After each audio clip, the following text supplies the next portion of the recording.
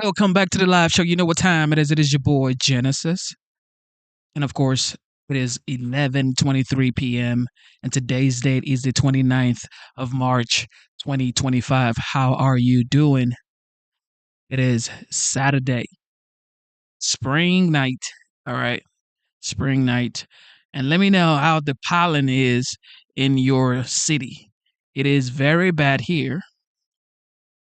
It is absolutely very bad here. And of course, I am around the Atlanta area. So it is very bad. All right. So get your nose covered up because you don't want all that pollen in your nose. And I am really not good when it comes to this time of the year. Okay. This season, my allergy just goes wild, absolutely wild. I don't like springtime, especially early springtime. And this is all right. I haven't been here for what, day or two. I apologize. All right. We're here now. Let's have a good time. A lot has been going on. Okay. Trump announced 25% auto tariff for sure. And Elon has been getting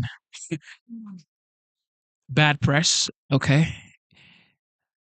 Tesla dealerships has been vandalized. Still going on recently. It started a couple of weeks ago.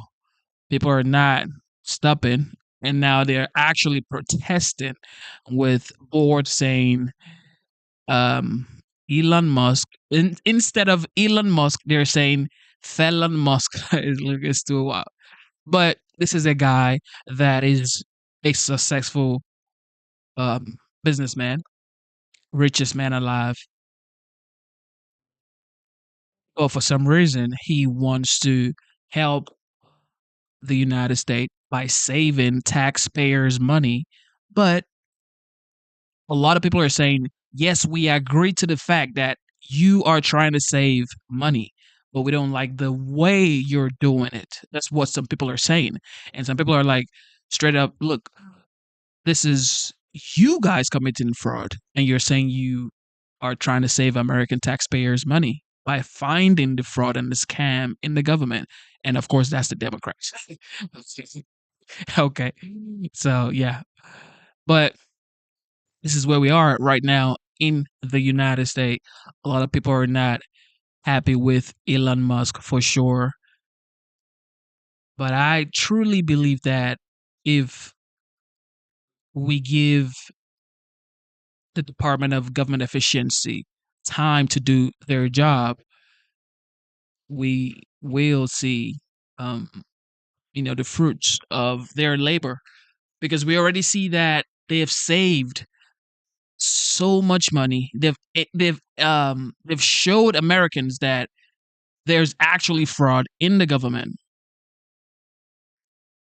Okay, like billions of dollars going to research that nobody actually cares about. So I don't think Americans should be acting in a way that would suggest that Elon Musk is actually a bad, um, I guess, addition to the Trump administration. I don't think so. I think he's actually a good addition. And I mean, he's smart. He's doing great things. Let him do his job. That's what I feel. But let me know what you guys think. Let's listen to the OG, the 45th, now the 47th President of the United States, President Donald J. Trump. This was probably 2 days ago. Let's listen to this. Trump is speaking from the Oval Office right now. Let's listen in.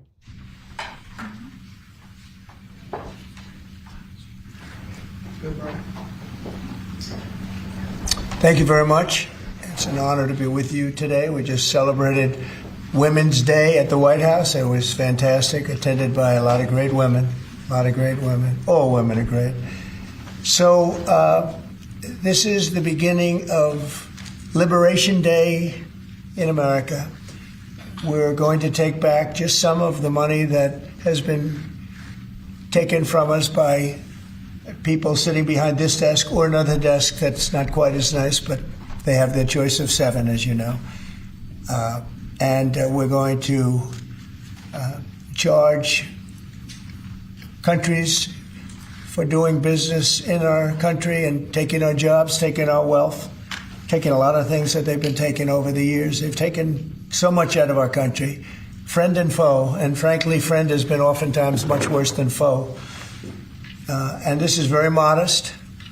And what we're going to be doing is a 25% tariff on all cars that are not made in the United States. If they're made in the United States, there's absolutely no tariff. We start off with a 2.5% base, which is what we were at, and we go to 25%. And basically, as you know, and as you've been seeing, not reporting as accurately as it should be reported because it's a massive story. Business is coming back to the United States so that they don't have to pay tariffs. And I think also because of November 5th, the election, they're very happy. AI is coming back to levels that nobody's ever seen before. It's a new, sort of a new business, I guess, when you think about it. But it's plants are going up all over the United States, and many of them have already been started.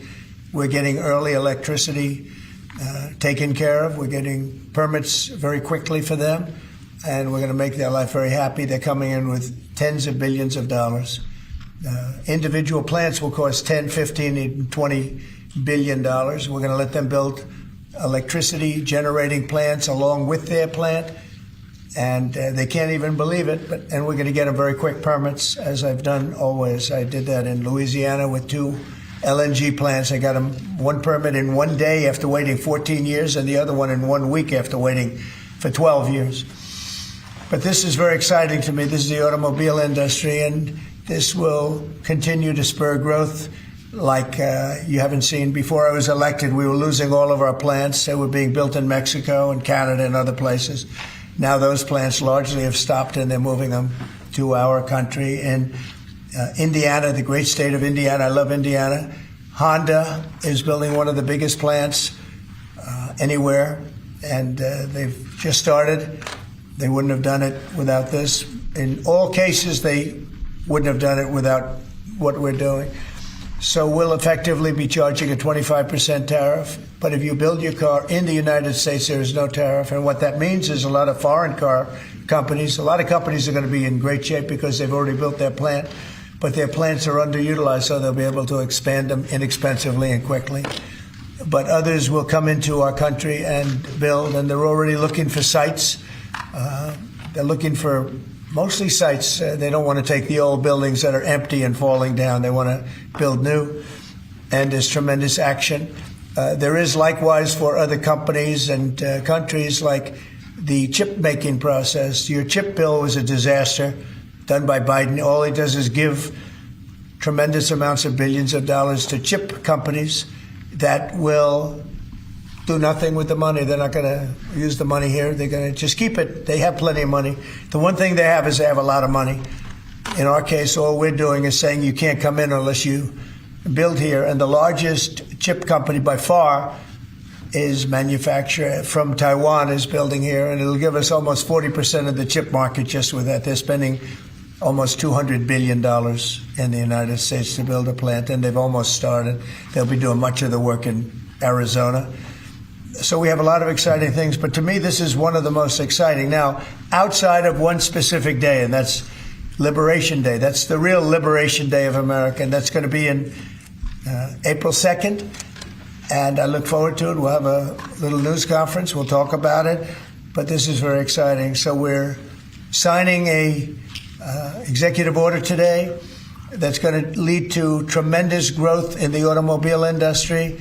As you know, the electric mandate that we did allows you to buy a car now with electric or gasoline-powered or hybrid. You can buy any car you want. We had it so that within a short period of time, you had to buy all electric, and the country could never provide the money necessary to build all of those power plants that you would need all over the country. As you know, in the Middle West, they built 8 power stations. That's like the size of this desk or smaller. And they ended up spending $9 billion on 8. And of the 8, 4 of them didn't work.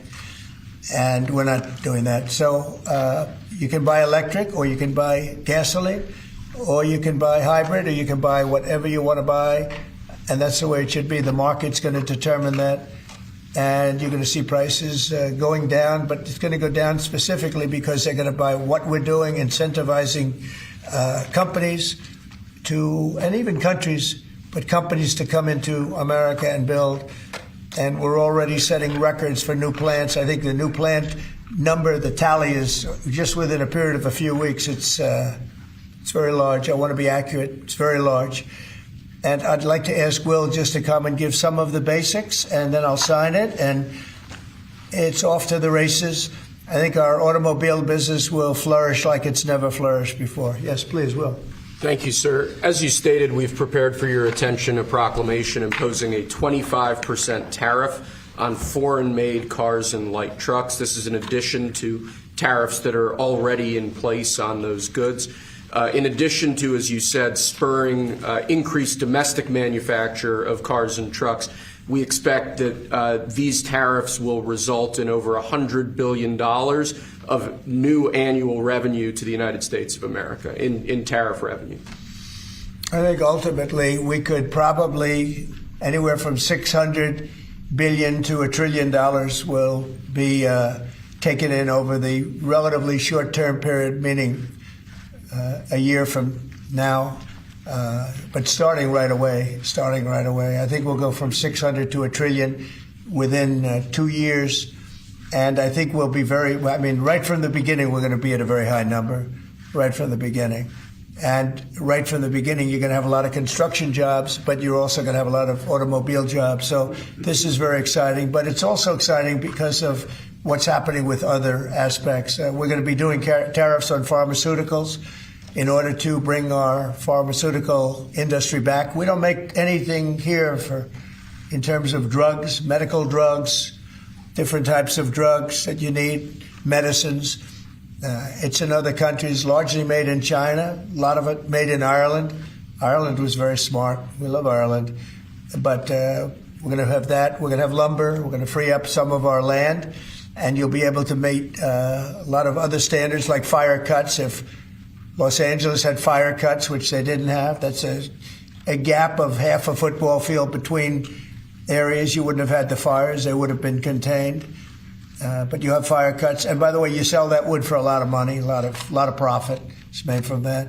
But we're going to be doing lumber. We're freeing up our land so that we don't have to use outside sources of lumber. Energy, we're doing fantastically well at. The energy prices have been coming down rapidly as we increase supply, and we've already done that. We have Chris and Doug are doing a fantastic job in that. That's Department of Energy and Department of Interior. And they're working together hand in hand because Interior has the land and Energy has the ability to do the drilling and do what they have to do. Our coal areas are going to be opened up for clean, beautiful coal. Germany's opening up many coal plants now. They tried the wind and it didn't work. They almost went out of business. They almost went bankrupt. They tried wind, which is a disaster because it's too expensive and it doesn't look good, kills all the birds, a lot of problems. But Germany is now building a lot of coal plants. China is building one a week. Think of that. And they're using coal, which is very powerful. Coal is a very powerful energy. And we're opening up our coal mines again, and we're going to I call it beautiful, clean coal. The technology is so good now that coal can give you tremendous power at the same time. It can be very clean. But we're also obviously doing oil and gas and various other things. You can do pretty much whatever you want. We don't like the wind because we think it ruins the landscapes, the plains, ruins them.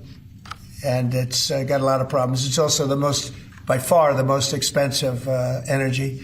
It looks horrible in the oceans. It's dangerous in the oceans in terms of navigation. And if you look at what's happening with whales, in one area, they lost 2 whales, like in 20 years, washed ashore. And this year they had 17 wash ashore. So there's something happened out there. There's something driving the whales a little bit loco, but they lost 2 in 20 years. And now they lost 17 in a short period of time. So it's something wrong out there. So this is very exciting. This is going to lead to the construction of a lot of plants, and in this case, auto plants. And you're going to see numbers like you haven't seen, both in terms of employment. It takes a little while. You're going to have great construction numbers initially, and then ultimately you're going to have a lot of people making a lot of cars. And one other thing, we have the Speaker of the House with us who's doing a fantastic job. And where's Mike? And we're trying to get approved. Mike, thank you very much for being here. We're trying to get approved, if we can. If you borrow money to buy a car, you're allowed to deduct interest payments for purposes of income tax, but only if the car is made in America. So if the car is made in America, you get a loan, you can deduct the interest. That's a big saving. A lot of people in that part of the world, in terms of buying cars, a lot of them don't think in terms of deductions. People that think in terms of deductions are very wealthy people. But people are going to start understanding what a good deduction is all about. So when you get a loan to buy a car, and I think it's going to pay for itself. I don't think there's any cost. I think you're going to have so many cars built. But you're only going to get that deduction of interest if the car is made in the United States of America. So I'm going to sign this. And Mike, I hope you can get that, because I think it's going to be amazing in terms of the number of cars that are going to be made because of it. And I want to thank Howard Lutnick, our fabulous commerce chairman. That's what he is. He's a chairman. He's a very successful guy, a great guy. And we have a big day, Howard, coming up next week. It's going to be good. That's Liberation Day. That's going to be on the 2nd, and that's going to be reciprocal. And I think people will be impressed. We're going to be very fair. We're going to be very nice, actually. We have not been treated nicely by other countries, but we're going to be nice. So I think people will be pleasantly surprised, but it's going to make our country very rich, because we're the piggy bank that everybody steals from, and they've been doing it for many years, for decades, so we're not going to let it happen. So, but we're going to treat people very nicely. We're going to treat other countries very, very nicely, and I think it's going to have a very positive effect on everybody, including those other countries. So I'll sign this, and we will see you again on April the 2nd. In terms of this, it's going to be another round, and it's about making America great again, making it strong and prosperous again. Thank you very much. So this is like on tariffs, Mr. President, on the car tariffs, how do you assure that a car coming into the country is fully built? Could an automaker in Germany say, leave the tires off a car? Yeah, we're going to have very strong policing, and it's pretty easy to do. If parts are made in America and a car isn't, those parts are not going to be taxed or tariffed. And we'll have very strong policing as far as that's concerned. For the most part, I think it's going to lead cars to be made in one location. You know, right now, a car would be made here, sent to Canada, sent to Mexico, sent all over the place. It's ridiculous. So this is a very simple system. And the beauty of the 25, it's one number. It's not up or down depending on the cost of the car. It's one number. And that number is going to be used to reduce debt greatly in the United States and to build things, reduce taxes. I mean, basically, I view it as reducing taxes and also reducing debt. And within a fairly short period of time, I think we're going to have a balance sheet that's going to be outstanding. Yeah. How do you assure Americans then that this will not cause a long-term increase in prices? Well, look, I think we're going to have a market the likes of which nobody's ever seen before, not in this country. You know, we had the best market ever in my first term. It was the strongest market ever, the best economy ever.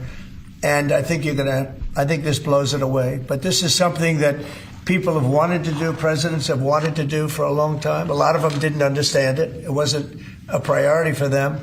But foreign countries understood it very well. And they've really ripped us off at levels that nobody's seen before. But that's not going to happen.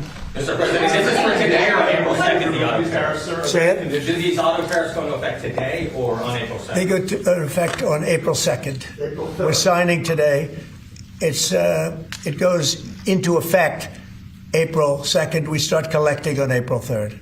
Mr. President, any more sectoral tariffs that are coming in on April 2nd? What does that mean? Any more tariffs on any other sectors on April 2nd, for example, chips or pharmaceuticals? Not then, but we will be putting a tariff on lumber. We, as you know, have a tariff already on steel and on aluminum of 25%, and we're taking in tremendous amounts of dollars. More importantly, our steel factories and aluminum factories are roaring. They're starting to roar.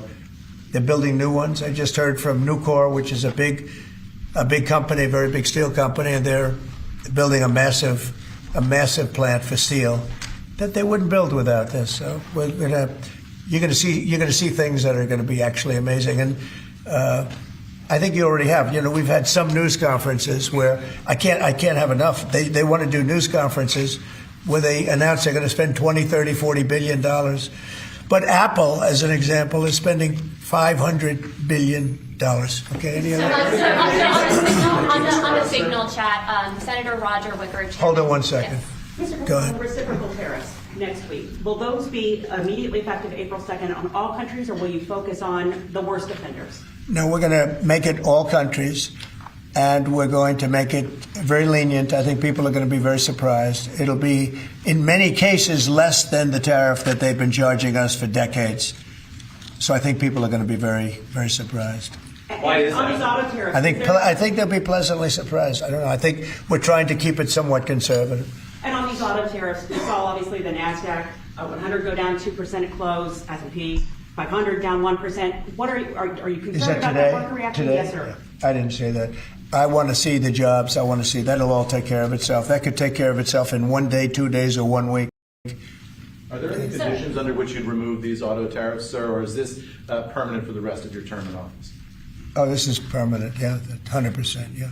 Are you on the auto tariffs? Did Elon Musk advise you at all on these auto tariffs? No, because he may have a conflict, so we don't talk. I've never talked to him. Elon's amazing. He's never asked me for a favor in business whatsoever. I'm actually a little surprised by it. I might do it. I might not do it. I do what's right, and he'd want me to do what's right. No, he's a patriot. He has never, these are big deals we're talking about. This is probably nothing like this. And I've never had Elon come and say, would you do me a favor with the mandate or the electric mandate or anything. He's never asked me for anything. Sir, also, what's your response to Republican lawmakers who have said today that your administration should take more accountability and not downplay what's happened with Signal that we've seen in these messages today? Well, I don't know about downplaying. The press upplays it. I think it's all a witch hunt, that's all. I think it's a witch hunt. I wasn't involved with it. I wasn't there, but I can tell you the result is unbelievable because the Houthis are looking to do something. They want to know, how do we stop?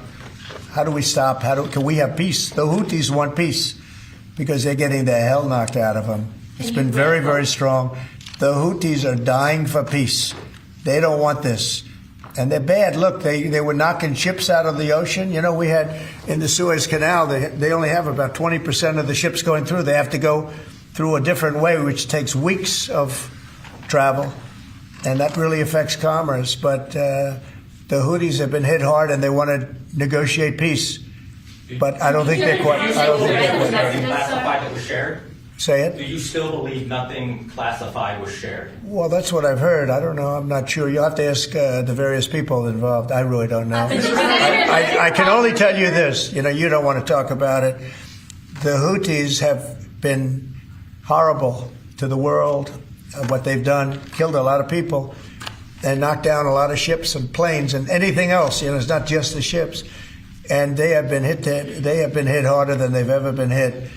And they want us to stop so badly, and they've got to stop. They've got to say no mas.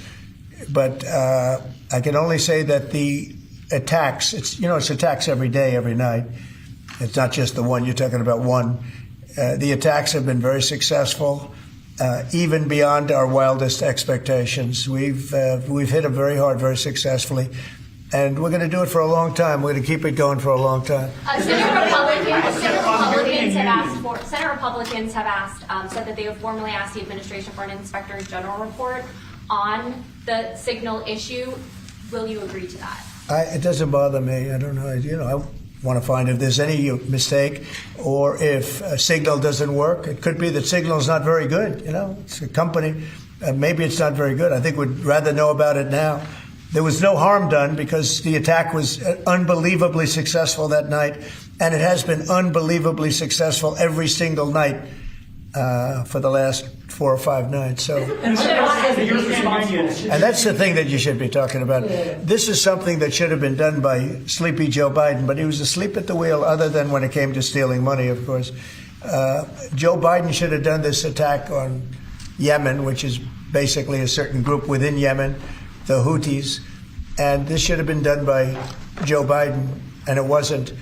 And that's caused this world a lot of damage and a lot of problems. He's responsible, but he's also overseeing the investigation to find out what went wrong. Maybe who's responsible? But Waltz says that he's responsible. Well, yeah, Mike Waltz, I guess he said he claimed responsibility, I would imagine. Had nothing to do with anyone else. It was Mike, I guess. I don't know. I was told it was Mike. But again, the attacks were unbelievably successul, and that's ultimately what you should be talking about, I think. No, Mike did. He took responsibility for it. Should his position over this, Mr. Say it? Should Secretary Hegseth consider his position over the signal? Hegseth is doing a great job. He had nothing to do with this.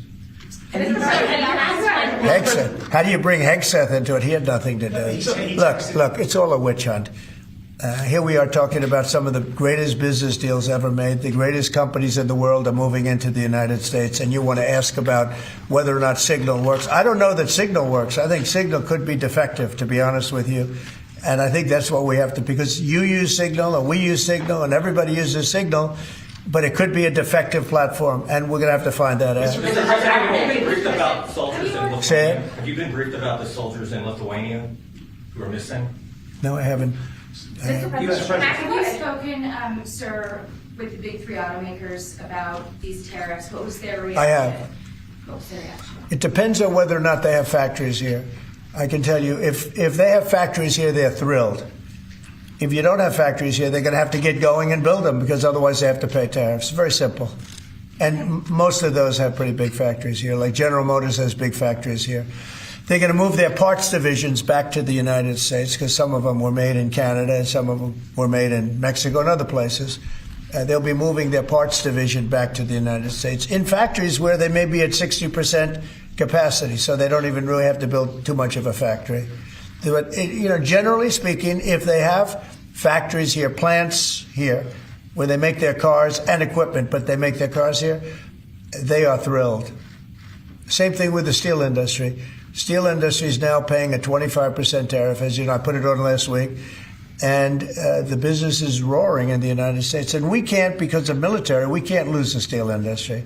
If I didn't put the initial tariffs on steel in my first term, you wouldn't be able to have a military, because we wouldn't have. Every steel company would be bankrupt in the United States, and every plant would be closed. But now they're booming. And putting this tariff on, this additional tariff for steel and aluminum, it's making them thrive. And it's already happened. Mr. President, coming up on the deadline for the TikTok sale, will you extend that deadline if you don't have a deal? Do you support Oracle? Well, we will have a form of a deal. TikTok is very popular, very successful, very good. We're going to have a form of a deal, but if it's not finished, it's not a big deal. We'll just extend it. I have the right to have the deal and to extend it if I want. So we'll see whether or not we have a deal. We have a lot of interest in TikTok.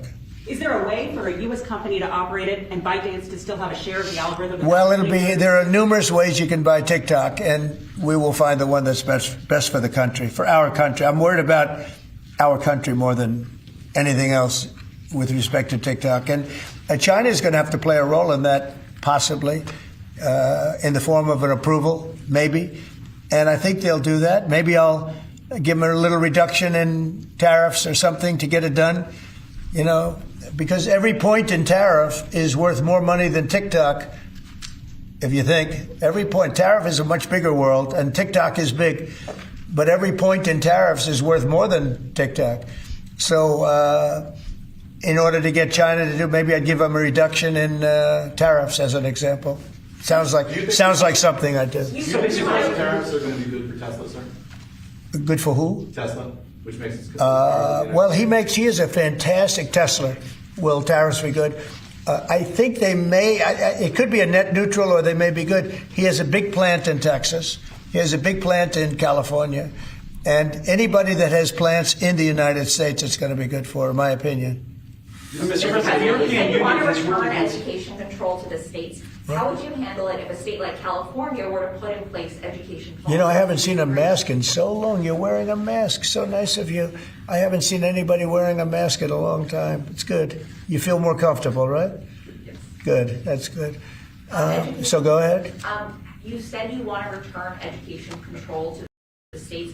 How would you handle it if a state like California were to put in place education policies you disagree with? Well, I think that California is going to be tougher because they're doing badly on everything they do. You know, everything they touch turns bad.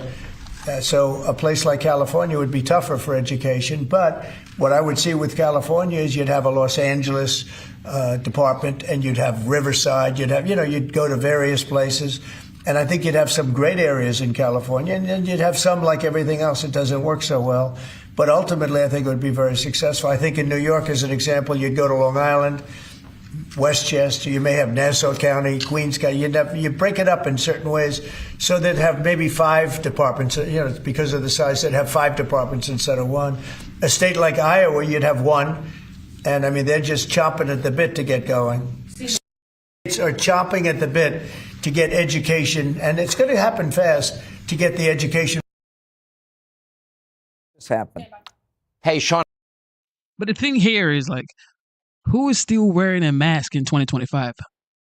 Wait, I don't know, but nobody wears a mask in 2025, especially in the Oval Office. But if she feels comfortable, that's the most important thing. All right, Scott Jennings on CNN. There's one bit of information I just got. I guess it's vaguely on the subject of government spending or giving money to people, including, in this case, January 6th rioters. I guess Donald Trump just did an interview, the president just did an interview on Newsmax where he was asked about the possibility of reparations for people involved with January 6th. Listen. Is there any talk of, because they lost opportunity, they lost income, any kind of compensation fund? Well, there's talk about that. We have a lot of people talk about it. A lot of the people that are in government now talk about it because a lot of the people in government really like that group of people.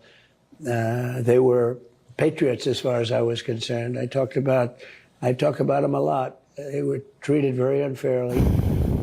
Van, there's a lot of talk about that. Patriots. My head is about to fly off my shoulders and flip around the room and blow up on the set because you're talking about people who beat up cops.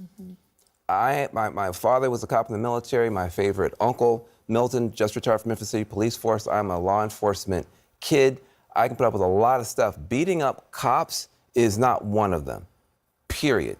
And so you're now saying that these are patriots who deserve reparations. The cops that got beat up might deserve reparations. The lawmakers who got scared half to death might deserve reparations. I don't know, African Americans have been mistreated for 40 years, might at least get a study on reparations. But this is an insult to anybody who believes in law and order in this country. I want to talk to the black folks who voted for Donald Trump and they were mad because Kamala Harris said she wouldn't do reparations, or Joe Biden said, this is your president. Reparations for January 6th rioters. Scott, you've been really clear on your disavowal of what happened on January 6th. I want to hear what you have to say about what Trump just said. Yeah, I'm not interested in reparations for this. I think there are procedures in place if someone feels like they were improperly dealt with in the criminal justice system. You can sue, and go through the civil system.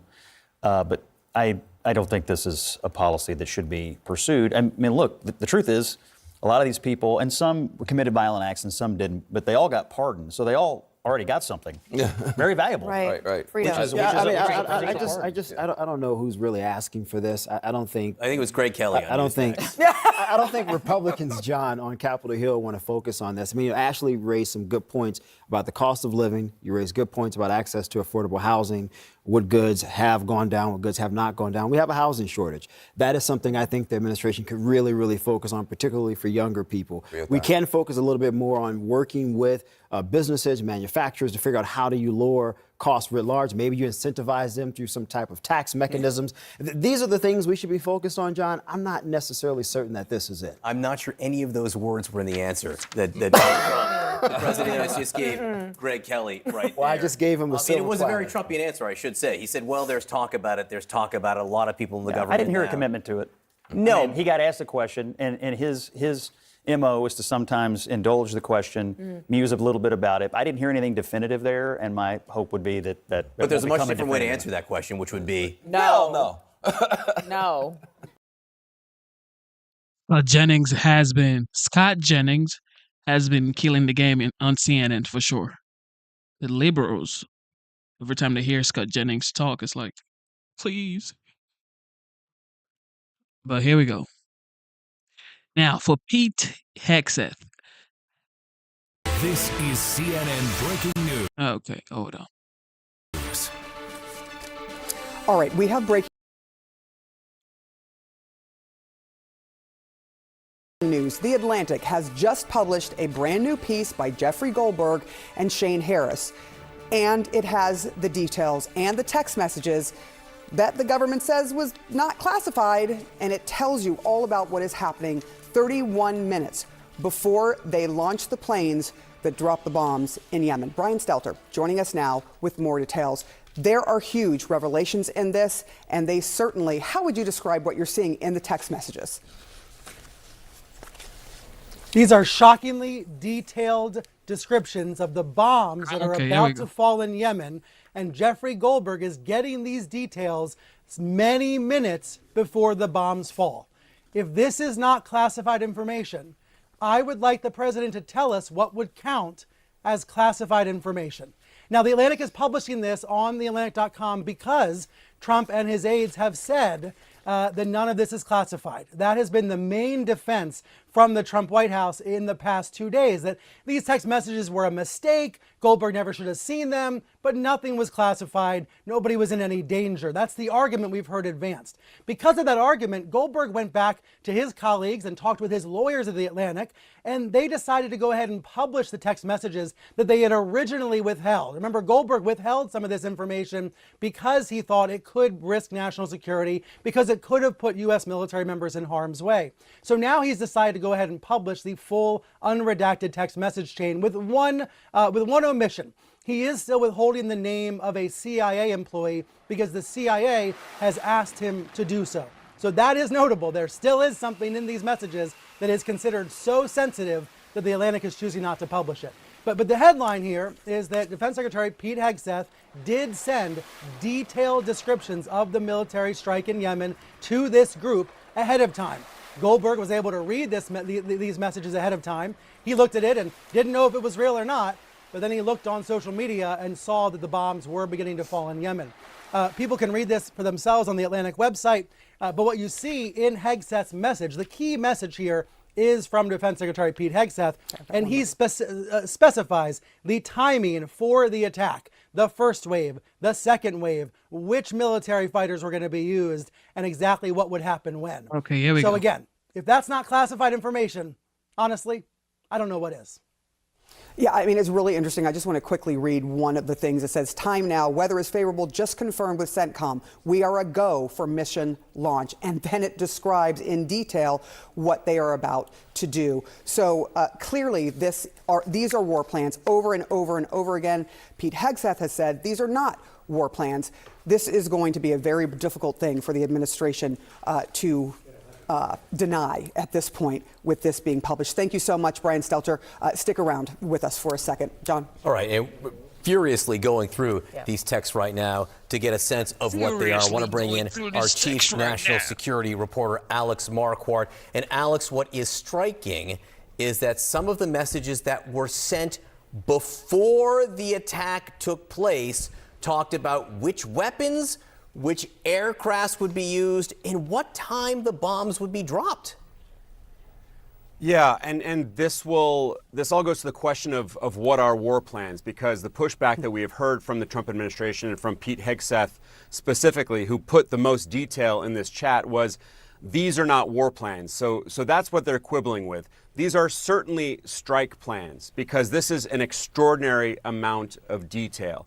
Now, The Atlantic is saying that they feel comfortable publishing this because of this repeated pushback from the administration, that what we are looking at is not classified. But I just want to reiterate what our colleague Brian Stelter said. If this is not classified, we don't know what is. This is some of the most valuable information when it comes to carrying out strikes that, in fact, the CIA Director John Ratcliffe said yesterday, this is the kind of stuff, these pre-strike deliberations should take place in classified channels.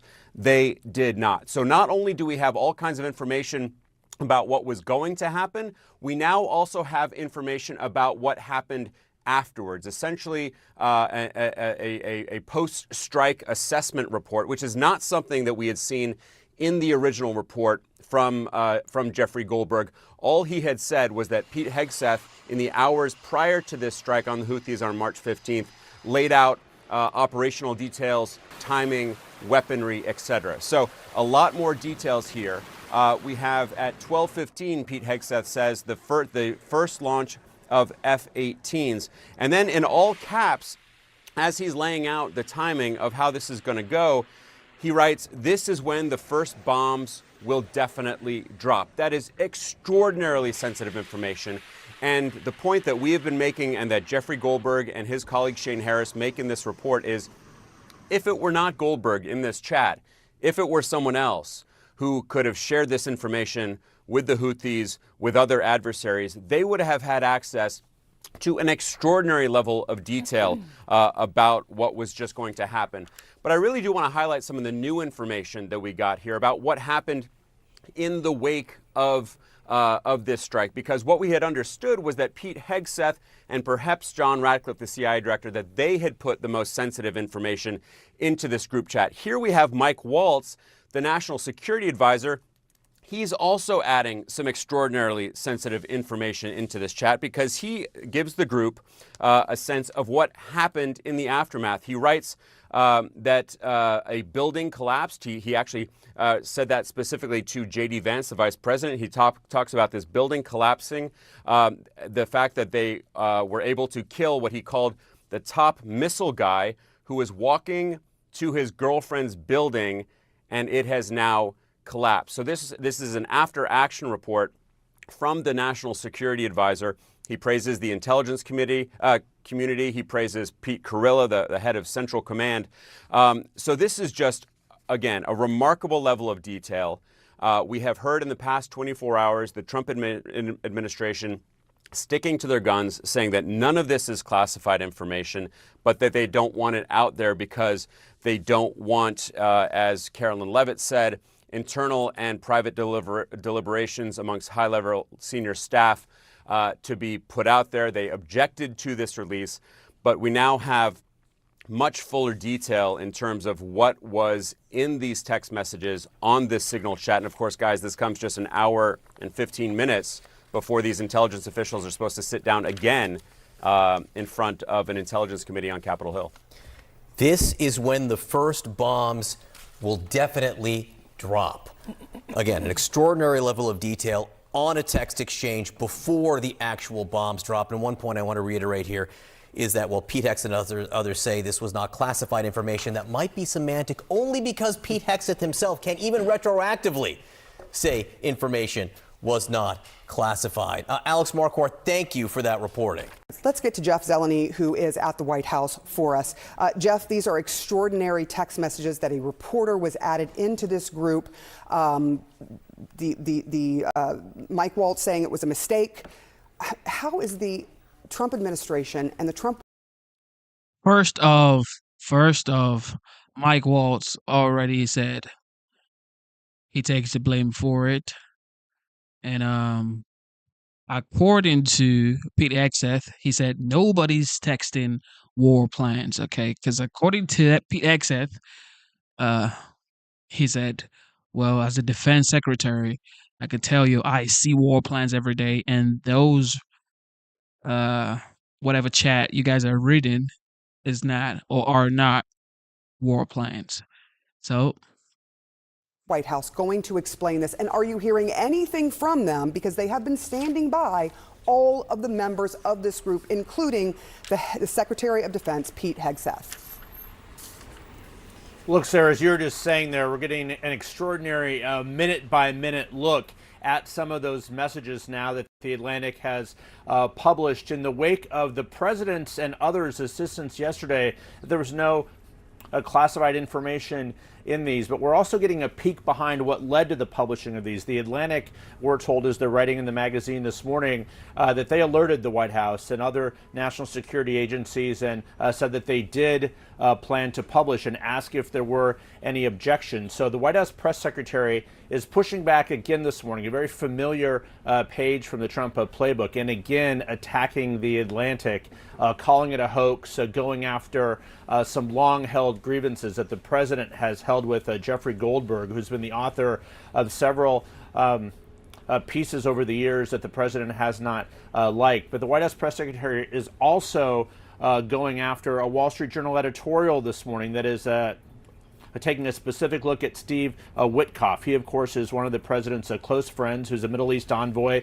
He was meeting with Vladimir Putin on March 13th at the time that all these conversations and signal messages were going on. But the White House is pushing back and saying he was not using his personal phone while he was in Moscow. He was using a government phone when he returned back. But the actual substance of this, so this is what certainly will be shined a light on at the House hearing that is now scheduled to begin in just a little over an hour.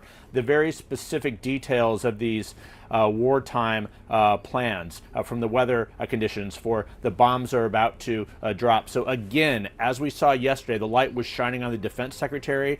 We saw the director of national intelligence and the CIA director saying it was up to the defense secretary to answer questions if these were indeed the classified war plans. And now we can see for ourselves very operational details there that certainly are now giving new fodder for more questions. So the White House was thinking yesterday, was hoping that they were going to put this behind them, at least the political fallout from this. And they're trying to make it into a political scandal, not a national security controversy. We shall see how successful they are in doing that. But now having all of these plans in front of us, it certainly looks like.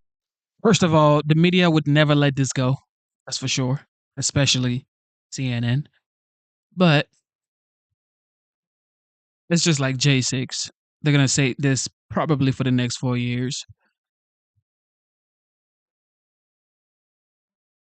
As a veteran of America, how do you feel now that you've seen these messages in the group chat? And how do you feel about the administration's explanation of it today? Outraged, disgusted, concerned.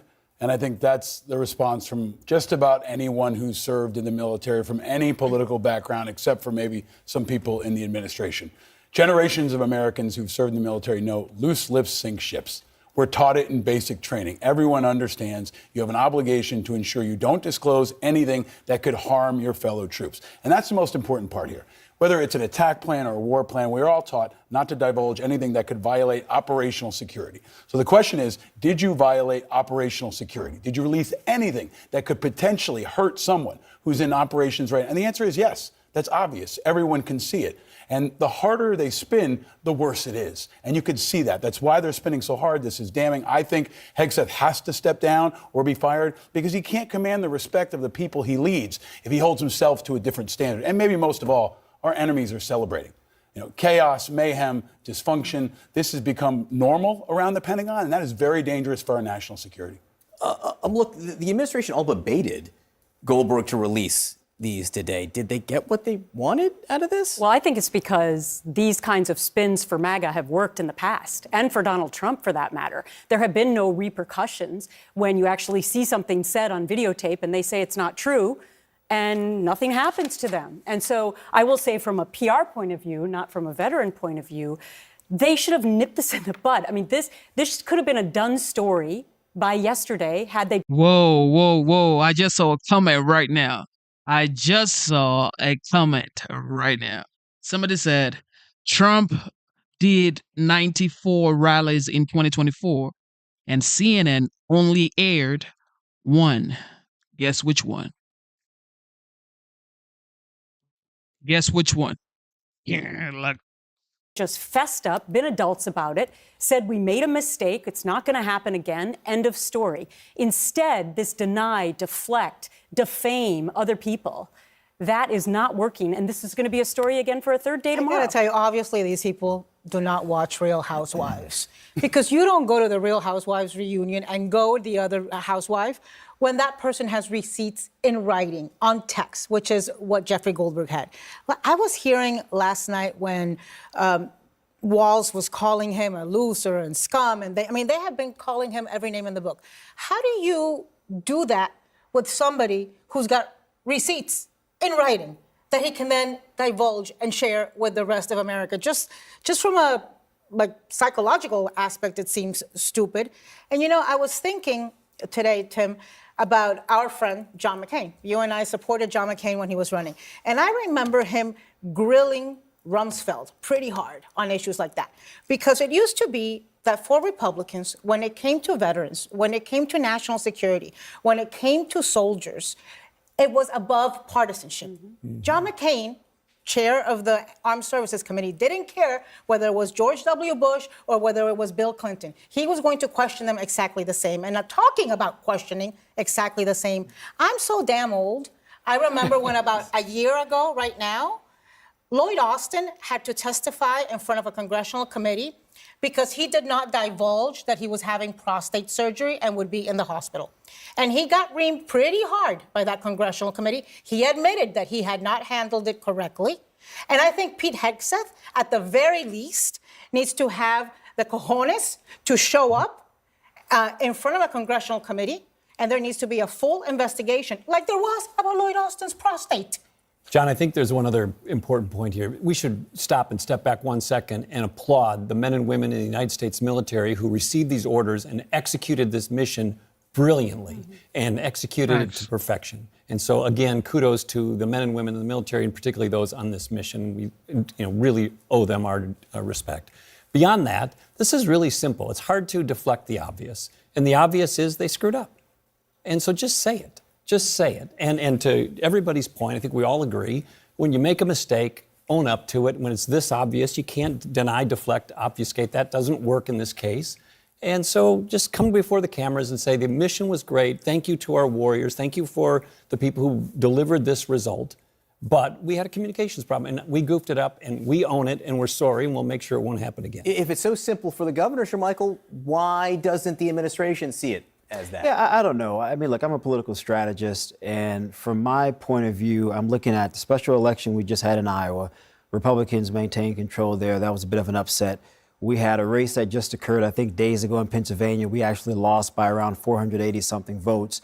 Whatever the liberal zeitgeist may be as it pertains to this particular issue, I'm not certain that it's attached to the realities on the ground in terms of what the average, everyday individual American is actually focused on. I would acknowledge the mistake occurred. I would move on. I'm not certain that this is going to be a news story beyond next week.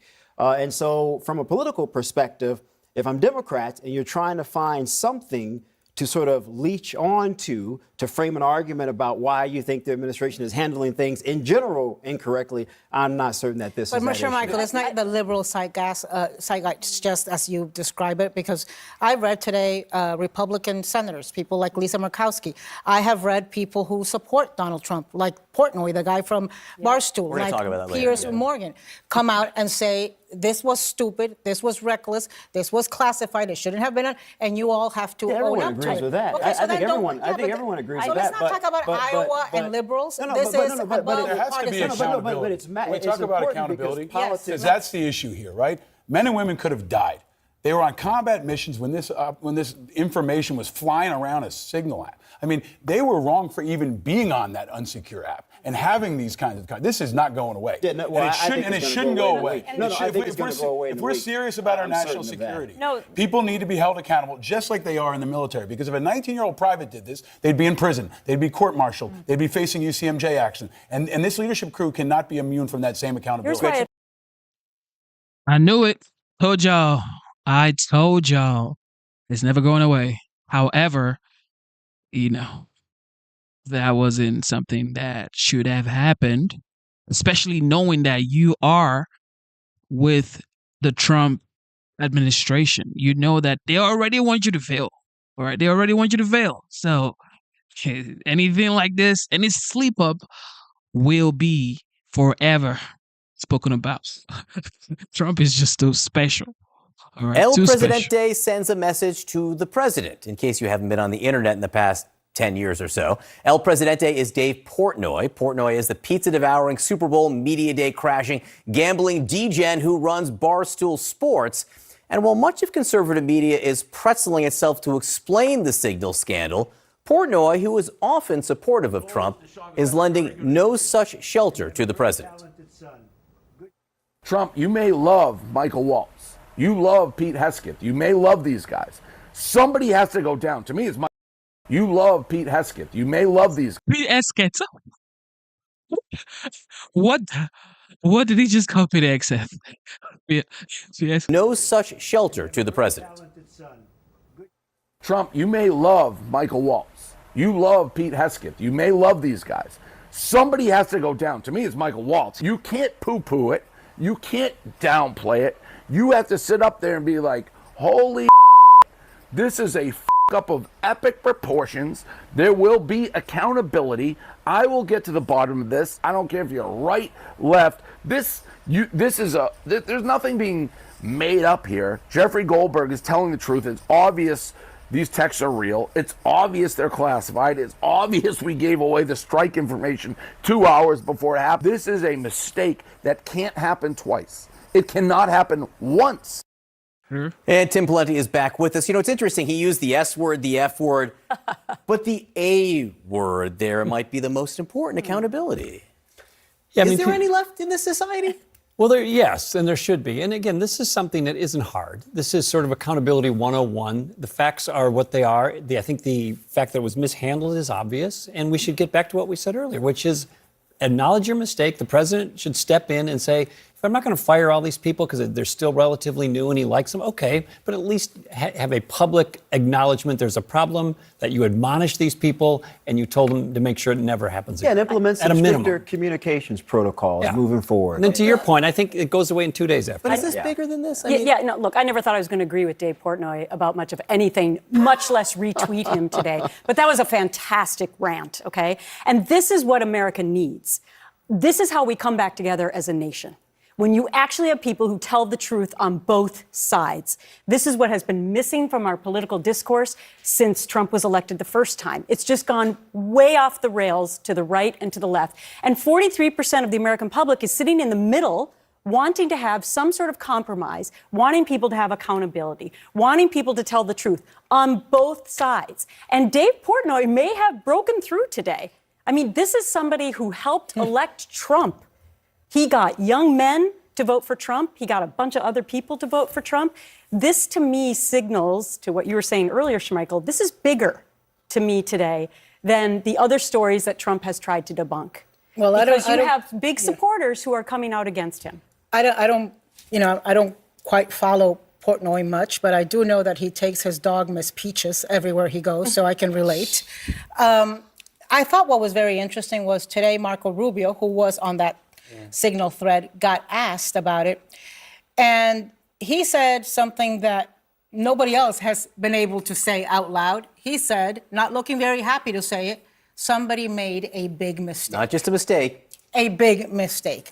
And there have been others, like Piers Morgan, also a big supporter of Donald Trump, no fan of mine. And I've got to say, I agree with what he said today. He said, if you don't consider this to be classified imminent info about imminent war plans, it may be that you are too partisan to recognize the truth when it slaps you around your tribal chops. But look, going again to what we had said before, I think the only way that there's really any chance of an investigation and of the principals testifying on this is if there is a bipartisan hearing and investigation called by the Senate or the House. It's not going to happen in the House. There's a chance that it happens in the Senate. And if the American people want it to happen, they should pick up their phone. They should call their senator. They should call Roger Wicker, who is the Republican chair of the committee, 202-225-3121. That is the Senate switchboard. Call his office and say you are outraged and want an investigation. I mean, John, I think I think, I could be wrong, but I think we're probably going to see the message begin to shift a little bit from the administration. I mean, they're watching all of these supporters of the president say, hey, just come out and acknowledge the error that occurred so that we can move on. I've talked to a number of people who are very close to the president. There's not a single person who wants to talk about this. They're ready to move on, John. Is he playing dumb Yes. on this? Oh, yes. Because today it was sort of, I don't know if it's classified. This, Well, why would he be whenever doing that? anyone's going to come out against him, he's pretending like he doesn't know what's really going on. I mean, that was my first impression, that I had the same exact reaction. But there's today. also a lot of muscle memory here, which is fight everything, deflect everything, Yeah. obfuscate everything, never acknowledge a mistake. And this is one example, one at least exception to that general rule, which has worked well for him. Just, it's obvious you could have handled it the way we've been talking I mean, about. John Thune agreed with Mike Johnson to increase the debt limit in the reconciliation bill. We're not even talking about that because we're talking about this. I can assure you most Republicans would prefer to be talking about those kitchen table issues, which matter in a lot of these really tight upcoming special elections. I can tell you that if Joe Biden, I think, had answered the way that Donald Trump answered, I mean, sounding completely incoherent regarding signal, Republicans would have wanted him dragged out of the Oval Office straight into a convalescent home. By the way, though, somewhere. it's interesting. The White House press secretary said from the podium, this is an approved app. So, I'll predict to you as we're sitting here, one of their first defenses is going to be, here's what CISA said or the NSA said or DOD said. Yeah. It was an approved app by somebody. Yeah, right. Yeah, right. Jojo. Joining us now to discuss all of this for the first time on The Angle, the Attorney General, Pam. So as you all know, Pam Bundy, even though she said she was going to release the Epstein files and all these files, which according to Twitter, well, X now, it's like they have a bone structure, like a skeleton, and it's like laying on his desk waiting for an email or a document, and they wrote Pam Bundy. It's like everybody's still waiting on the files, but we got to give her credit. They took down major MS-13 leader, okay? Even though you ain't gonna get no files, or maybe yet not, but MS-13 leader has been taken down. Listen to this. Bondi, General Bondi, it's so good to see you. How did you find this guy, and how long has he been in the United States? He has been in the United States for probably over a decade, but we believe he was recruited in middle school. In middle school, can you believe that? In middle school, but he's been living here illegally with friends and family, and the Biden administration did absolutely nothing to deport these people. As the president says, we didn't need new laws. We needed a new president to fix this. And today, with Governor Glenn Youngkin and a task force, we started it February 25th. And in less than a month, they have captured so many of these MS-13 gang members. Laura, their techniques and what they were doing with state, local, federal partnerships hasn't been done. People are watching this tonight, and they're saying, how on earth could this have happened? Not only this, which was significant, obviously 24 years of age, very young and very vicious. But then you have these people in Massachusetts that ICE has rounded up, these child predators and rapists who, excuse me, Mayor of Boston and the governor of Massachusetts, like, oh no, we're tough on criminals. These people are just walking about the streets free as a bird until you guys actually got them. They are. It's insane. They are. So this task force is DEA, FBI, U.S. Marshals working with ICE, all working hand in hand, sharing data. And that's how we were able to catch this guy. One of the agents said, if you want to rock MS-13 to its core, arrest him. Wow. That shows how bad he was. He was one of the top leaders, and he was living half an hour from where we're sitting right now, living among us. How did he get that high up in the organization if he's only 24 years of age? You know? He's been in it for a decade. A decade, this guy has been in MS-13. Think he's murdered anyone? I think he's probably been involved in murders. More to come on that. They found letters. They found writings that show he was one of the top leaders for the whole country, showing MS-13 cliques, which mean gangs, spread throughout this nation. Again, we took one of the worst off the streets today. Americans are safer because of Donald Trump. When can we expect federal charges, and will you try to deport him to the Supermax prison back in his home country of El Salvador? Yes, we will try to deport him to El Salvador. Let's send him home. That's where he belongs. You know, he belongs back in that El Salvador prison, and that's where he should go. But you're gonna see a lot more charges on him. He had illegal firearms, of course, 4 to 5 guns. He was living in a middle-class neighborhood. Did he go to school in that area? He did when he was younger. He went to school there, which is where he was recruited. And you know what? These schools have been trying to protect kids from law enforcement. And explain that, and that's still happening in the United States. That logjam has to be broken because they're acting in some cases, not all, but in some cases, with the help of some religious leaders as sanctuaries from you and the FBI and the DHS. That's right. Kids are being recruited in middle school. They're 13 years old, 14 years old. Yet these schools will not let law enforcement officers in there to educate kids about how horrible gangs are. No longer will that happen. Governor Youngkin and I are going to work together on that, and we are going to get into these schools. No longer will these schools be keeping law enforcement from children trying to help them. There was this other MS-13 character, Cesar Humberto Lopez Larios, many names. He was arrested on terrorism charges last year, but then CNN is reporting that, I guess it was dropped days ago, that he was back to El Salvador, sent back to the Supermax prison. But is it a mistake to have sent him there? I think there are a couple instances where maybe they weren't supposed to be sent there. The people who have been deported, who are being housed in El Salvador, should be there. 261 people total went on that plane, and that's 261 reasons why Americans are safer tonight. What are you going to do about these nationwide injunctions, and what is your message tonight to Congress, specifically members of the U.S. Senate and House, but who Republicans and Democrats who like to leave town on Thursday night, tonight? And they leave, and they're going to be gone for 2 weeks in April, when you still have a lot of key people not in top positions. What is your message to them tonight? We need these people, of course. Should they be taking a recess for 2 weeks? Of course not. Laura, we need to get all of it. Donald Trump needs all of his nominees to be confirmed, to be in office for public safety reasons, for all of the reasons we've been talking about. There are so many nominees that we have to get confirmed. We have a lot coming up, and we've got to get them in office to help keep America safe. I think Thune's trying to do his best, but they have to have unanimous consent from the Democrats in order to fast track these. And because Schumer's under attack from the left, he's like, I'm not giving you a thumbs up on any of these people. So it's having to go through this laborious process.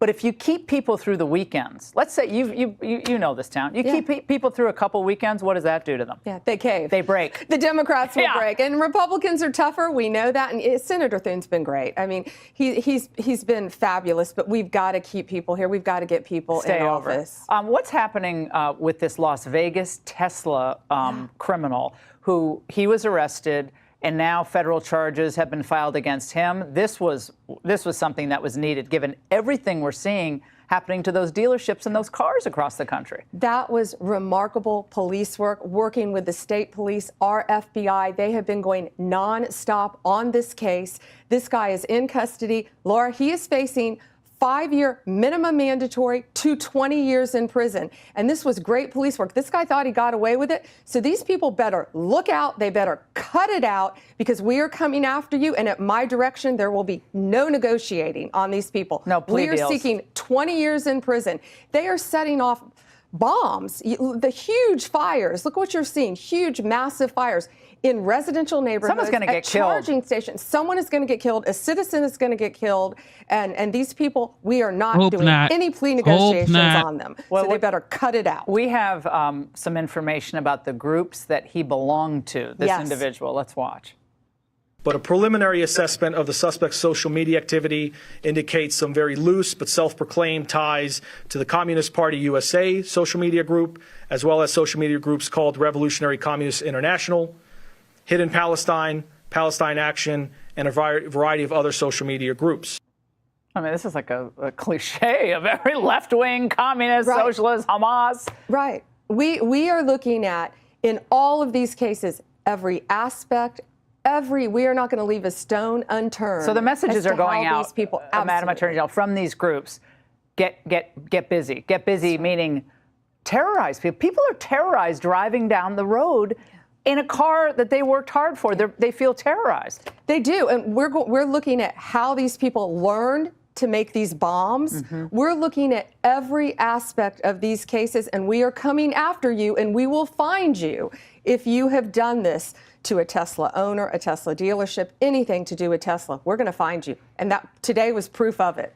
Judge Beryl Howell is an Obama-appointed district judge, I believe in the District of D.C., District of Columbia, and is extremely upset at what he thinks is a series of attacks by the DOJ on the judiciary, saying when the DOJ engages in this rhetorical strategy of ad hominem attack, the stakes become much larger than only the reputation of the targeted federal judge. This strategy is designed to impugn the integrity of the federal judicial system.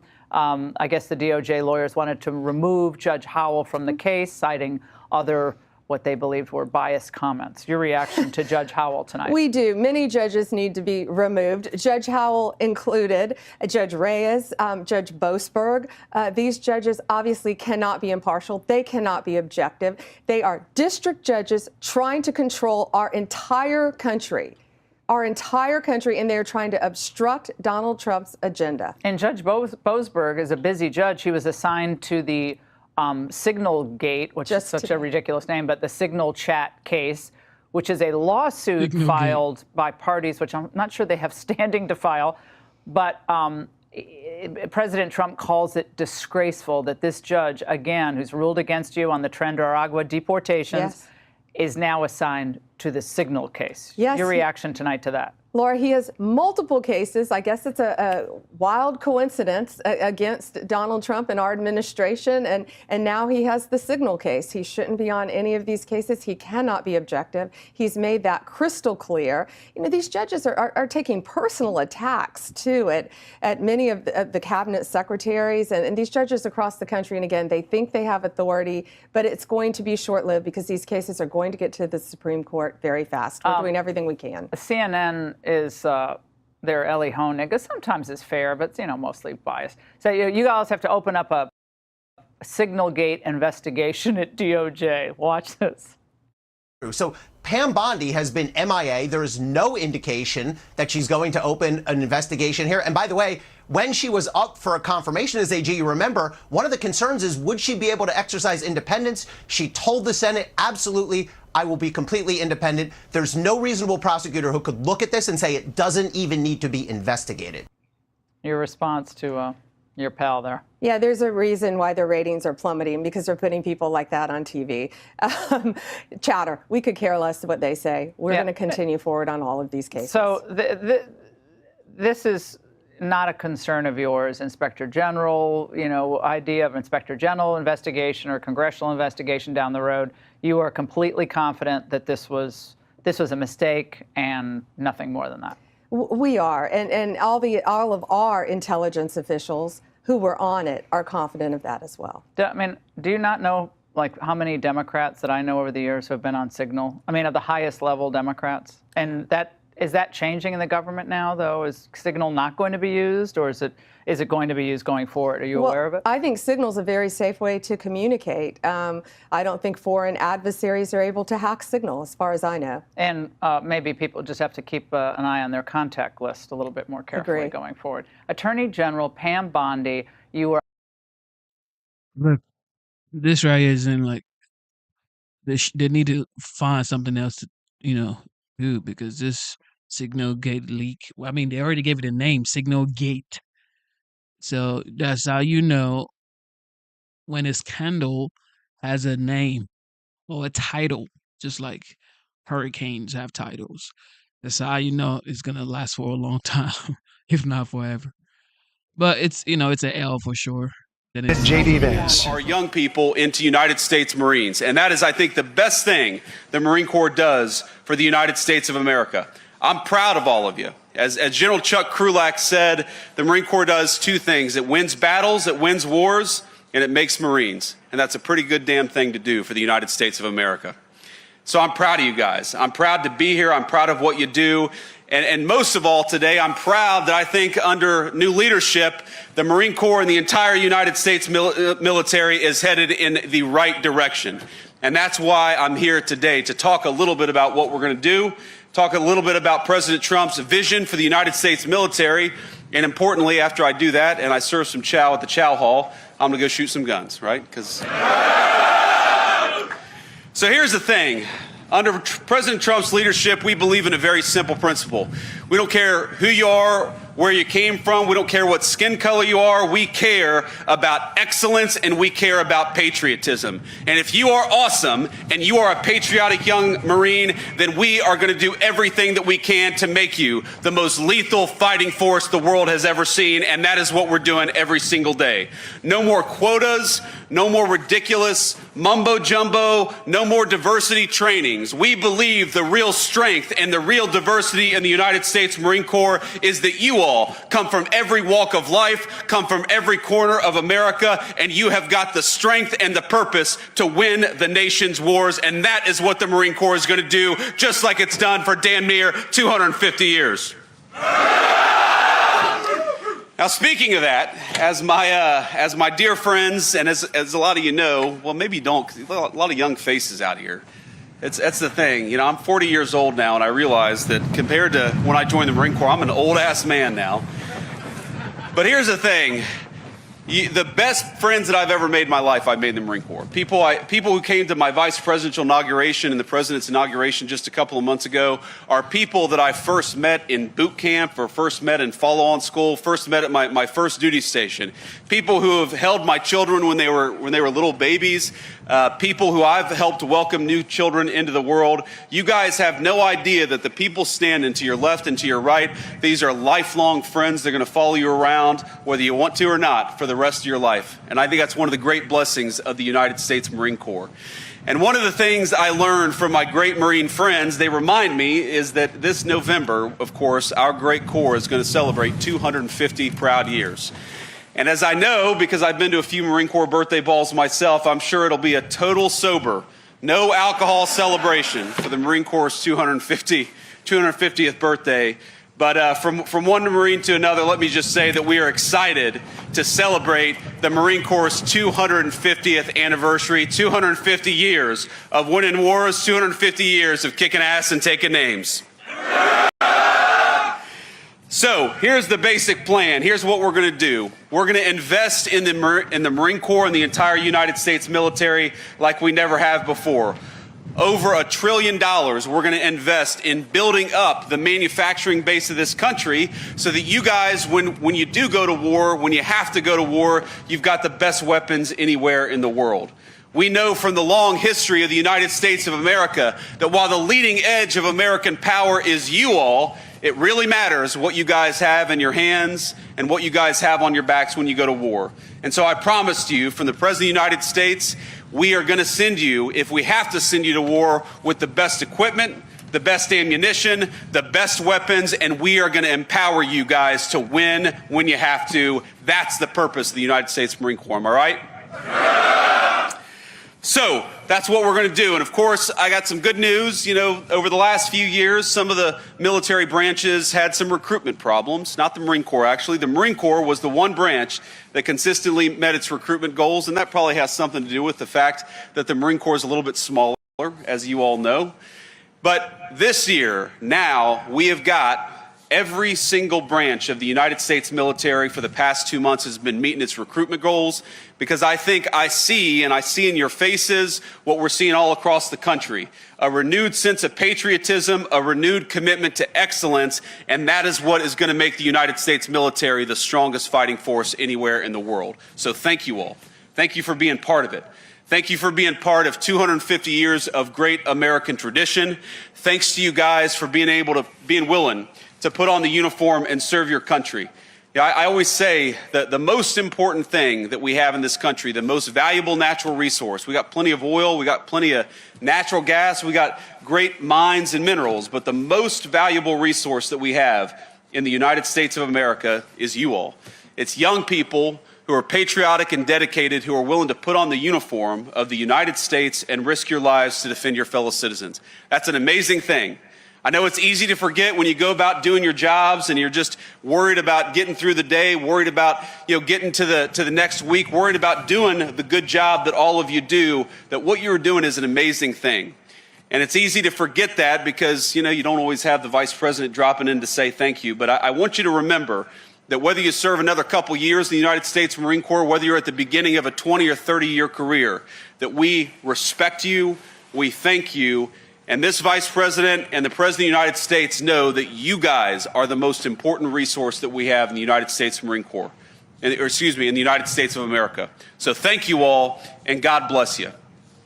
And the final thing I want to say here is I was actually, and I know I was late. It's funny. That is not Marine Corps time, my friends. I remember Gunny Arledge always told me, if you're 5 minutes early or 10 minutes late. I'm sure you guys have heard that phrase. Well, what does it mean when the vice president is 2 hours late? I guess I'm on time because who the hell's going to get me in trouble, right? But here's the thing, my friends, is I left. The reason I was a little bit late is because I was in the Oval Office talking to the president. And I stood up and I said, sir, I know we're in the middle of something, but the Marines at Quantico are waiting on me. And he said, oh, I didn't realize that. You got to get out of here. You got to get out there. And I said, do you have a message you want me to deliver? And the President of the United States said he wanted me to tell you two things. First of all, that he loves you. And second of all, that he's proud of you. So let me echo the president. Let me echo a grateful nation. You guys just keep on doing what you're doing. We love you. We're proud of you. And we're going to support you every single step of the way. God bless you, Marines. Semper Fidelis. Hey, Sean Hannity here. Hey, click here to support. Shout out to the Vice President of the United States, J.D. Vance. Maha, make America healthy again. CNN has something to say. In Kansas have now risen to 23. State health officials say that the outbreak there could be linked to the one ongoing in Texas, New Mexico, and Oklahoma that's infected at least 379 people. In both cases, unvaccinated children represent a majority of the cases. Now, this comes after comments by HHS Secretary Robert F. Kennedy Jr. in an interview this month. He's previously and wrongly linked the MMR vaccine to autism. In the interview, while he did say that the vaccines, quote, do prevent infection, he also downplayed their safety and said of their effectiveness, quote, for many people it wanes. There's no evidence it wanes in most cases. Then yesterday, Kevin Griffiths, the now former director of communications office at the CDC, published a new editorial in the Washington Post about why he left the agency the previous week. At one point, he wrote, Kennedy has promoted unproven treatments for measles. He also suggested distributing vitamin A, which does not prevent measles. Meanwhile, in my final weeks at the CDC, I watched as career infectious disease experts were tasked with spending precious hours searching medical literature in vain for data to support Kennedy's preferred treatments. I'm joined by Kevin Griffiths for this exclusive interview. Kevin, I appreciate you being with us. I do want to play some of what Secretary Kennedy said on to Sean Hannity that you referenced. There are adverse events from the vaccine. It does cause deaths every year. It causes all the illnesses that measles itself causes, encephalitis and blindness, etc. And so people ought to be able to make that choice for themselves. And what we need to do is give them the best information and encourage them to vaccinate. The vaccine does stop the spread of the disease. Yeah, we're providing vitamin A. Well, he mentioned that. Yeah. Which, there are many studies, some showing 87% of effectiveness of vitamin A. To help. But against serious disease and death. I mean, there's a whole host of issues with what he said, as we just talked about. Why did you decide to leave your role at CDC? What was it about that interview in particular? Well, I mean, one of the fundamental things, actually, that Secretary Kennedy talked about there, which was that it's important for us to provide the best information to the American people. The problem is that's not Secretary Kennedy's strong suit. And so, a couple of different things that played into my decision to leave CDC. One, public health communications overall has really ground to almost a halt. It's certainly just a trickle compared to what it used to be. I mean, that's important because medical information changes all the time. And there's essentially a pipeline, a circuit of information that's happening all the time that goes from the federal government, state, local governments, all the way down to your medical provider. So having a halt of communication could have an impact on your Why your are health. they not giving press conferences? Why are they not communicating? Well, I think that's something that you would need to ask them. But I think one of the things that's clear is that the communications process, the public health works best when the folks who are experts are the ones who are saying, hey, this is something we need to communicate. We need to communicate it now, and not relying on political appointees to make that decision. We mentioned that in your op-ed you wrote about career infectious disease experts spending hours searching for data to try to support Kennedy's preferred measles treatment. You went on to say all this misdirection is a waste of federal dollars that will do nothing to control the outbreak. It could also cost lives. Do you think the country is prepared for this growing measles outbreak or another pandemic? Well, what I know is that right now that the leadership at HHS isn't doing what it needs to do everything they can to control this problem. It is a complicated situation, and it's important that we spend all of our time thinking about what are the best ways to be able to interdict the situation and curb the outbreak. But instead of talking to the experts at CDC, Secretary Kennedy is talking to people on the ground who are I would say, of questionable reputations. And it's important that the folks at HHS, all political appointees, are listening to career officials who are experts to be able to just get the best advice so that they can make the best decisions. The CDC is also bracing for cuts. I mean, it could affect, we're told, as much as a third of the workforce. What kind of an impact would a third of cuts have? Right. Well, I mean, I think that it's going to have an impact on its CDC's capabilities. I think you can kind of think of it the way that you think about the military. You know, in peacetime, there may not be a huge amount for the agency to do, but you're constantly preparing for what is next. And so what you want to be sure of is that you have the best capabilities, the best force ready to go when something, a situation escalates and you're needed. And if we have significant cuts to CDC, obviously that imperils that. Kevin Griffiths, I appreciate your time tonight. Thank you very much. Thank you so much for having me, Anderson. Well, this news just into CNN. The U.S. Department of Health and Human Services, that's the health department effectively, is expected to fire 10,000 people in a major overhaul of health agencies. The department saying that it is restructuring in accordance with Elon Musk's Doge initiative. It says the cuts will save $1.8 billion a year. Combined with previous cuts, the downsizing will reduce about 20,000 employees across federal health agencies. Well, nearly 24 new measles cases in Kansas could be linked to outbreaks in 3 other. Thank you.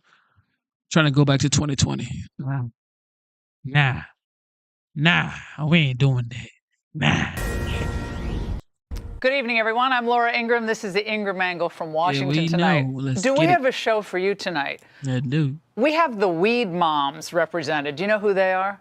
Yeah. We have the signal chat issue. We have, there's so much to get to, and we'll get through all of it together. But first, let's chat. That's the focus of tonight's angle. Senate Republicans have said that they have formally asked the administration for an inspector general report on the signal issue. Will you agree to that? It doesn't bother me. I don't know. I want to find if there's any mistake or if a signal doesn't work. As for the question of who's responsible, the president said this. Really successful that night. His position over the signal. Hegseth is doing a great job. He had nothing to do with this. Hegseth. How do you bring Hegseth into it? He had nothing to do. Look, it's all a witch hunt. Mike he took responsibility for it. Well, there's lots of... Exactly. Mike Waltz already took responsibility for the Signalgate chat leak. But, come on. That leak shouldn't have happened. But Defense Secretary says there was no confidential information in there, no classified information. So, what? Keep talking about it? Buzz across all networks and the internet about the Angle's interview last night with the National Security Advisor, Mike Waltz.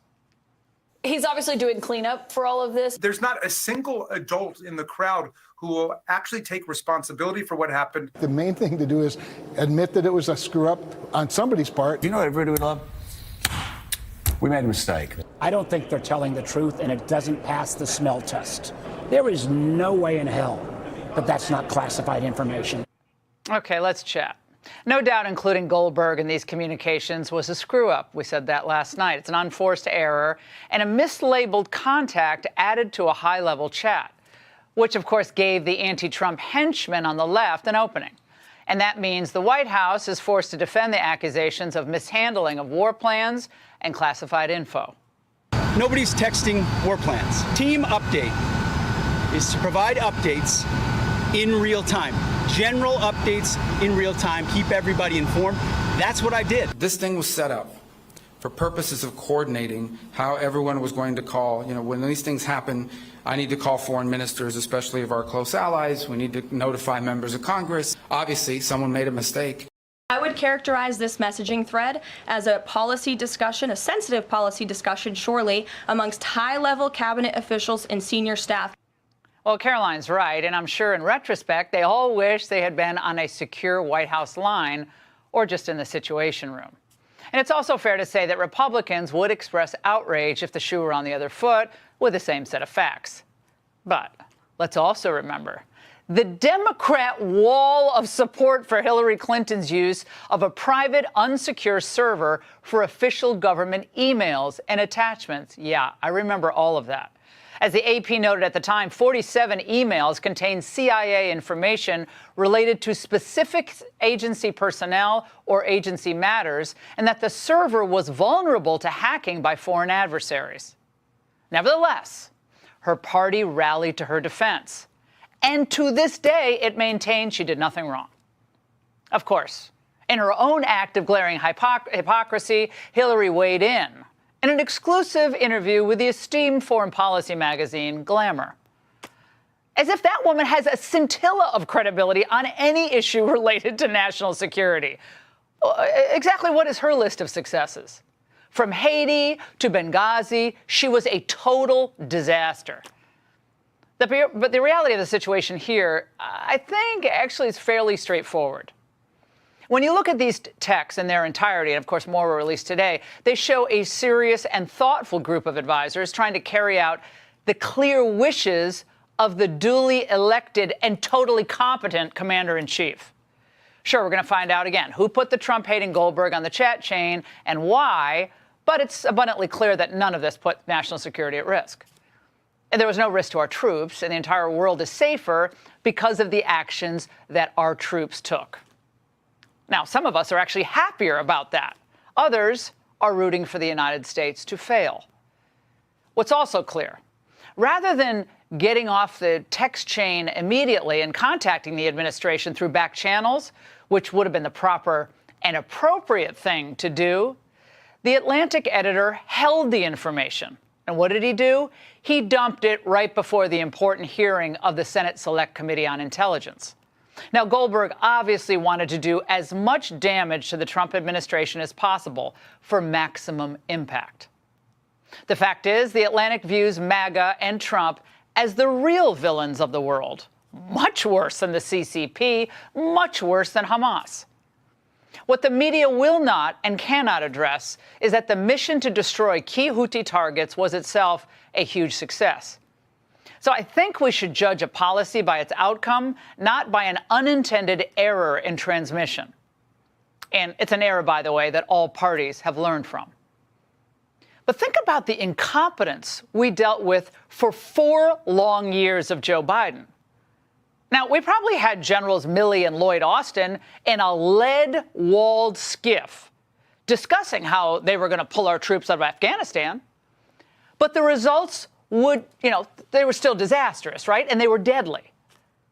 And I'll say this, at least Hegseth was on this chat and an active participant.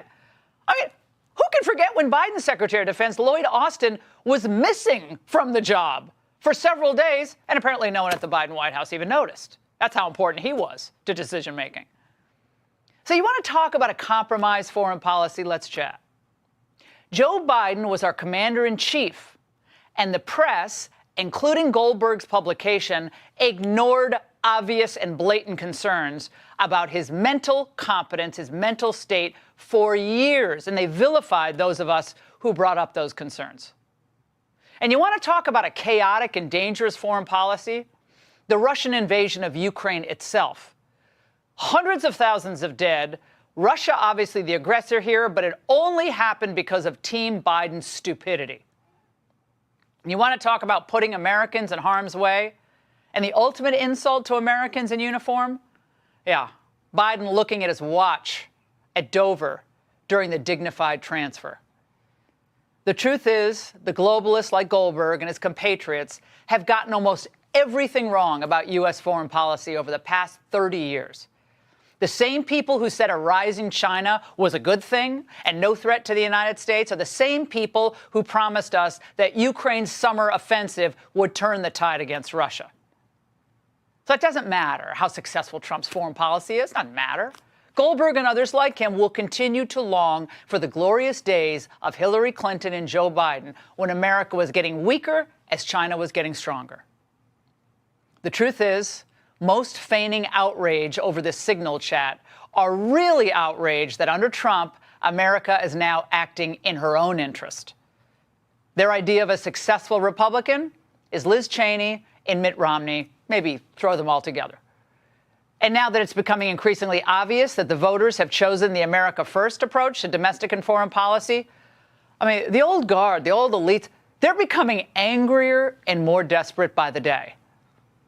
These people helped the Biden administration cover up everything from the Biden Ukraine and China grift to Biden's own declining mental state. I will never forgive them for that.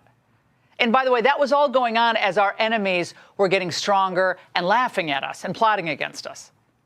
And we haven't gotten into what happened at the border. How many foreign terrorists crossed our border?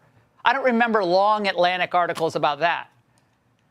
And we're supposed to take any of these people huffing and puffing today seriously?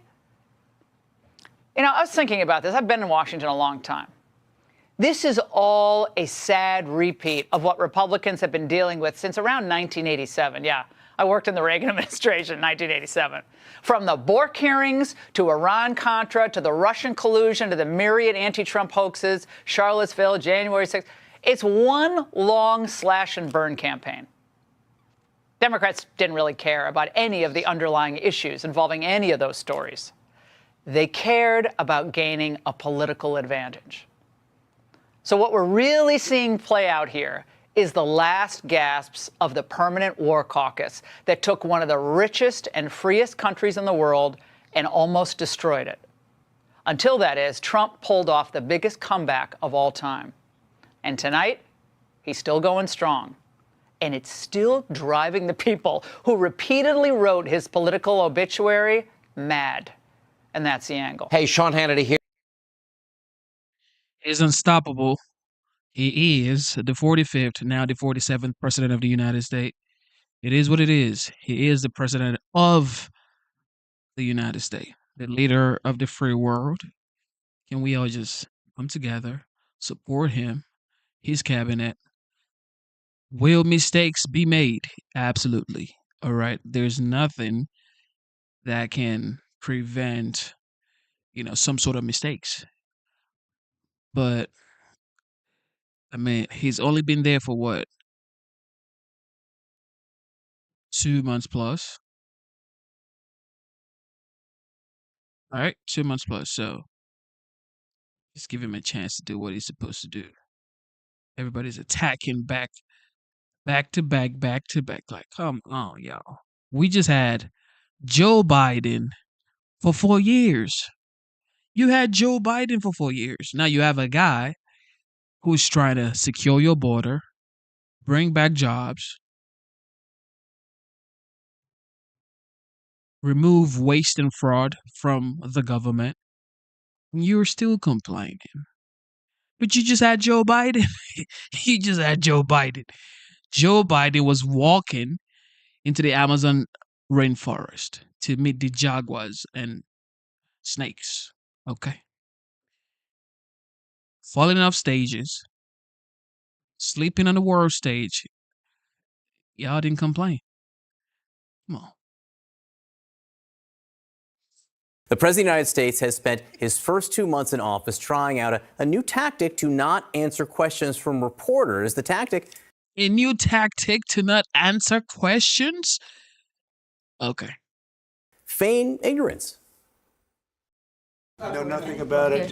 I did not. I know nothing about that. I don't know when it was signed because I didn't sign it. I don't know anything about Signal. I wasn't involved in this. I wasn't involved with it. I wasn't there. Nothing classified was shared. Well, that's what I've heard. I don't know. I'm not sure. You'll have to ask the various people involved. I really don't know. Have you been briefed about the soldiers in Lithuania who are missing? No, I haven't. I don't know. It wasn't me. He wasn't involved in the Signal thing.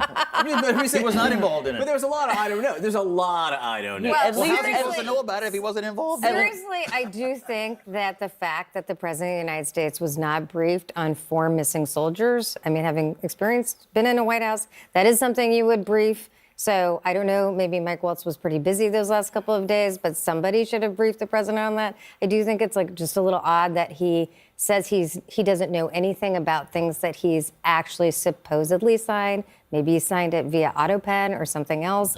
But he definitely has I mean, he has signed proclamations, and then he says, I don't know anything about that. That is also a serious problem. I'd rather have him act like he doesn't know about something, which I'm sure he probably does know about some of this stuff, than not talk to the press at all. I mean, he's the most accessible president that I've ever seen in modern history. I mean, your boss never talked to the media ever. I think. Look, I totally hear the point. People should talk Exactly. to the press about it. Exactly. Your boss never spoke to the press ever. This guy invites the press corps into the Oval Office. She said, your boss never spoke to the press. She said, yeah, I know. Of course you know. Conveying information if you don't know anything about anything going on. I would rather the president just get on TV and say, I don't know, than as opposed to some of the other stuff that he's said in the past when he's pretending to know. So just say, I don't know. But maybe he should know some of these things. I'm saying he should know. Can I just go back though, from a security perspective? He probably, especially on the soldiers, he probably knows. But by the way, that's still an active national security issue for our military. So he probably can't. I mean, to his defense on that, he probably can't comment on it. Okay. Or shouldn't until you have all the facts. I mean, that's the thing about being the president is, when you go talking out of your ass, things happen. And so maybe you shouldn't. I mean, maybe it's Or smart. he could say, presidents like President Bush or Obama or others would have said, I'm aware. I'm not going to say anymore because it's an active issue. That's what they say. He said, I don't know what you're talking about. I That's a different thing. that he could tell you exactly how many woke professors are in the country, or how many boys is playing girls volleyball, or how many quote-unquote illegal aliens came in yesterday. He focuses on what he wants to focus on, and this ain't one of them. All good things to know, by the way. I'm just saying. As well as the soldiers. So selective ignorance, you're saying? I've used it to my advantage many times. Just like selective hearing. The Signal thing is interesting, though, because from the very beginning, his ignorance there seemed to be deliberate. He was not on that signal chain, but the idea that he didn't know about it when he was first asked about it, and the extent to which he doesn't know, seems rather deliberate. Oh. Y'all just think about this for a minute. Just imagine Trump. Just imagine the president of the United States was actually on that chat, the Signal chat leak, or the Signal Gate leak war chat room. Just imagine the president was on that chat. Oh man, it's over. Man, it's over. The Democrat. Oh man, it's over. Yes. He wants to be associated with things that are positive. That's who Donald Trump is. And that's what makes him a communications genius. And I use the word genius when it comes to communication, not public policy or public welfare. But he knows how to communicate. And when it's negative, he's like, what, me? Don't know nothing about that. Let's talk about some tariffs or something that's good for somebody. Would you, if he didn't know and he didn't have the facts or he hadn't been briefed on it, what is the alternative here? To go out and make something up, or to say, I don't know. I haven't been told. And my understanding is he didn't know about it. He wasn't on it. Maybe he wasn't even aware what Signal is. I mean, it is not inconceivable that the president, when I didn't see the timestamps on these questions, didn't actually have enough information to comment publicly at the time on any of these matters. It's not out of the ordinary for a president to hold back until they have all the facts or all the things they need to know to make a legitimate comment. Or what would be more concerning, and I think this might be more concerning with the soldiers, or they're not telling him and they're not actually sharing information, or they worry about what he'll say, so they preserve it. I think this is a deeply kind of disturbing thing on basic information. On some political issue, I totally understand. Yes. I can even understand perhaps plausible deniability about Signalgate. But I think on national security issues, like issues where soldiers are possibly lost, it is pretty inexcusable that he has not been briefed and he can't speak to it. And what's worse, a president not having all the information he needs to make a legitimate comment, so he holds back in the moment before being ready to make a comment, or, I don't know, willfully lying to the American people about the condition of the President of the United States, which went on for 4 years in this country by all That your is colleagues. totally wrong. What's That worse? is totally What's worse? wrong. That What's is worse? totally wrong. I hope you read all the books that are coming out. I hope you read all the books that are coming out. Joe Biden, when asked about soldiers lost, was briefed and said it. And so you think Joe Biden had problems? At least he was able to do that. What's the excuse for Donald Trump if he's so capable? I'm just saying. I mean, you guys I don't are know if you're upset a judge. that If Trump you're a is judge, exhibiting some, I want to get more facts, and I'm going to be lectured by the people who lied to the American people about the condition of the president? Oh my God! No way. No, but not going to take it. That's first of all, that's outrageous. Is It's it? outrageous. Yes, it is. You I think did the not truth was lie. told? You think the truth was told? I will say. Did the White and House I tell look the forward truth? To this. I will look forward to this discussion. Do you all believe the truth was told about Biden? Scott, do you want government or do you want your lick back? Because even if all of that happened in the past, we're in the present now. So we need a president that is capable. And so what? competent. He said, "I don't know." What did it hurt your life that he said, "I don't know"? One time. Biden did it. Biden did it. Sure, Biden I did can. it. But you Of cannot course I ride can. that for 4 years. I absolutely and expect can. the country to move I forward. 100% can. You cannot. Biden wrote it for 4 years on Trump, and Obama wrote it for 8 years on George W. Bush. You're damn right. We were right. It's just a little inconsistent to say it's wrong with one and the other. That's the point. I'm just That's saying. the point. I'm just saying. It's just It the seems point. like selective outrage to me to say, well, we're worried about Donald Trump not knowing. I think all of us who've ever met or been around Donald Trump knows that if somebody would have told him soldiers were missing, and if he would have been briefed on that, and then a reporter asked about him, because he does this with every other thing that he does, he'd have went, we're going to find them, we're going to kick whoever's ass is messing with them, and we're going to burn everything down around them if they don't bring them back right now. Well, then he should have been told. I mean, Trump. I say it. I mean, there you go. The guy with the hat, he definitely knows. If Trump knew about this, he would have said, you know what, we're going to bring them back now. And that's a Democrat. So a Democrat is agreeing to the fact that this man is actually capable and is a man of his words. I see no qualms here. All right. So this right here is I know there's a the lot of Doge interview.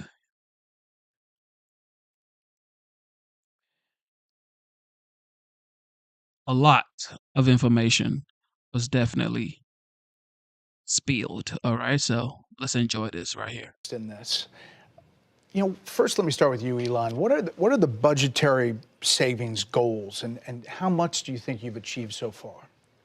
Our goal is to reduce the deficit by $1 trillion. From a nominal deficit of $2 trillion to try to cut the deficit in half to $1 trillion, or looked at it in total federal spending to drop the federal spending from $7 trillion to $6 trillion. We want to reduce the spending by eliminating waste and fraud, reduce the spending by 15%, which seems really quite achievable.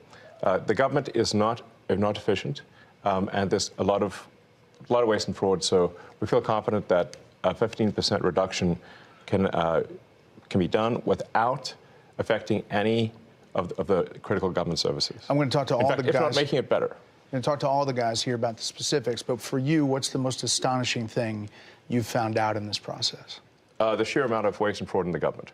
It is astonishing. It's mind-blowing. We routinely encounter wastes of $1 billion or more, casually. For example, like the simple survey that was literally 10-question survey that you could do with SurveyMonkey, cost you about $10,000. The government was being charged almost $1 billion for that. with just the survey? $1 billion for a simple online survey, do you like the national park? And then there appeared to be no feedback loop for what would be done with that survey. So the survey would just go into nothing. It was like insane. You technically are a special government employee, and you're supposed to be 130 days. Are you going to continue past that, or do you think that's what you're going to do? Or? Well, I think we will have accomplished most of the work required to reduce the deficit by $1 trillion within that time frame.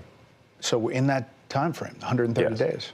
And the process is a report at some point, at 100 days? Or? Not really a report. We are cutting the waste and fraud in real time. So every day that passes, our goal is to reduce the waste and fraud by $4 billion a day, every day, 7 days a week. And so far, we are succeeding. And I'm going to talk of the specifics, but there obviously are Doge critics who are reading all kinds of stuff. Obviously, lawmakers on the other side of the aisle are attacking you, and they characterize the approach as this: fire, ready, and then aim. And how do you approach that? How do you respond to that? Well, I do agree that we actually want to be careful in the cuts. So we want to measure twice, if not thrice, and cut once. Actually, that is our approach. They may characterize it as shooting from the hip, but it is anything but that. Which is not to say that we don't make mistakes. If we were to approach this with the standard of making no mistakes at all, that would be like saying someone in baseball's got to bat 1,000. That's impossible. So when we do make mistakes, we correct them quickly, and we move on. Some people say this shouldn't take a rocket scientist. Steve Davis, you are a rocket scientist. Used to be. Yeah, I know. And now essentially you're the chief operating officer of Doge, day-to-day operations. Fair to say? Yeah, part of the Doge team. So how did you end up here? What's the biggest challenge you see? The reason I'm here, which is probably for many, is that I think the goal is incredibly inspiring. I think most of the taxpayers in the country would agree that in order to have the country going bankrupt would be a very bad thing, and therefore the country going not bankrupt is a good thing. That all of us are willing to kind of put our lives on hold in order to do. I think the thing that's special right now is we actually believe there's a chance to succeed.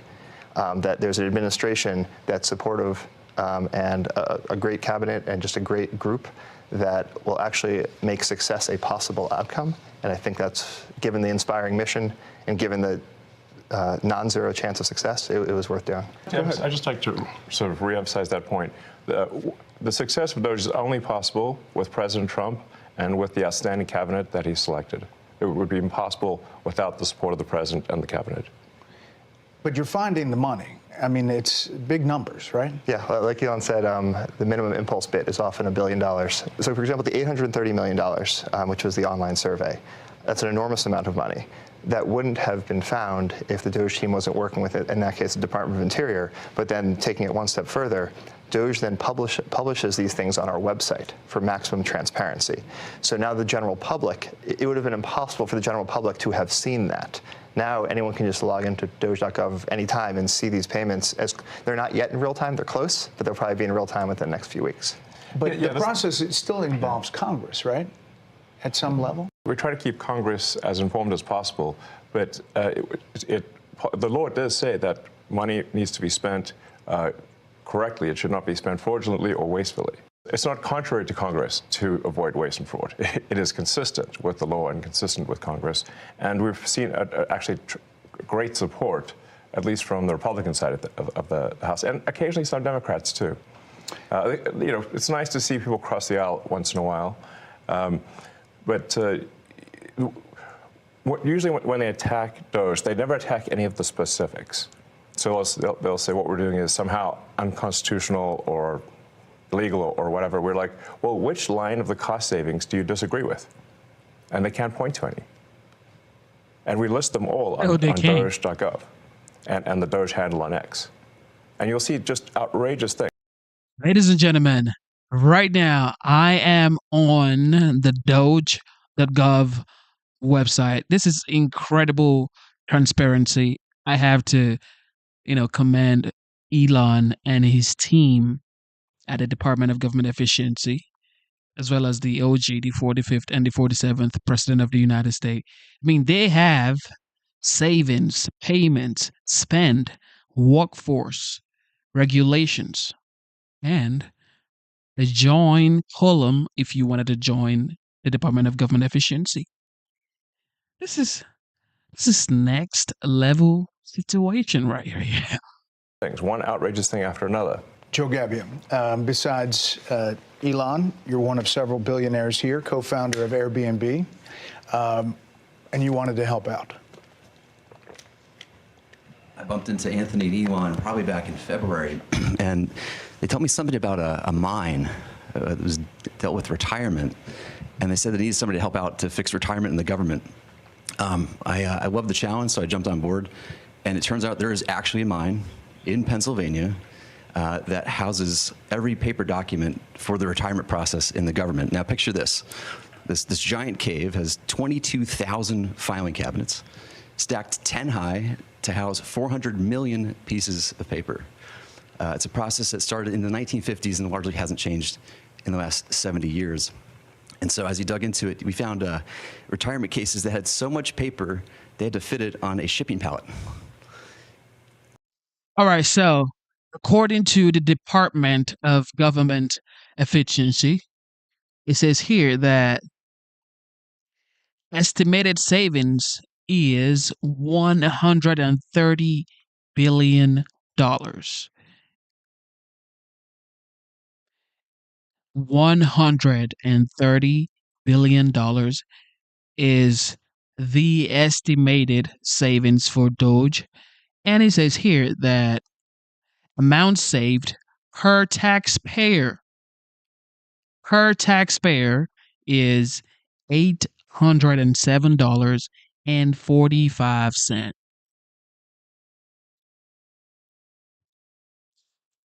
You got to give Elon his flowers, yo.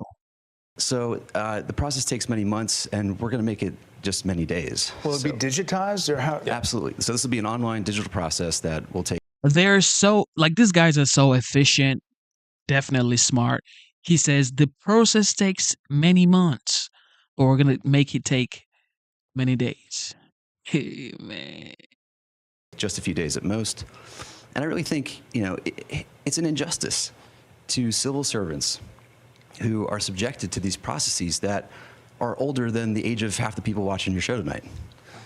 So we really believe that the government can have an Apple Store-like experience, beautifully designed, great user experience, modern systems. Because right now it's by hand. Yes, the retirement process is all by paper, literally with people carrying paper in manila envelopes into this gigantic mine. So they can't retire more than a certain number every month. Yes. About 8,000 a month. That's how the reason we discovered it was we were saying, like, well, let's encourage voluntary retirement. They said, well, the most they could do is 8,000 a month. And even under normal circumstances, it can take 6 to 9 months just to have your retirement paperwork processed. And they often get the calculations wrong. So we're like, well, why would it take so long to retire? And they're like, well, because of the mine. And we're like, what do you mean a mine? What's a mine got to do with retiring?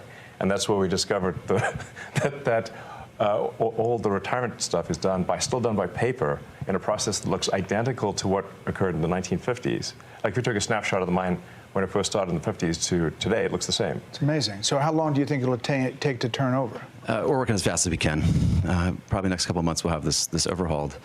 And I really think, again, like, why are we subjecting our federal workers to processes that they actually have to go through a training just to retire from the government? There's a whole training program that people have to go through in order to retire. I think we can do better for them. Aram Moganasi, Doge engineer. You go into these places, one of the more than a dozen engineers, first people to go into the agencies and view the computer data sets. Tell me what you're finding, and for people who don't understand how that process works, explain it for them. Yeah. I'll say the first thing that got me really excited about Doge was learning basically the state of government computers. By some estimates, government IT costs about $100 billion, and it's funding systems that are over 50 years old, in the case of something like Social Security or the IRS. So really critical systems are old, they cost a lot of money to maintain, and they can be, the efforts to improve them are often very delayed. So I thought I'm a software engineer that maybe could make a difference here, and that's really what inspired me at a high level. I can give you an example. Elon, like the president would say, Elon is sitting right there like a proud father, like, yeah, go my boy. About Social Security, and a lot of words about it from, here's what Democrats have been saying about it. It's absurd that Elon Musk is trying to eliminate billions of dollars from Social Security. Elon Musk and President Trump have set their sights on cutting Social Security. Their goal is clear: destroy Social Security from within. You're in the building. I mean, you're in the computers. What's happening there? What are you doing? Yeah, it doesn't line up with my experience on the ground. And I'll say the two improvements that we're trying to make to Social Security are helping people that legitimately get benefits, protect them from fraud that they experience every day on a routine basis, and also make the experience better. And I'll give you one example is at Social Security, one of the first things we learned is that they get phone calls every day of people trying to change direct deposit information. So when you want to change your bank account, you can call Social Security. Somebody just said in the chat, Elon is an investor, not a genius. And that is supposed to be the types of conversations that you would say, what do you mean by Elon is just an investor? Now, who is an investor? Now, who is a genius? You could say Trump is an investor because he invested in buildings. Okay. Shark Tank, the entire Shark Tank, those are investors. All right. Now, geniuses, Bill Gates, that is a genius that became an investor. Same thing with Elon Musk. He is a genius that has now become an investor. Because how do you create great companies like PayPal, SpaceX, Tesla, the Boring Company? Like X is probably the only company he has that he didn't create. He's an actual engineer. Like actual engineer. Go watch an interview that Bill Gates did on Elon Musk. Bill Gates said, what's his name? Steve Jobs. Steve Jobs is sort of like a genius when it comes to marketing. When it comes to marketing a product, Steve Jobs is like the GOAT. But Elon is not a marketer. Elon, well, now he is a genius marketer too. But in the beginning, he's just a tech boy. He loves tech. He's an actual engineer. So if you think Elon is just an investor, please go watch the interview on Bill Gates when he spoke about Elon. And this is Bill Gates. All right. This ain't.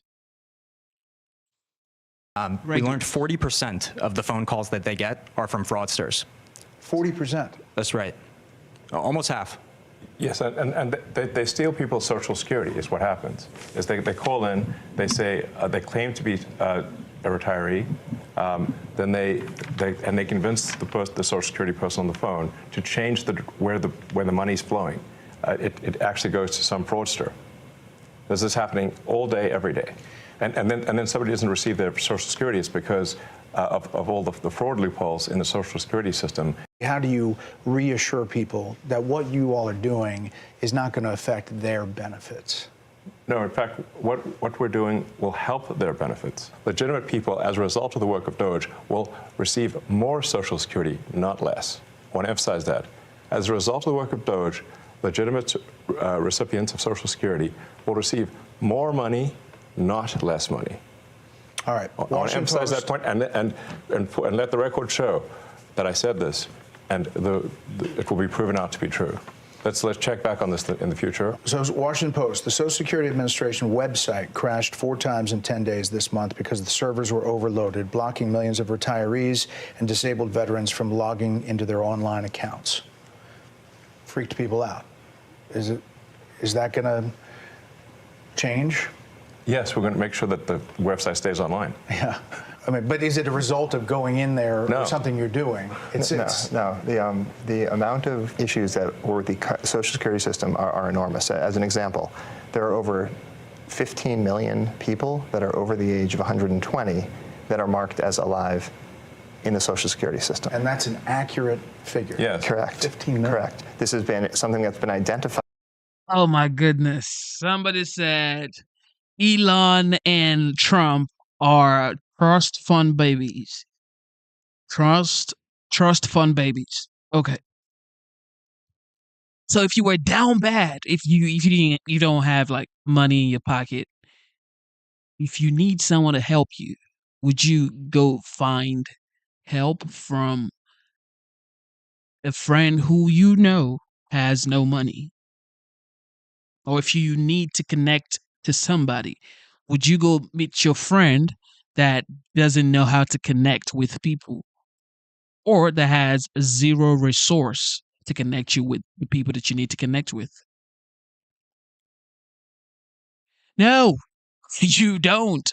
You meet people who actually have so they can help you. Elon and Trump, they've proven in their personal life that they know how to succeed in this world. Americans need help. We need capable people who can make America a success. Again, that's all it is. As a problem. Again, pre-existing problems since 2008 at least from an IG report. So there were some great people working at the Social Security Administration that found this 2008 and nothing was done. And so 15 to 20 million Social Security numbers that were clearly fraudulent. I would rather have a leader who is wealthy, smart, confident, has filed bankruptcy multiple times, than have a leader who is like, you know what, we're just managing. No, honey. No. Okay. I want an experienced, successful human being, which both of them are. We're floating around that can be used only for bad intentions. There'd be no way to use those for good intentions. And so one of the things the Doge team is doing is carefully and very methodically looking at those and making sure that any fraudulent ones are eliminated. Brad Smith, working at HHS, and obviously another element is Medicare and Medicaid, NIH. What are you finding? Yeah. Well, I'd say there's a couple things we're really committed to in our work at HHS. Number one, making sure we continue to have the best biomedical research in the world. And number two, making sure, which President Trump has said over and over again, that we 100% protect Medicare and Medicaid. But there's a lot of opportunity. So if I take NIH as an example, today, if you're an NIH researcher and you get a $100 grant at your university, today you get to spend 60 of that and your university spends 40 of that. The policy that we're proposing to make is that you get to spend 85 of that and your university spends 15. So that's more money going directly to the scientists who are discovering new cures. Another example at NIH is today they have 27 different centers. They got created over time by Congress, and they're typically by disease state or body system. There's 700 different IT systems today at NIH. 700 different IT systems.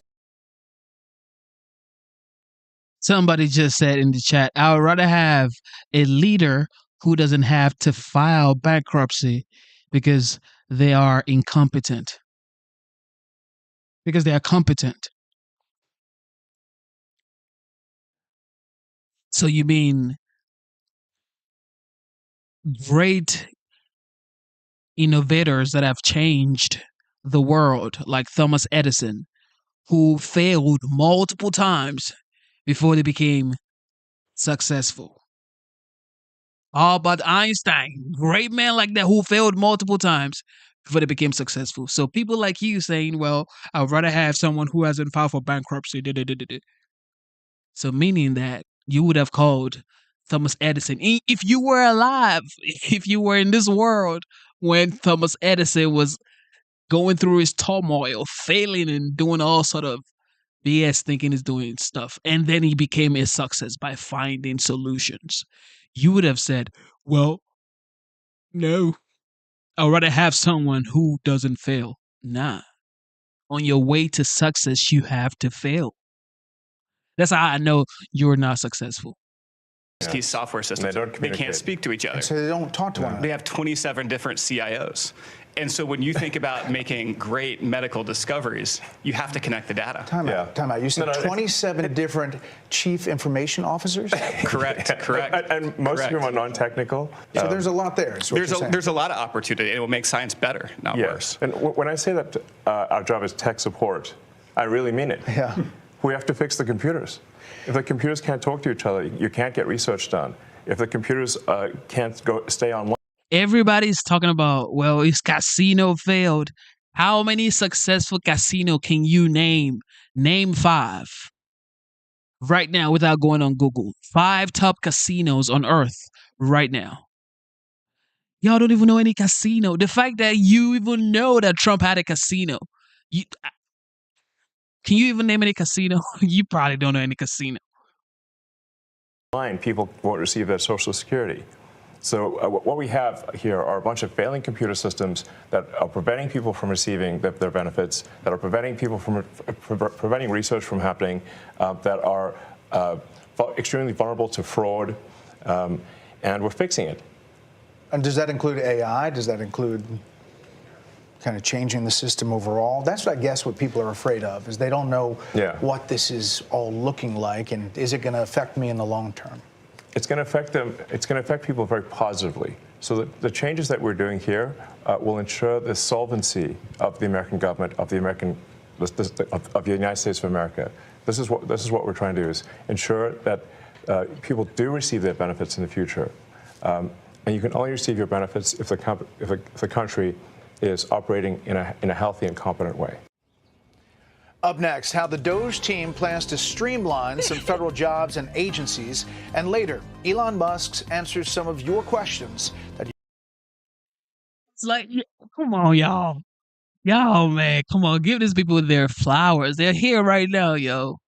It's not like in 10, 20, whatever years when Trump get old and gray.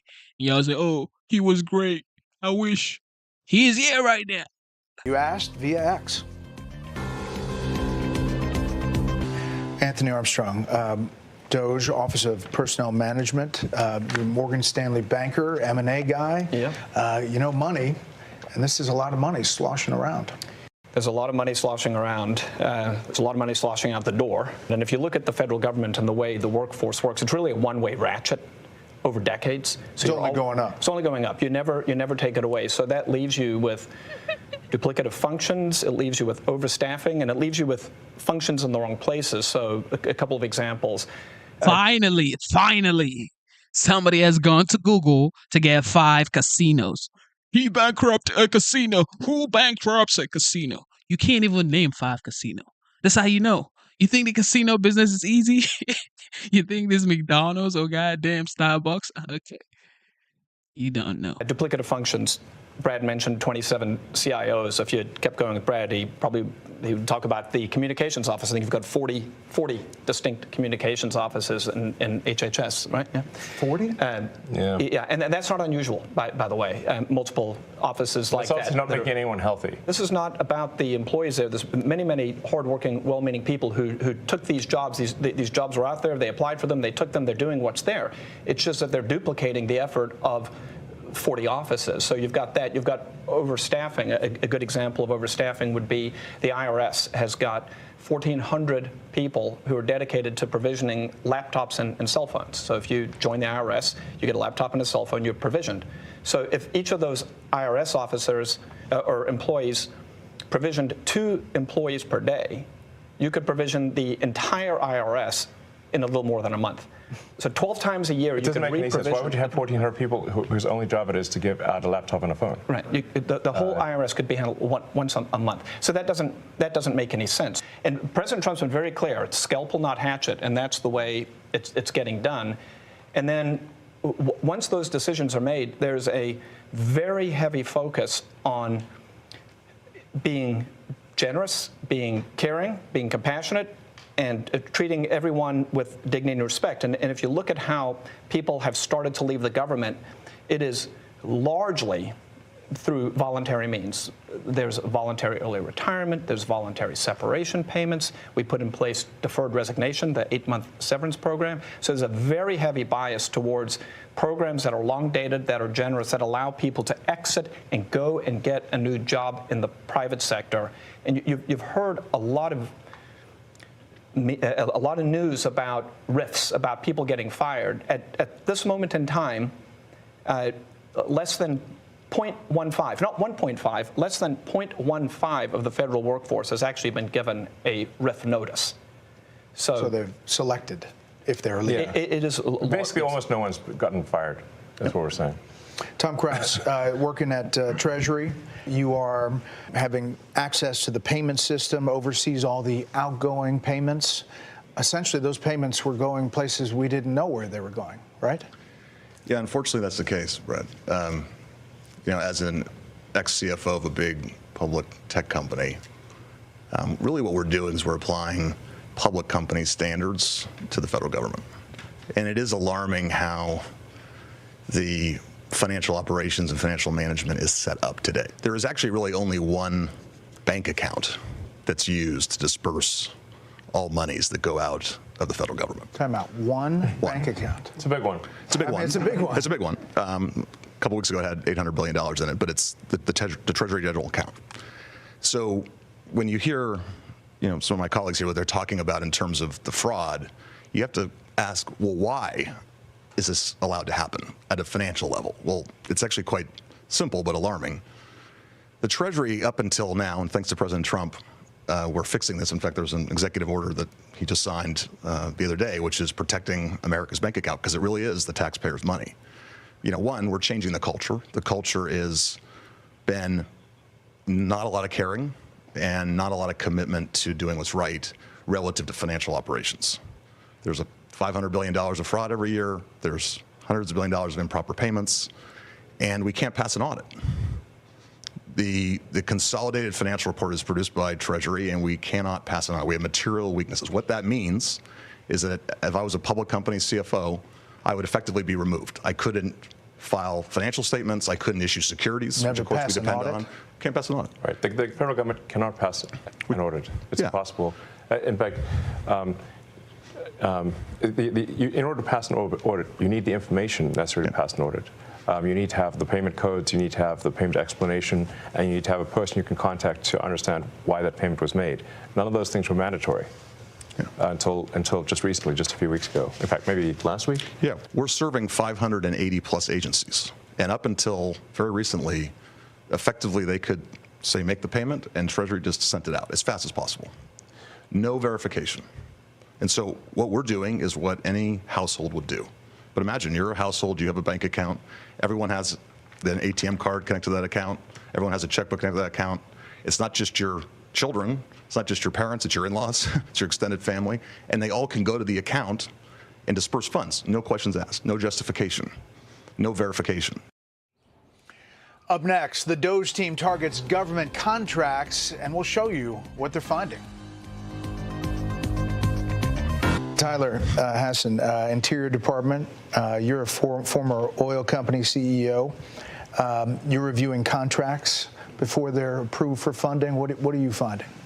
Well, Elon and Steve kind of stole my thunder a little bit, but I actually found that customer service survey contract. I actually have an example of one right here. I could have done this in high school. And is that right? I found it. Is that bad? I found it on the weekends because under the Biden administration, there was no departmental oversight within the Department of Interior whatsoever. None. We are now reviewing every single contract, every single grant, and when things come to my attention that don't make sense, I'm bringing them to Secretary Burgum, and he's been fantastic. He's a businessman. He's very supportive of Doge. It's been wonderful to work with him. Is the battle between government of decades of buildup and business, which you guys are, is that like a train hitting each other? I mean, it seems like It's pretty disruptive. Well, this is a revolution, and I think it might be the biggest revolution in government since the original revolution. But at the end of the day, America is going to be in much better shape. America will be solvent. The critical programs that people depend upon will work, and it's going to be a fantastic future. But are we going to get a lot of complaints along the way? Absolutely. You know, one of the things I learned at PayPal was you know who complains the loudest and with the most amount of fake righteous indignation? The fraudsters. It's a tell. There's some of these NGOs that are crazy, like the $2 billion to Stacey Abrams' NGO that basically didn't exist and suddenly gets $2 billion awarded from the federal government. She has, why? And there are many such cases like that.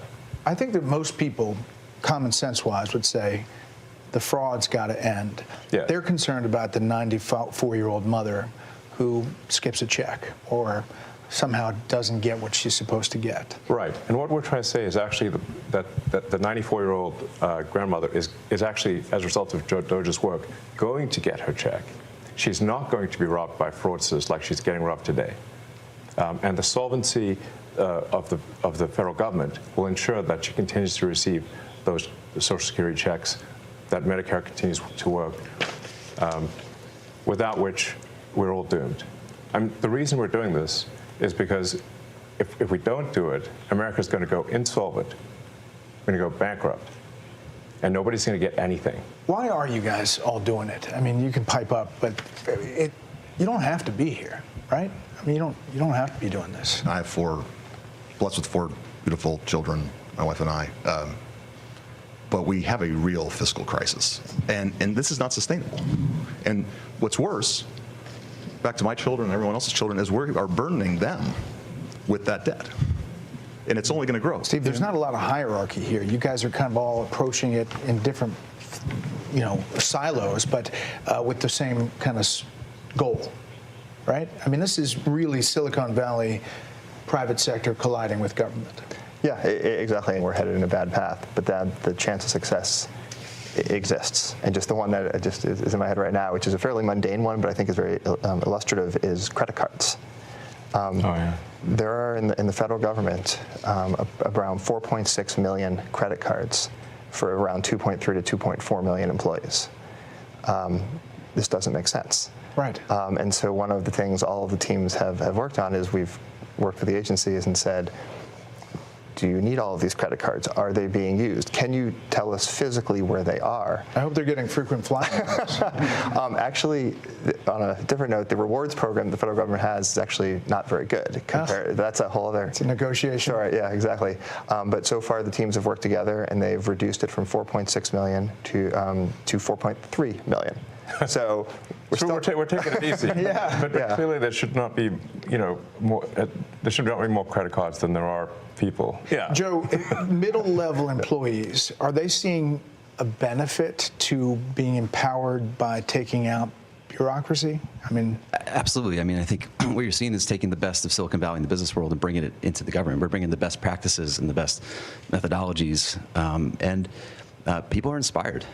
Right, especially on the retirement process, which I can speak to. They've been trying to modernize and get off of paper since early 2000s, very unsuccessfully. Every attempt has gone over budget and been canceled because it hasn't been successful. And so, I showed up and I feel like I'm here because it's an interesting problem. We can use design to solve it and good engineering, and really create a better experience for everybody. We're talking about elementary financial controls that are necessary for any company to function. So, like, if the federal government, if a commercial company operated the way the federal government does, then it would be immediately go bankrupt. It would be delisted. The officers would be arrested. The changes we're putting in place will enable the federal government to pass an audit. It will enable taxpayers to know where the money is going and know that their hard-earned tax dollars are being spent well. The ways that the government is defrauded is that the computer systems don't talk to each other. So if the computer systems don't talk to each other, then you can exploit that gap. And fraudsters exploit that gap to take advantage. For example, there were over $300 million of Small Business Administration loans that has been given out to people under the age of 11. Well, actually, to add to it, it's 300 million under the age of 11 and over 300 million to over the age of 120. Definitely. Small business loans. Correct. Yes. The oldest American is 114. So it's safe to say if their age is 115 or above, they're fake. Or they should be in the Guinness Book of World Records. And we should not be giving out loans to babies. So the youngest recipient of a Small Business Administration loan is a 9-month-old, which is a very, very precocious baby we're talking about here. So obviously it was just fraudulent. And they do terrible things. They actually will see that a kid's been born. They will steal that kid's social security number and then take out a loan and leave that kid with a bad credit rating. There was literally a baby. The terrible things are being done is what we're saying. And how we're stopping these terrible things. And you can stop it? I mean, we are stopping it. The reason this is happening is because the two systems are not talking to each other. Yes. Right. And so you don't know at the Small Business Administration that you're giving a loan to a 9-month-old, which happened in one case, because you're not cross-referencing that with the Social Security Administration data that has birth dates. So that very, very simple fix eliminates tremendous fraud. And that there are multiple systems across the government where the systems are not speaking with one another. And if you just solve that simple problem, you would solve a huge amount of fraud. Are you surprised? So one of the ways that, like one of the key tricks that the fraudsters pull is that they will use the fact that someone is marked as live, and as sort of just that social security number is marked as live in Social Security, and then get disability and unemployment insurance for a dead person. Because the databases don't talk to each other, all they got was from Social Security is like, is this person alive? Yes, they're not alive. It's falsely marked. Person is falsely marked as alive in Social Security. But they didn't. But that person, a fraudster can now get unemployment and disability from a dead person. This is happening all the time at scale. Are you surprised at some of the legal efforts and some of the judges that have weighed in? There's about 8 or 10 now of these cases that are at least temporary holds. They're being challenged by the DOJ. Right. Are you surprised by that pushback? Well, it's the D.C. Circuit is notorious for having a very far-left bias. And when you look at the people close to some of these judges, where are they working? Oh, they're working at these NGOs. Oh, they're the ones getting this money. Does that seem like a system that lacks corruption? It sounds like corruption to me. Last thing, do you guys all see this as a patriotic duty? I mean, is that really what this is about? It's essential. Very much I do, 100%. I was running 5 businesses in Houston, and I left that. I left great people to do this, and my wonderful wife said, go for it. And here I am. But I feel like this is me giving back to the country. If we don't do this, we're sunk. The ship, unless this exercise is successful, the ship of America will sink. That's why we're doing it. Well, gentlemen, I really appreciate the time today, and hopefully it took some of the myth and mystery out of Doge and what's happening behind the scenes. Thank you. We asked on Axe. Definitely, these guys are successful people. Of course, everybody knows Elon is the wealthiest human being financially on Earth. Your platform for some, questions. And here is C. Sperling. Yeah. He writes, are they happy with the speed at which they're making changes? Are there any changes they would like to make but haven't yet? Well, I think in the context of the government, we're moving like lightning. In the context of what I'm used to moving, it's slower than I'd like. So what seems like incredibly fast action by government standards is it's slower than I'd like, to be totally frank. But we are making solid progress. A very sort of thorny problem, a tough problem, really it's kind of like painful homework, frankly, is reconciling all of the government databases to eliminate the waste and fraud. These databases don't talk to each other, and that's really the source of that's the biggest vulnerability for fraud, is the fact that these databases don't talk to each other. So we need to reconcile the databases. It's a frankly painful homework, but it has to be done, and will greatly improve the efficiency of the government systems. We didn't talk about any plans to approach cuts at the Pentagon. You're in there. The Pentagon has not passed an audit in a very long time.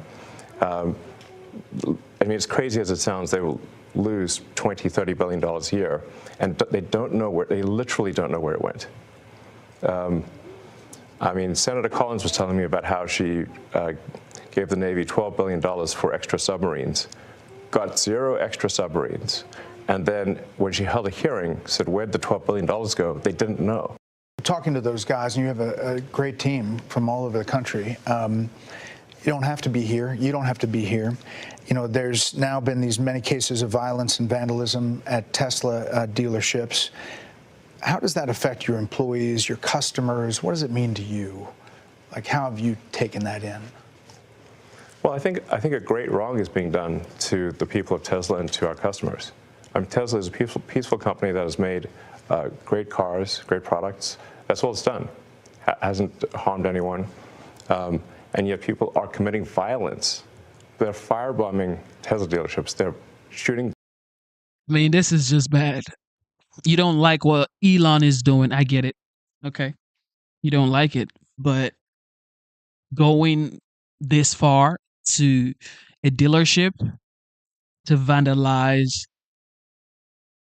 Tesla cars, that's just out of this world. Like, we as human beings, we should have gone past this level of mindset. Like, what are you doing? Oh, I don't like what Elon is doing. Jeff, let's go. Where are we going? To vandalize Tesla cars? Come on. Guns into stores. They're threatening people. They're issuing death threats against me and other Tesla personnel. What are they doing this for?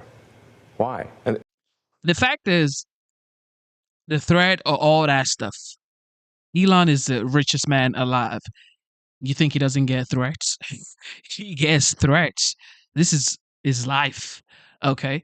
But the people who are actually going to feel the heat, the everyday people working at Tesla, these dealerships, these are the guys who wouldn't have a job. Because if you're burning down dealerships, how would these people have jobs? Elon is still going to be the richest man in the world because the wealth is not coming from the Cybertrucks or the Tesla product. It's coming from here. Here, bro. And what's happening, it seems to me, is they're being fed propaganda by the far left. And they believe it. It's really unfortunate. But the real problem is not the people. It's not like the crazy guy that firebombs a Tesla dealership. It's the people pushing the propaganda that caused that guy to do it. Those are the real villains here, and we're going to go after them. And the president's made it clear we're going to go after them. The ones providing the money, yes, the ones pushing the lies and propaganda, we're going after them. And it's been this evolution. I mean, the last administration was going to mandate electric vehicles, and now you see on the far left some efforts to go after electric vehicles. It's quite something. It is ironic. I mean, it seems like the most ironic outcome is the most likely. But, yeah, I mean... Personally, it's got to take a toll. It does. Yeah. It does. I think there's some real evil out there. And we have to overcome it. I mean, you have been called a Nazi, a white supremacist. Just everybody, just think about this. If this man called Elon Musk actually wanted to be a villain, easy, y'all. Remember this guy had Starlink? Is it Starlink? Let me go check Starlink. Boom. Remember, he had Starlink, and he deployed Starlink to North Carolina when North Carolina experienced Hurricane Helen. So if this guy wanted to be a villain, I do not even want to imagine what Elon is capable of. And that's just the truth. Okay. That's just the truth. But he's decided to be Batman, the good guy. Please, y'all, let him be the good guy. A fascist. I mean, they've got the sort of their Just to normal name a playbook. few. Yeah. I mean, they've still got it. They haven't. I guess they still need to call me Stalin, Mussolini, whatever, Genghis Khan, or whatever. I mean, they've called the president all these things. I think at one point there was a magazine cover which said the president was worse than President Trump was worse than Hitler, Mussolini, and Stalin combined. And the president hasn't killed anyone. He hasn't started any wars. In fact, he's good at stopping wars. So this is obviously they're pushing these lies. And why do they push these lies? And I think that we need to hold people responsible for pushing these lies, because those lies almost got the president killed. What's something that people wouldn't know about the president? You're pretty close to him now. You spend a lot of time with him. What's something that people wouldn't know? I think the president is a good man. I think he is an honest man, and I've yet to see him do anything mean or anything that is wrong, that I would say morally wrong. Not even one.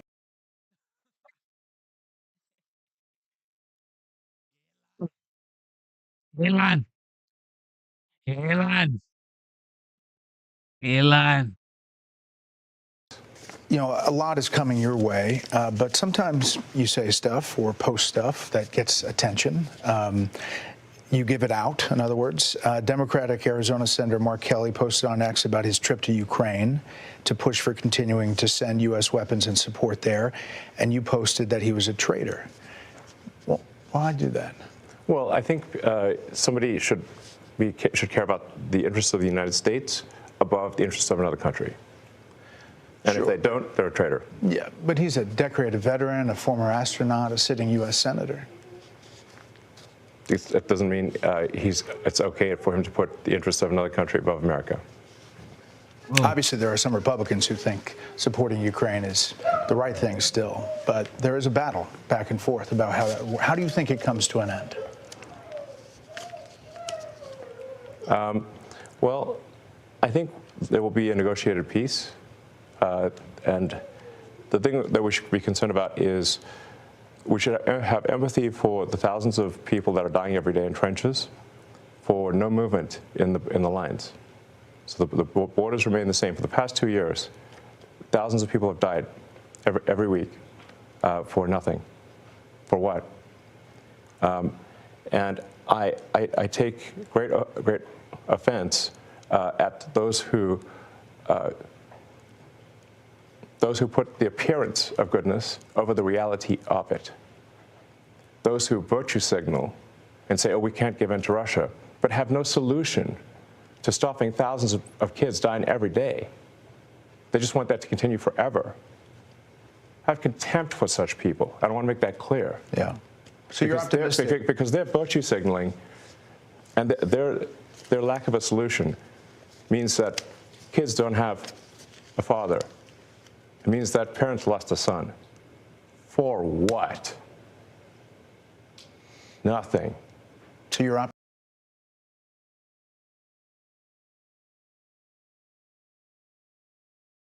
This guy just happens to be a good guy. Look, everybody knows, okay? Truly, he just happens to be a good guy. You would never see a man of his caliber come out and talk like this and say, why are people dying? How many billionaires would come out like this? And he happens to be the wealthiest one of them. I mean, come on, man. Yeah, you could have your reservations about him and say, you know what, I don't really like him. But come on, you got to commend his strength to be able to say these things in public. Optimistic that the president's plan might work. The president's plan is the only thing that will work. Hey, Sean Hannity here. Elon. Amen. The ways that the government is defrauded is that the computer systems don't talk to each other. So if the computer systems don't talk to each other, then you can exploit that gap, and fraudsters exploit that gap. Somebody said you're glazing. I'm absolutely glazing. What? I'm glazing on Elon. This is Elon Musk, bro. But yeah. Somebody said Musk Vance 2028. First of all, Elon Musk was born in Pretoria, South Africa. He cannot run for presidency in the United States. To run for presidency, you have to be born in the United States. Okay? So get your facts right. Advantage. For example, there were over $300 million of Small Business Administration loans that has been given out to people under the age of 11. Well, actually, to add to it, it's $300 million under the age of 11 and over $300 million to over the age of 120. Definitely. Small business loans. Correct. Yes. The oldest American is 114. So it's safe to say if their age is 115 or above, they're fake. Or they should be in the Guinness Book of World Records. And we should not be giving out loans to babies. So the youngest recipient of a Small Business Administration loan is a 9-month-old, which is a very, very precocious baby we're talking about here. So obviously it was just fraudulent. And they do terrible things. They actually will see that a kid's been born. They will steal that kid's social security number and then take out a loan and leave that kid with a bad credit rating. There was literally a baby. The terrible things are being done is what we're saying.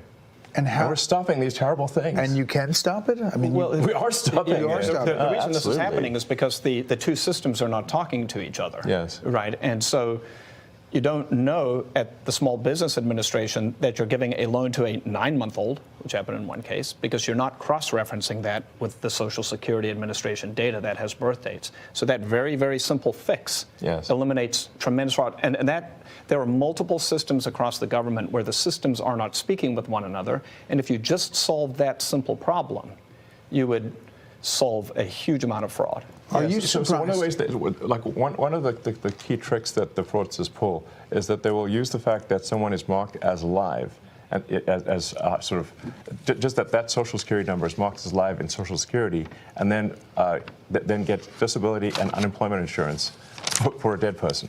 Because the databases don't talk to each other, all they got was from Social Security is like, is this person alive? Yes, they're not alive. It's falsely marked.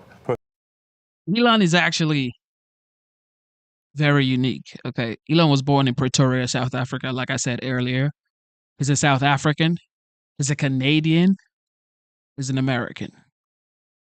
So he's a gem to this world, but he happens to claim America first, and I think that's a great idea. And I think the fact that he defends America, that's actually noble. Person is falsely marked as alive and patriotic. Social Security, but they didn't. But that person, a fraudster can now get unemployment and disability from a dead person. This is happening all the time at scale. Are you surprised at some of the legal efforts and some of the judges that have weighed in? There's about 8 or 10 now. Of these cases that are at least temporary holds. They're being challenged by the DOJ. Right. Are you surprised by that pushback? Well, it's the D.C. Circuit is notorious for having a very far-left bias. And when you look at the people close to some of these judges, where are they working? Oh, they're working at these NGOs. Oh, they're the ones getting this money. Does that seem like a system that lacks corruption? It sounds like corruption to me. Last thing, do you guys all see this as a patriotic duty? I mean, is that really what this is about? It's essential. Very much so. I do, 100%. I was running 5 businesses in Houston, and I left that. I left great people to do this, and my wonderful wife said, go for it. And here I am. But I feel like this is me giving back to the country. If we don't do this, we're sunk. The ship, unless this exercise is successful, the ship of America will sink. That's why we're doing it. Well, gentlemen, I really appreciate the time. Hassan, Interior Department, you're a former oil company CEO. You're reviewing contracts before they're approved for funding. What are you finding? Well, Elon and Steve kind of stole my thunder a little bit, but I actually found that customer service survey contract. I actually have an example of one right here. I could have done this in high school. And Is that right? I found it. Is that bad? I found it on the weekends because under the Biden administration, there was no departmental oversight within the Department of Interior whatsoever. None. We are now reviewing every single contract, every single grant, and when things come to my attention that don't make sense, I'm bringing them to Secretary Burgum, and he's been fantastic. He's a businessman. He's very supportive of Doge. It's been wonderful to work with him. Is the battle between government of decades of buildup and business, which you guys are, is that like a train hitting each other? I mean, it seems like it's pretty disruptive. Well, this is a revolution, and I think it might be the biggest revolution in government since the original revolution. But at the end of the day, America is going to be in much better shape. America will be solvent. The critical programs that people depend upon will work, and it's going to be a fantastic future. But are we going to get a lot of complaints along the way? Absolutely. You know, one of the things I learned at PayPal was you know who complains the loudest and with the most amount of fake righteous indignation? The fraudsters. It's a tell. There's some of these NGOs that are crazy, like the $2 billion to Stacey Abrams' NGO that basically didn't exist and suddenly gets $2 billion awarded from the federal government. She has, why? And there are many such cases like that. I think that most people, common sense-wise, would say the fraud's got to end. Yeah. They're concerned about the 94-year-old mother who skips a check or somehow doesn't get what she's supposed to get. Right. And what we're trying to say is actually that the 94-year-old grandmother is actually, as a result of Doge's work, going to get her check. She's not going to be robbed by fraudsters like she's getting robbed today. And the solvency of the federal government will ensure that she continues to receive those Social Security checks, that Medicare continues to work, without which we're all doomed. The reason we're doing this is because if we don't do it, America's going to go insolvent. We're going to go bankrupt. And nobody's going to get anything. Why are you guys all doing it? I mean, you can pipe up, but you don't have to be here, right? I mean, you don't have to be doing this. I have blessed with four beautiful children, my wife and I. But we have a real fiscal crisis, and this is not sustainable.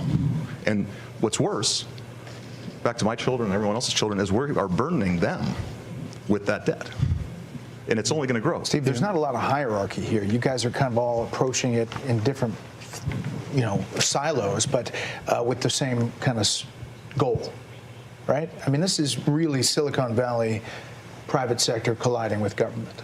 Yeah, exactly. And we're headed in a bad path, but then the chance of success exists. And just the one that just is in my head right now, which is a fairly mundane one, but I think is very illustrative, is credit cards. There are in the federal government around 4.6 million credit cards for around 2.3 to 2.4 million employees. This doesn't make sense. Right. And so one of the things all of the teams have worked on is we've worked with the agencies and said, do you need all of these credit cards? Are they being used? Can you tell us physically where they are? I hope they're getting frequent flyers. Actually, on a different note, the rewards program the federal government has is actually not very good. That's a whole other... It's a negotiation. Sure, yeah, exactly. But so far, the teams have worked together, and they've reduced it from 4.6 million to 4.3 million. So we're taking it easy. But clearly there should not be, more. There should not be more credit cards than there are people. Yeah. Joe, middle-level employees, are they seeing a benefit to being empowered by taking out bureaucracy? I mean, absolutely. I mean, I think what you're seeing is taking the best of Silicon Valley and the business world and bringing it into the government. We're bringing the best practices and the best methodologies, and people are inspired. right? Especially on the retirement process, which I can speak to. They've been trying to modernize and get off of paper since early 2000s, very unsuccessfully. Every attempt has gone over budget and been canceled because it hasn't been successful. And so, you know, I showed up and I feel like I'm here because it's an interesting problem. We can use design to solve it and good engineering and really create a better experience for everybody. We're talking about elementary financial controls that are necessary for any company to function. So, like, if the federal government, if a commercial company operated the way the federal government does, then it would be immediately go bankrupt. It would be delisted. The officers would be arrested. The changes we're putting in place will enable the federal government to pass an audit. It will enable taxpayers to know where the money is going and know that their hard-earned tax dollars are being spent well. Elon Musk sitting down for an exclusive interview, a fascinating interview, alongside 7 members of the Doge team, giving a peek behind the curtain of President Trump's cost-cutting department. It was a riveting 50 minutes. The team consists of a wide range of experts, including a former rocket scientist and one of the co-founders of the rental site, a billionaire himself from Airbnb. So the Doge team also consists of engineers and all have the same goal, to slash wasteful government spending. Watch. Our goal is to reduce the deficit by $1 trillion. You technically are a special government employee, and you're supposed to be 130 days. Are you going to continue past that, or do you think that's what you're going to do? Or? Well, I think we will have accomplished most of the work required to reduce the deficit by $1 trillion within that time frame. We actually want to be careful in the cuts, so we want to measure twice, if not thrice, and cut once. Actually, that is our approach. They may characterize it as shooting from the hip, but it is anything but that. Some people say this shouldn't take a rocket scientist. Steve Davis, you are a rocket scientist. Used to be. That all of us are willing to kind of put our lives on hold in order to do. I think the thing that's special right now is we actually believe there's a chance to succeed. We really believe that the government can have an Apple Store-like experience. Beautifully designed, great user experience, modern systems. All of these people look so normal, but so brilliant at the same time. I mean, it just casually says, well, you know, I used to be a rocket scientist. Yeah. And now we're getting free resources of some of the smartest individuals in our country. The leaders should be more grateful that we have access to this amount of resources. They built great companies, have great success, not asking for a paycheck. They're just trying to cut the waste in the country right now. This is what happens when you put a businessman in charge of the government. He's going to run it like a business. There is no business that would survive with the amount of debt we have and the inefficient systems that we're running. Social Security, a giant program with paper, you know, and it takes so long for people to actually retire, and there's so much fraud in the system. So absolutely, really lucky to have these people coming in, and it just leaves you wondering, Brian, why wasn't this done before? Yeah, communicate exactly what was going on. Yeah. They had an option, and Vivek Ramaswamy talked about it. He said, he was more putting together a report, giving it to Congress and telling him to do it. Too slow. And Elon said, no, we're going to cut in real time. And it's caused controversy when you just say, hey, I just emailed out, we got to let go a whole bunch of people. That was before the secretaries got in place. Now that the secretaries are in control of their department, and now they're going to the Pentagon and Social Security, but they're not cutting benefits, and they're cutting out how many, for example, 120-year-olds are getting Social Security checks, and how many 9-month-olds are getting small business loans. There's no way for them to check what's going on. They also said there was no way of checking where any of the money was going. An invoice would come in, it would be paid, it would go out. They couldn't believe what they were witnessing, and that made them they gave them more of a sense that they got to fix this because it was he believed, so easy to fix. They have a computer system that handles billing that is 50 to 60 years old, that is so hard. One bank account. Yeah, even to update it, you couldn't train people on it. So they can come in there and modernize it in real time. And what they should do now, I think, is and you would know better, there are a roster of 24 Democrats that could just come in, look over the shoulder of what they're doing. I know you can get doge.gov.com. I know you can go there now. But so they could hear some of this without the cameras and tell me what the problem is. What Congress used to do, you guys, is just tell, like, there were a few good guys in there that saw the race and wanted, but they never did anything about it. All they did was print up these big books listing the stuff. And now all of a sudden, Doge and the secretaries are all on board, and they have a president who's like, cut and slash this crap out of the budget. And so it's happening. And what it's done, Lawrence, is it has exposed not just inefficiencies and ancient systems and floppy disks and file cabinets in mines, but it's also uncovering a lot of corruption. Well, the corruption is within the Democratic Party, all these different groups. And I remember when I used to be a part of the Obama team. I worked on the campaign. After the campaign, they immediately started finding ways for all these nonprofits to coordinate with the White House. Yes. And then all these groups were getting money from the government back and forth. So this has been an operation for a long time. How do you keep the ground soldiers in the game? But you got to pay them as well. And so we're seeing a connection with all these groups, our money, taxpayer money, not serving in the government, but serving as the political arm for all these different programs for the Democratic Party, and it's still in action. So when you see Democrats freaking out, it's because their bottom line has been impacted. Their foot soldiers aren't getting paid. They get a little mad about this. And the money laundering Said they're foot soldiers. has been exposed. That's what it was. It was money laundering with our money. And so I always thought, why can't you complete an audit? And one of the reasons you can't complete an audit is if you know the money's going out, but you don't know where it's going. Yeah. So that's when people sit down there and go, I can't be a forensic accountant if you don't tell me why you're paying these bills or who it's going to. So when they get into the Pentagon, they're not looking necessarily to gut. Look at his hat. Look at his hat. Trump was right about everything. People, maybe that This guy may just be the biggest Trump fan. is a story. They are too big, but they want to find out why they can't be audited once and for all, along with increasing spending because we have so many challenges. I love that Elon Musk brought up Stacey Abrams because, and he stayed on this because it's a really great example that we can wrap our heads around. So she started an NGO named Power Forward Communities. You know, this nebulous name sounds, innocuous. Power Forward Communities. She had $100 in that account. Suddenly, it gets a $2 billion injection of our money. What is she doing with $2 billion? $2 billion. What power? What does it do? What? No one knows. No one knows. Energy justice. Energy justice. And it's actually what Lawrence just said. It's a way to pay off Democrat operatives. She lost her race, and they needed something to keep the foot soldiers. They felt like she had a great ground game. Hire those same people. It's a wash, rinse, and repeat again. Amen. I'm Steve Ducey. I'm Brian Kilmeade. And I'm Ainsley Earhart. Stacey Abrams, Atlanta. All right, J.D. Vance in Denmark.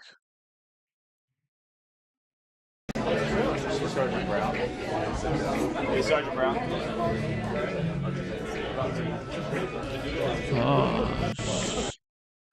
All right, so take that back.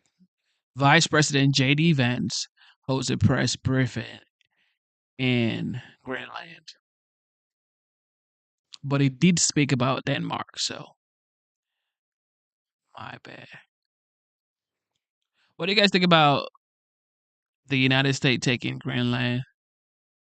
Well, according to OG Trump, he said it's because of national security, which if you check the history, you would agree with him.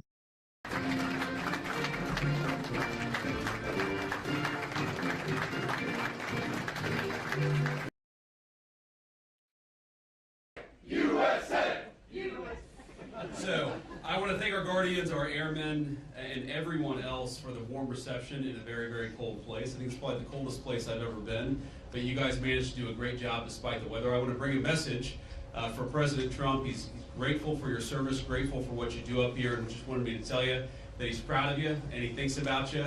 And of course, the same is true for everybody that's flanking me up here. We're thrilled to be here because the mission that you guys do is so important for the United States. It's important for our national security.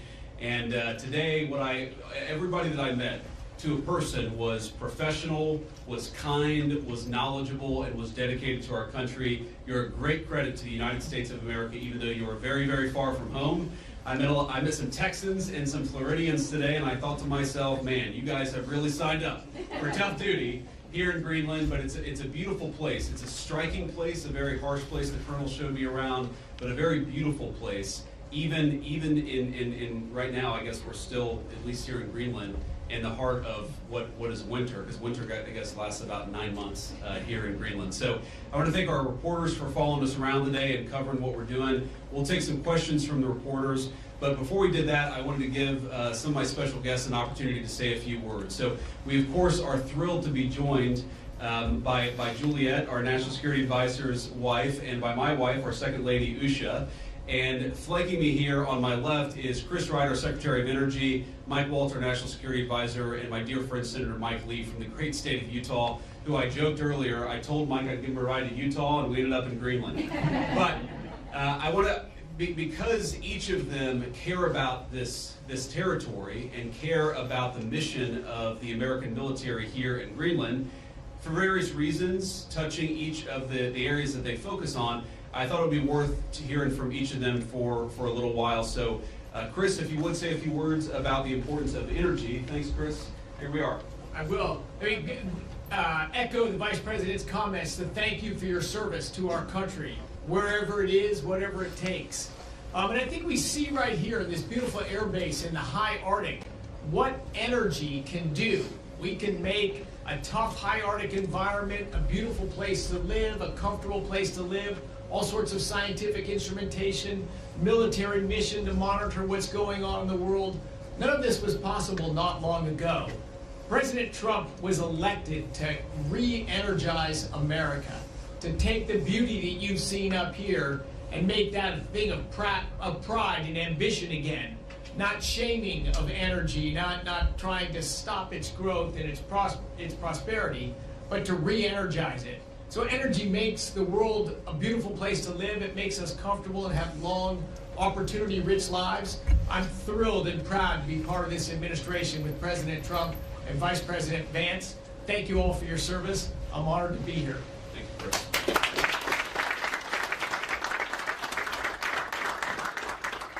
I guess when we flew in, it did look a little bit like Utah in the wintertime. Only there's substantial portions of this land that are always covered in ice, and it doesn't change. I really enjoyed talking to a number of you a little while ago as you were telling me that when you're deployed here for a year without your family, without your spouse, without your children. That is emblematic of so many of the sacrifices that so many of our armed services personnel make. And my conversations with our airmen and guardians this afternoon reminded me of the fact that the American people are indeed in good hands. They're in your hands. What you do here makes us safer.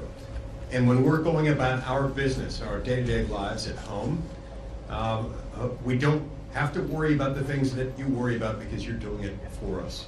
Thank you so much for that. And I look forward to learning more about what you do here and about the future of the United States and its interaction with this amazing land in this part of the world. Thank you.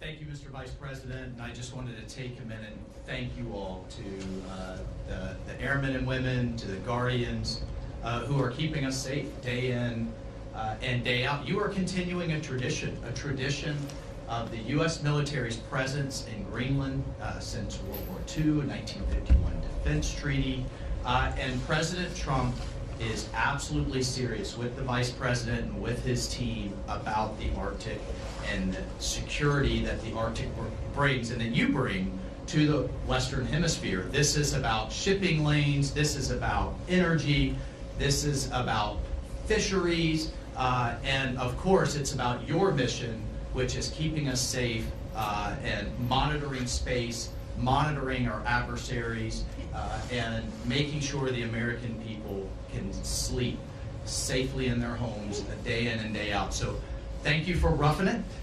Thank you for being without your families. I bet every one of you are going to pick somewhere in, I don't know, Florida or the Bahamas or something for your next duty station, I would think. But this is also, I mean, what an incredible adventure.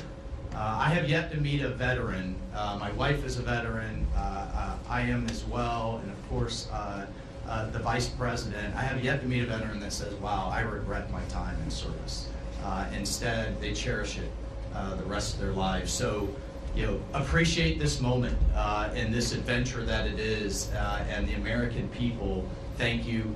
President Trump thanks you, and I know the vice president and the second lady thanks you as well. And it's just really an honor to be with you today. Thanks so much.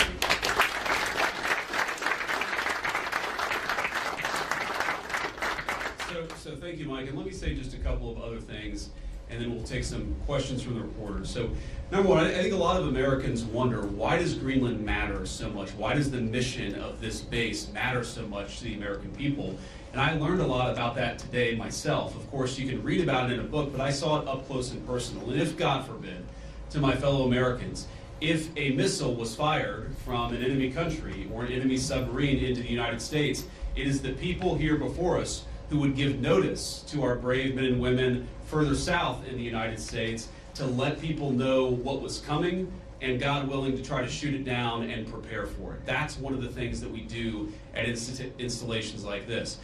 We know that Russia and China and other nations are taking an extraordinary interest in Arctic passageways and Arctic naval routes, and indeed in the minerals of the Arctic territories. We need to ensure that America is leading in the Arctic, because we know that if America doesn't, other nations will fill the gap where we fall behind. So what you guys do is so critically important. I think a lot of Americans, certainly I, didn't realize it fully until President Trump started talking about the importance of our Arctic mission, about building upon it, and ensuring that America can lead in the Arctic for the next generation. And now I want to talk about, of course, the interaction and what Denmark, I think, has done, and sometimes in partnership with us, but let's be honest, what Denmark over the last 20 years has failed to do in some cases, because we know that unfortunately this place, this base, the surrounding area is less secure than it was 30, 40 years ago, because some of our allies haven't kept up. As China and Russia have taken greater and greater interest in Greenland, in this base, in the activities of the brave Americans right here, we know that too often our allies in Europe have not kept pace. They haven't kept pace with military spending, and Denmark has not kept pace in devoting the resources necessary to keep this base, to keep our troops, and in my view, to keep the people of Greenland safe from a lot of very aggressive incursions from Russia, from China, and from other nations. Now, President Trump, as he says all the time, and as a lot of people recognize, is a president of peace. We want to have good relationships with everybody. That includes, even to the extent possible, the Chinese and the Russians. But part of having good relations is showing your strength when you have to. And unfortunately, the story of Greenland over the past 20 years when it comes to security is that we've underinvested in the infrastructure, we've underinvested in the security architecture, and we've underinvested in the brave men and women who are doing a very hard job, as Mike said, to keep all of us safe. That has to change. Now, when I pointed out a couple of weeks ago that in some ways, with all due respect to our Danish allies, they had not kept pace, there was a lot of criticism from Denmark, a lot of attacks at the Trump administration, at the president, at me, at others in our administration for saying the obvious, which is that Denmark hasn't done a good job at keeping Greenland safe. And one of the things I heard was, well, what about the many Danes who lost their lives in the war on terror fighting alongside the United States? Well, look, we obviously honor the sacrifice of our Danish friends in the war on terror 20 years ago, just as, for example, the French honor the sacrifice of Americans in Normandy 80 years ago.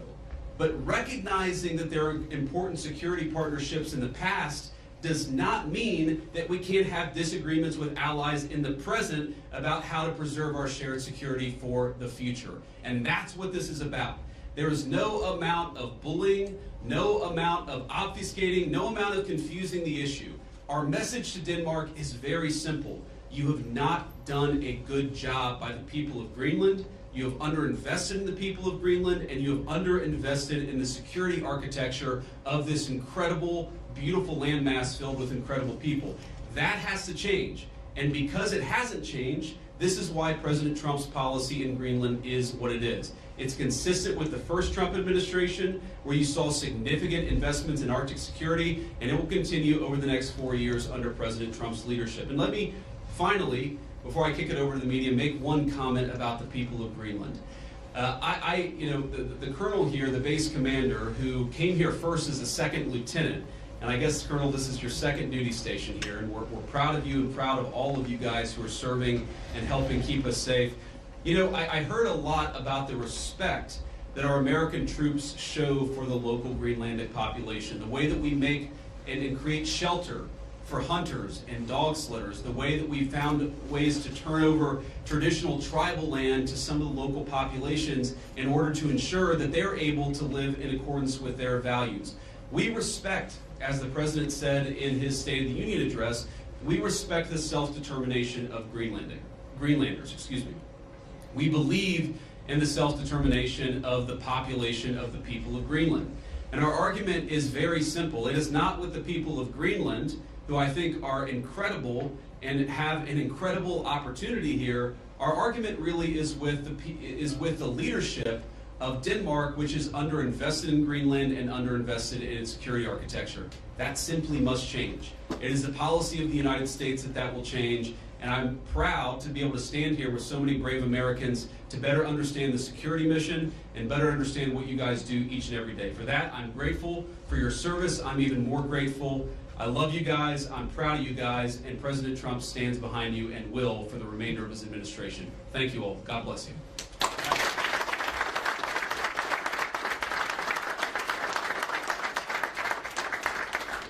All right, now we'll take a few questions. Both of you guys have your hands up. Whoever can go first. Red scarf, go first. Okay, sure. Thank you, Mr. Vice President. Do you have any plans, are there plans to expand the U.S.'s military presence in Greenland beyond this base? Well, are there immediate plans to expand our military presence? No, but are there general objectives that we want to accomplish that will certainly require us investing more resources, investing in additional military icebreakers, investing in additional naval ships that will have a greater presence in Greenland? Absolutely. And we know that's necessary because we know, as Mike talked about and certainly I talked about, there has been an expansion of the security footprint and the security interest of Russia and China. They're doing what they believe is in their interest. The United States must do what I know is in our interest, which is to make sure that Greenland is safe. If Greenland doesn't have self-determination, if the people of Greenland have their future controlled by the Chinese Communist Party, it's not going to make their lives better off, and most importantly, it's going to make American and world national security, world security, much, much weaker. We in some ways need to wake up. We need to wake up from a failed 40-year consensus that said that we could ignore the encroachment of powerful countries as they expand their ambitions. We can't just bury our head in the sand, or in Greenland, bury our head in the snow and pretend that the Chinese are not interested in this very large landmass. We know that they are. They've taken steps to put Greenland in ridiculous debt traps to invest and exploit the resources here. And we know that they're sending a lot of military resources here. Yes, over the medium term, the United States will meet that challenge. We will put our own resources here. We already have a lot of great resources here, but we know we're going to have to do more to counter some of the nations that we know that we're competitive with. Sure. Thank you so much, Mr. Vice President. And the President said today that we have to have Greenland. By being here today, are you also conveying that message that the U.S. is very serious in its desire to acquire Greenland? Well, the President said we have to have Greenland, and I think that we do have to be more serious about the security of Greenland. We can't just ignore this place. We can't just ignore the President's desires, but most importantly, we can't ignore what I said earlier, which is the Russian and Chinese encroachment in Greenland. We have to do more. And what the President said in his State of the Union address, and he was very clear about this, is we respect the self-determination of the people of Greenland, but my argument again to them is I think that you'd be a lot better coming under the United States security umbrella than you have been under Denmark's security umbrella. Because what Denmark's security umbrella has meant is effectively they've passed it all off to brave Americans and hoped that we would pick up the tab. We're simply saying to the people of Greenland, when the president says we've got to have Greenland, he's saying this island is not safe. A lot of people are interested in it. A lot of people are making a play. We know that America cares about the security of this island for the sake of the people of Greenland, but also for the sake of the national security interests of the United States of America. So our message is very simple. Yes, the people of Greenland are going to have self-determination. We hope that they choose to partner with the United States because we're the only nation on earth that will respect their sovereignty and respect their security, because their security is very much our security, as these brave Americans show. John Parkinson with ABC News. Thanks for bringing us along on this historic trip. I wanted to ask you about last week's news with the Atlantic. We've had a couple questions on Greenland. I feel like you've answered that. But I did want to ask, did you express your concerns to the president that you were opposed to the Houthi strike? And also, what did you mean when you asked, or when you said in that thread that the president wasn't aware that his directions for Yemen were inconsistent with his message on Europe? Well, I didn't quite say that. I think that's a slight bit misunderstanding of what I said, but we've talked, of course, in the American media about Signalgate, as I called it, for the past week. And here's what I told the president and the entire national security team, is that yes, it is in the interest of the United States of America to preserve navigation. Yes, it is in the interest of the United States to kill terrorists who are preventing navigation in the Red Sea, but we got to make sure that we do it right. We have to be careful. We have to make sure the timing is right. And of course, what that leak revealed, I think, is a private communication between the president's senior advisors about how best to prepare the American people for what we all thought we had to do, about the right timing of when we should do something, and of course, surfacing the strategic questions that we needed to decide and brief the president on so that he could ultimately make the decision about what we would do. What I saw in that Signal chat, and of course what I've seen in the President's senior national security team, is that sometimes we all agree and sometimes we all disagree, but it's important that we all have an honest conversation amongst ourselves and with the President of the United States about what we think is the best interest of the national security of the United States of America. I support the President's decision to strike the Houthis. I always supported the President's decision to strike the Houthis, and I support the national security team having the argument about how best to serve the American people. Good. In your security briefing today, did you see specific threats coming from China and Russia, things that you did not know about before? Are we talking battleships, icebreakers, any type of military equipment, or is it economic? Well, I don't want to get too specific, but yes, we know that the Chinese are very, very interested in this island. We've seen some of the economic pressures that they've tried to place on Greenland. We know that they're increasingly engaging in military training and military interest. Certainly, they've started to describe themselves as a near-Arctic power. And I think part of that is justifying taking a further interest in Greenland and some of the surrounding territories. So we've seen very strong evidence that both the Chinese and the Russians are interested in Greenland. And why wouldn't they be interested in Greenland? It's a beautiful place. It has incredible people. It has its geographic placement makes it very important for the national security of the United States, but for world security. What we have to recognize is that if the Chinese and the Russians are going to pursue their national interest, we need a president who's going to pursue the American national interest, and that means ensuring that Greenland is safe. When can we expect an update on the internal investigation into that Signal chat leak? Has that investigation concluded, and what are the findings? I think we'll get an update soon. Look, we take it very seriously. We all accept that a journalist should not have been invited into the chat, and members of the administration, including my dear friend Mike, have taken responsibility for it. But I find the American media's obsession with this issue very, very interesting, because I happen to remember about 4 years ago when American military leadership made a catastrophic error that got 13 innocent Americans killed in Afghanistan and had about $80 billion of military equipment turned over to one of the worst terrorist organizations in the world.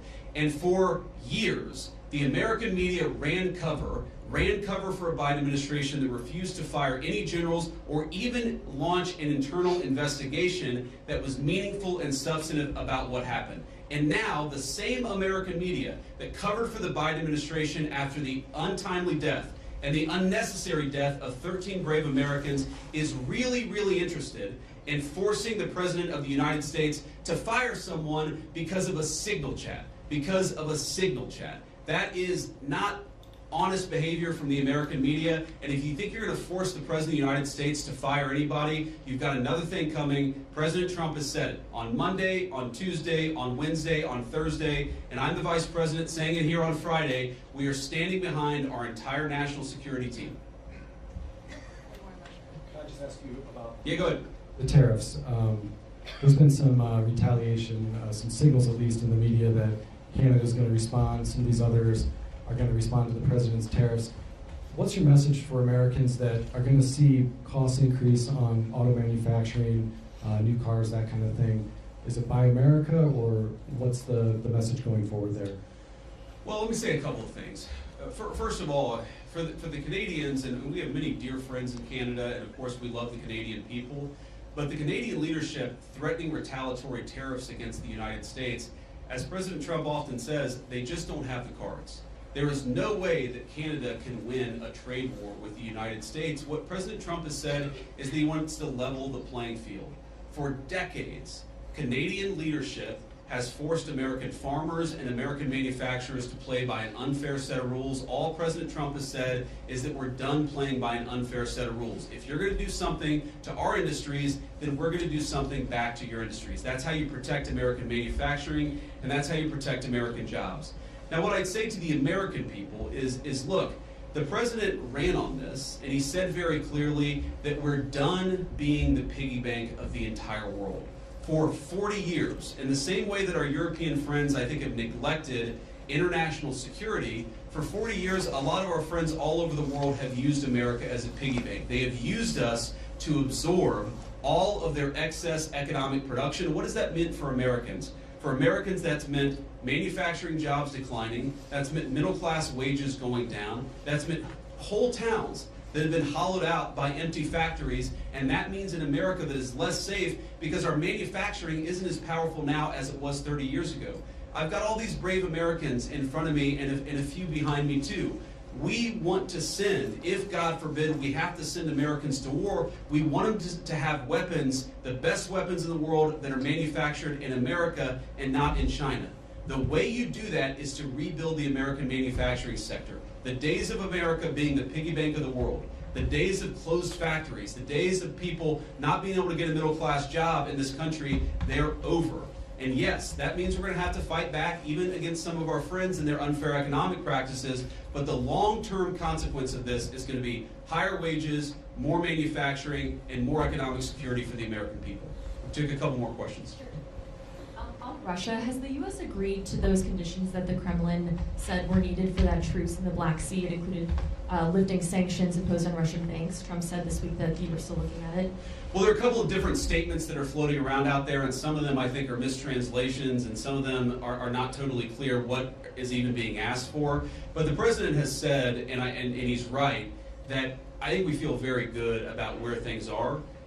We trust but verify. We make sure that what we're seeing from one party is met by the other party and vice versa. But I think that we've made an incredible amount of progress. We have to remember that this war started under Joe Biden's administration. It has led to an unbelievable amount of death and destruction. And for the first time in almost 4 years, thanks to President Trump's leadership, we have an opportunity to really achieve a peaceful settlement. The president's going to fight every single day to make sure that happens. And of course, we'll keep you guys updated as we continue to make progress. I do think if you look at what we've talked about, we've obviously got this energy infrastructure ceasefire. We've got a Black Sea commercial ceasefire that I think is almost done. And once we get there, we'll work on the next stage of the ceasefire.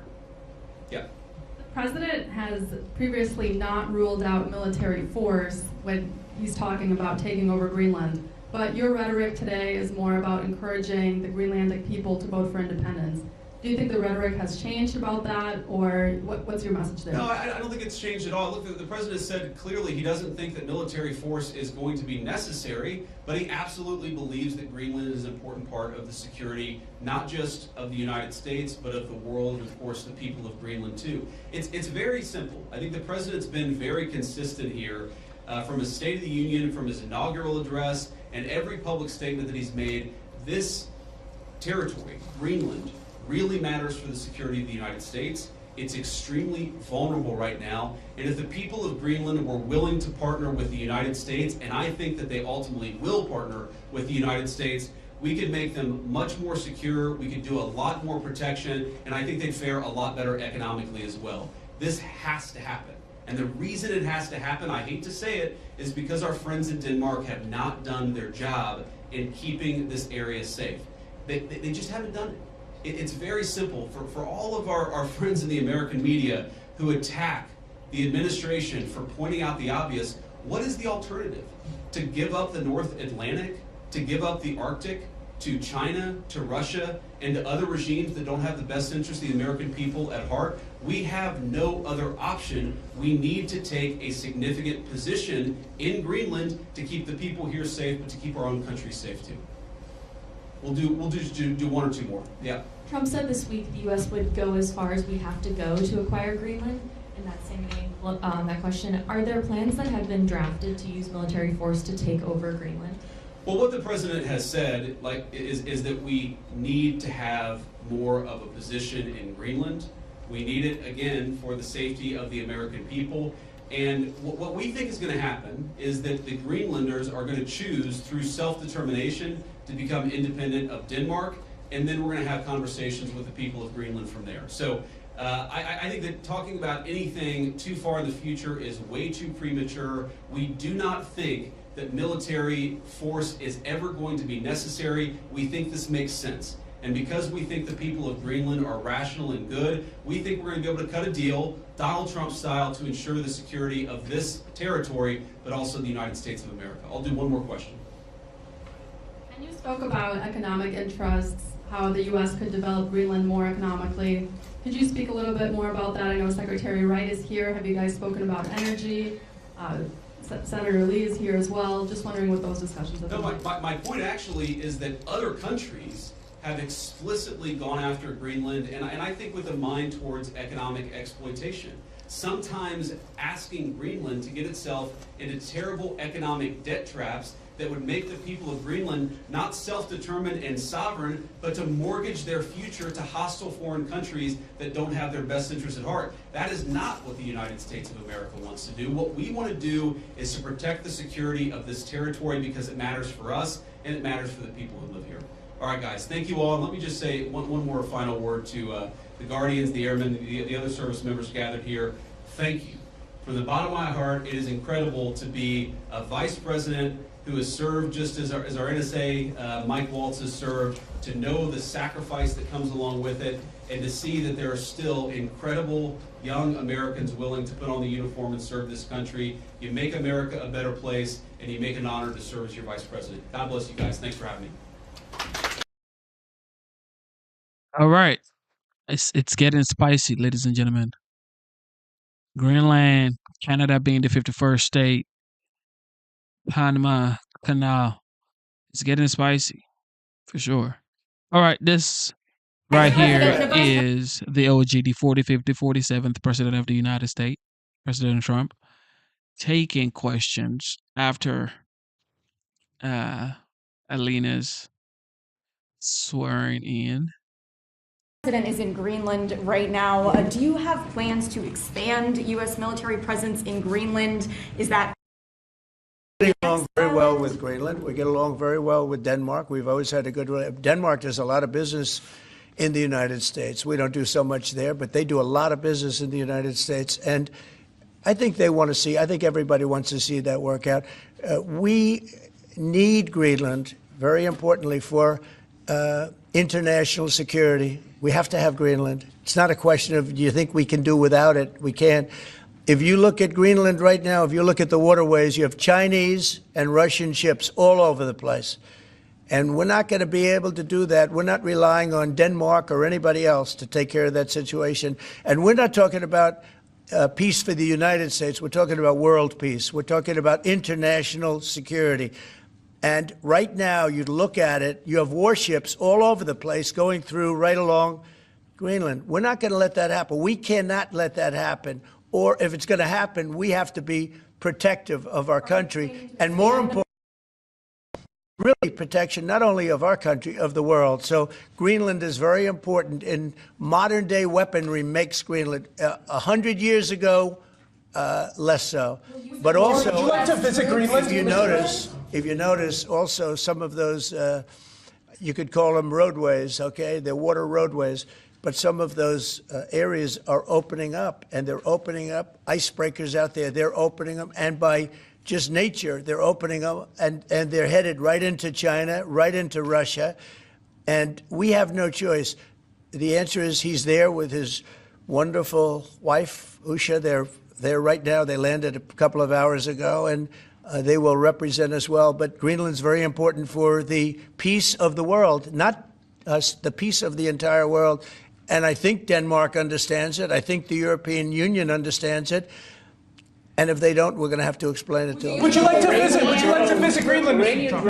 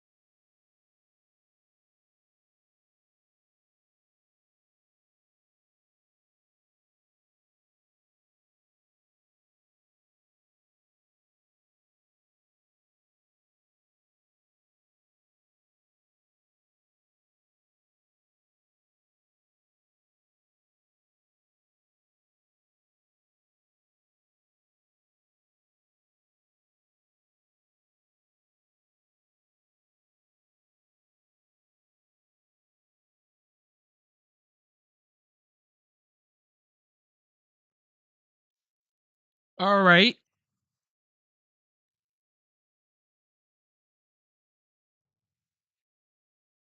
Minister says that they will be implementing retaliatory tariffs. You said if that were to happen, that you would be responding with large-scale tariffs. Will you be following through with that promise? Well, absolutely. But we had a very good conversation. Mark called me today at 10 o'clock. We put out a statement. We had a very, very good talk. He's going through an election now, and we'll see what happens. But we have Liberation Day, as you know, on April 2nd, because, and I'm not referring to Canada, but many countries have taken advantage of us, the likes of which nobody even thought was possible for many, many decades, for decades. And, you know, that has to stop. We're going to end up with a very good relationship with Canada and a lot of the other countries. Some we probably won't. It won't be so pleasant. But I think most countries are agreeing with me. They actually Many of them have actually apologized. They said, look, we have taken advantage. And I don't blame them as much as I blame the people that stood, in this case I can say the men, because so far they've been all men, haven't they? But the men that sat right there and behind the Resolute desk, mostly the Resolute desk, you know. I don't know if you know, you have a choice of 7 desks. The Resolute is the one I like, but some chose other ones. But they sat right behind a desk right in this location, and they let our country be hurt very badly. But I didn't do that. So, but we had a very good talk, the Prime Minister and myself, and I think things are going to work out very well between Canada and the United States. Yeah, please go ahead. Mr. President, how is the talks with India or tariff going on? And what is the expectation from India? How much do you want them? Well, as you know, Prime Minister Modi was here just recently, and we've always been very good friends. India is one of the highest tariffing nations in the world. You know that. I know. Thank you for shaking your head, but it's brutal. It's brutal. They're very smart, and he's a very smart man and a great friend of mine, actually. And we had very good talks. I think it's going to work out very well between India and our country. Very, very well. And I want to say you have a great Prime Minister. Mr. President, there's been a very serious earthquake in Burma, Myanmar today, with up to several hundred killed. Yeah. The military regime there has asked for help from anybody. Yeah, we're going to be helping. We've already alerted the people. Yeah, it's terrible what's happened. It's helping. We've already spoken with the country. Okay, please. Mr. President, yesterday you asked Representative Stefanik to stay in her seat. Can you explain your reason for that? Did it have anything to do with the tight polling in the Florida district that former Representative Waltz held? Well, I think we're doing, I think we had, as you know, we have a few elections going on. And she is phenomenal, number one. She is a friend of mine, and she was going to go to the United Nations. And I said, look, there's a lot of room for doing that or something else. But she's very popular in her district, and I didn't want to take a chance. I don't even know who else is running. I assume somebody else would have been running. But if she runs, she can't be, you never want to say can't be beaten, but I think can't be beaten. She's very, very well-liked and very smart. And I said, Lise, would you do me a favor? We cannot take a chance. We have a slim margin. We don't want to take any chances. We don't want to experiment. And she polls like I do. I won her district, as you know, by a lot of points. And she also does very well there. When it comes to Florida, you have 2 races, and they seem to be good. It's a Trump plus 32 area. The one thing is they're spending like $12 million, and our candidate doesn't have that kind of money, spending much less than that, like maybe 1/12, about $1 million, a little bit more than $1 million. So the airwaves are blanketed, and you never know what happens in a case like that. I won it by 32 points, and it's very, very strong. It used to be Democrat, but when I came along, they liked me for whatever reason. You'll have to explain that, but they liked me, and we're way up. But you don't know what happened. Second district, who seems to be in pretty good shape, but likewise, he's being outspent about 5-1. So we don't want to take any chances. So I went to Elise and I said, Elise, do you mind? Very highly rated person, you know, she was a real leader. And she will be again. I spoke with Mike Johnson. They're going to put her in a high leadership position. But will you mind staying in Congress? Because we don't want to take any chances. And it's as simple as that. It's basic politics. It's politics 101. She's very popular. She's going to win. And somebody else will probably win, too, because we did very well there. I did very well there. But the word probably is no good. So I really appreciate her doing it. She's doing me a big favor when she does it, because she was all set to go to the United Nations, and she would have dealt with Putin and Zelensky and everybody else, and she would have been very effective. But we really don't want to take any chances because it is tight. Mr. President, go ahead, please. Thank you, sir.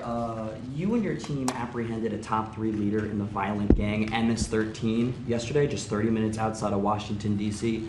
What has made you and your team so effective in finding, locating, apprehending, and deporting these violent, illegal migrants? I love this guy. I was about to say, he was going to say, I love this guy. More people would ask questions like that. But thank you. That's very nice. I appreciate it. And they have been. All you're doing is being fair with when you ask a question in that way. Pam Bondi and Kash Patel and all of the rest of law enforcement. And I think we have to include ICE and Border Patrol, Paul of Border Patrol, the whole group from Border Patrol. They're so incredible, and it's dangerous stuff, hard stuff. And it's really an unforced error because these people were allowed into this country and they shouldn't have been in this country. They would have never been in this country. We're getting rid of some of the worst criminals in the world. They came out of jails and mental institutions from all over the world. But Pam and the whole group, and Kash, who's here, and it's so good to have him. I see him all over. He's working 24 hours a day, but the job they've done is incredible. And they caught one of the worst criminals in the world, I guess, in terms of evilness. You don't get any worse than the MS-13 guys and the Tren de Aragua guys. It's, you could flip a coin. It's a rough group.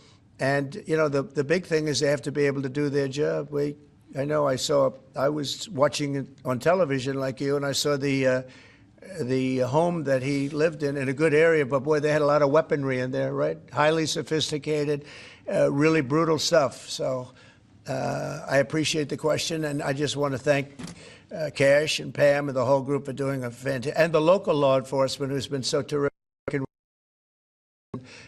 even first responders. So I want to thank everybody, and thank you very much. Mr. President, I wanted to say, first of all, happy Women's Month. You do so much for women by, first of all, keeping men out of women's sports, and you platform so many. That was an easy one. That was crazy. You've platformed so many great women, like your Chief of Staff, Susie Wiles. You also have Caroline Levitt doing a great job as press secretary. Now Alina will be joining as well. Since Democrats seem to struggle answering this question, I wanted to ask you, what is a woman, and why is it important that we understand the difference between men and women? Well, it's sort of easy to answer for me because a woman is somebody that can have a baby under certain circumstances. She has a quality. A woman is a person who's much smarter than a man, I've always found. A woman is a person that doesn't give a man even a chance of success. And a woman's a person that in many cases has been treated very badly, because I think that what happens with this crazy issue of men being able to play in women's sports is just ridiculous and very unfair to women and very demeaning to women. And that's got to be about a 94%. I read today it was a 94% issue. And I watched the other day, a congressman, a Democrat congressman, fighting for the fact that men should be allowed to compete essentially in women's sports. And I say, I hope they keep that going, because they'll never win another election. That's a big deal. But women are basically incredible people, do so much for our country, and we love our women, and we're going to take care of our women. Yeah. What was your reason for pardoning Trevor Milton? Highly recommended by many people, that was taken advantage of. He did a business deal like in Utah, as I have it. And I think he was exonerated, and then they brought him into New York, where he had a rough road. I mean, he was exonerated. It was a big celebration. Again, I don't know him, but they say it was very unfair, and they say the thing that he did wrong was he was one of the first people that supported a gentleman named Donald Trump for president.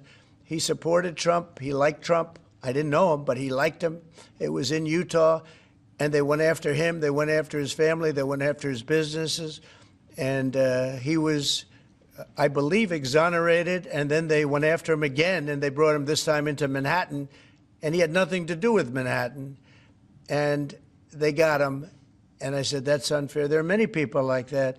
They support Trump, and they went after him. You don't realize this is a vicious group of people that were in this office before us. This is a vicious group. They're violent. What they were doing to people, and you could go story after hundreds and even thousands of stories, and they went after this man. And when I heard about it, I said, nope, not going to happen. They destroyed 5 years of his life. He fought for 5 years of his life, and he did nothing wrong.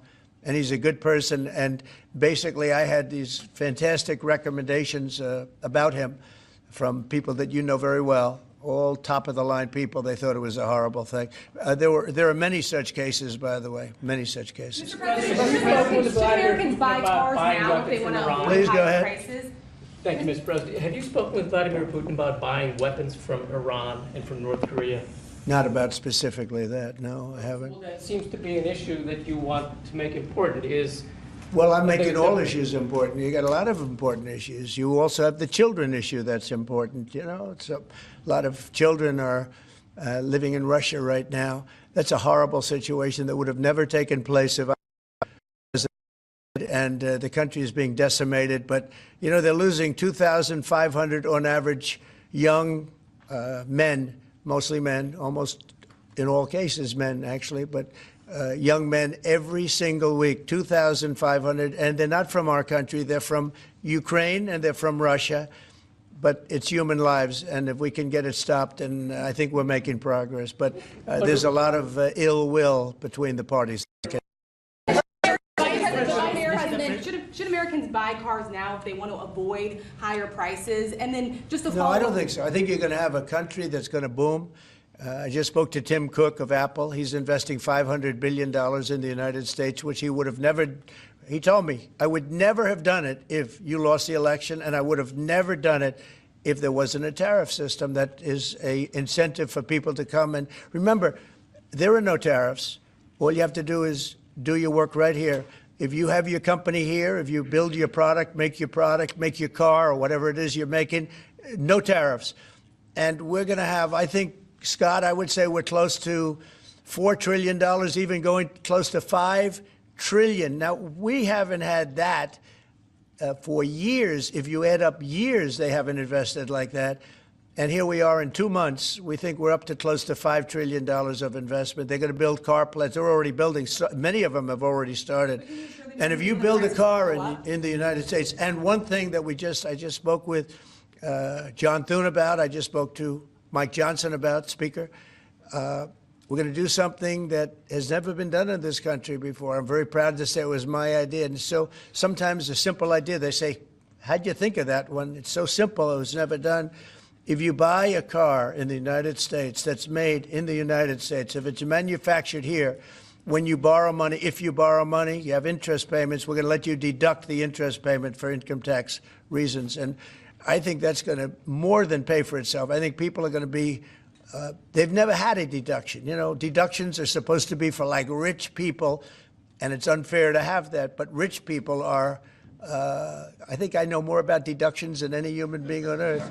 But, you know, the truth is that people that are middle-income people that buy a car and actually have to borrow money, they're going to now get an interest deduction on their car if it's made in the United States. If it's made someplace else, that won't take place. But car companies, as you know, are already expanding and building new plants. They've already started. And I think you're going to see numbers. Howard, you're seeing it. And Scott, you're seeing it. You're going to see numbers the likes of which you've never seen before. Yeah, please go ahead. The vice president is in Greenland right now. Do you have plans to expand U.S. military presence in Greenland? Is that We get along very well with Greenland. We get along very well with Denmark. We've always had a good relationship. Denmark does a lot of business in the United States. We don't do so much there, but they do a lot of business in the United States. And I think they want to see, I think everybody wants to see that work out. We need Greenland, very importantly, for international security. We have to have Greenland. It's not a question of, do you think we can do without it? We can't. If you look at Greenland right now, if you look at the waterways, you have Chinese and Russian ships all over the place. And we're not going to be able to do that. We're not relying on Denmark or anybody else to take care of that situation. And we're not talking about peace for the United States. We're talking about world peace. We're talking about international security. And right now, you look at it, you have warships all over the place going through right along Greenland. We're not going to let that happen. We cannot let that happen. Or if it's going to happen, we have to be protective of our country. And more important, really protection not only of our country, of the world. So Greenland is very important. In modern day weaponry makes Greenland 100 years ago, less so. But also, would you like to visit Greenland? If you notice also some of those, you could call them roadways, okay? They're water roadways. but some of those areas are opening up, and they're opening up icebreakers out there. They're opening them, and by just nature, they're opening up, and they're headed right into China, right into Russia, and we have no choice. The answer is he's there with his wonderful wife, Usha. They're there right now. They landed a couple of hours ago, and they will represent us well. But Greenland's very important for the peace of the world, not us, the peace of the entire world. And I think Denmark understands it. I think the European Union understands it. And if they don't, we're going to have to explain it to them. Would you like to visit? Would you like to visit Greenland? Well, if they don't, we're going to have to explain it to them. Attacking Ukraine every day. That's it. Iranian drones are attacking and killing Ukrainians every day. Why aren't you doing something about that? Well, we're going to see what happens with that. I'm getting reports on that, and we're looking at a report. You're right. They make a lot of drones. Iran makes a lot of drones. They make very effective drones, too. They do very effectively at some things, but Iran is very high on my list of things to watch. And as you probably know, I sent them a letter just recently, and I said, you're going to have to make a decision one way or the other. And we're going to either have to talk and talk it out, or very bad things are going to happen to Iran. And I don't want that to happen. Big preference, and I don't say this through strength or weakness. My big preference is we work it out with Iran. But if we don't work it out, bad things are going to happen to Iran. Okay, thank you very much, everybody. Thank you. OG 45th, 47th has spoken. Iran, he said, if they don't come to the table, very bad things are going to happen. There you have it. Okay.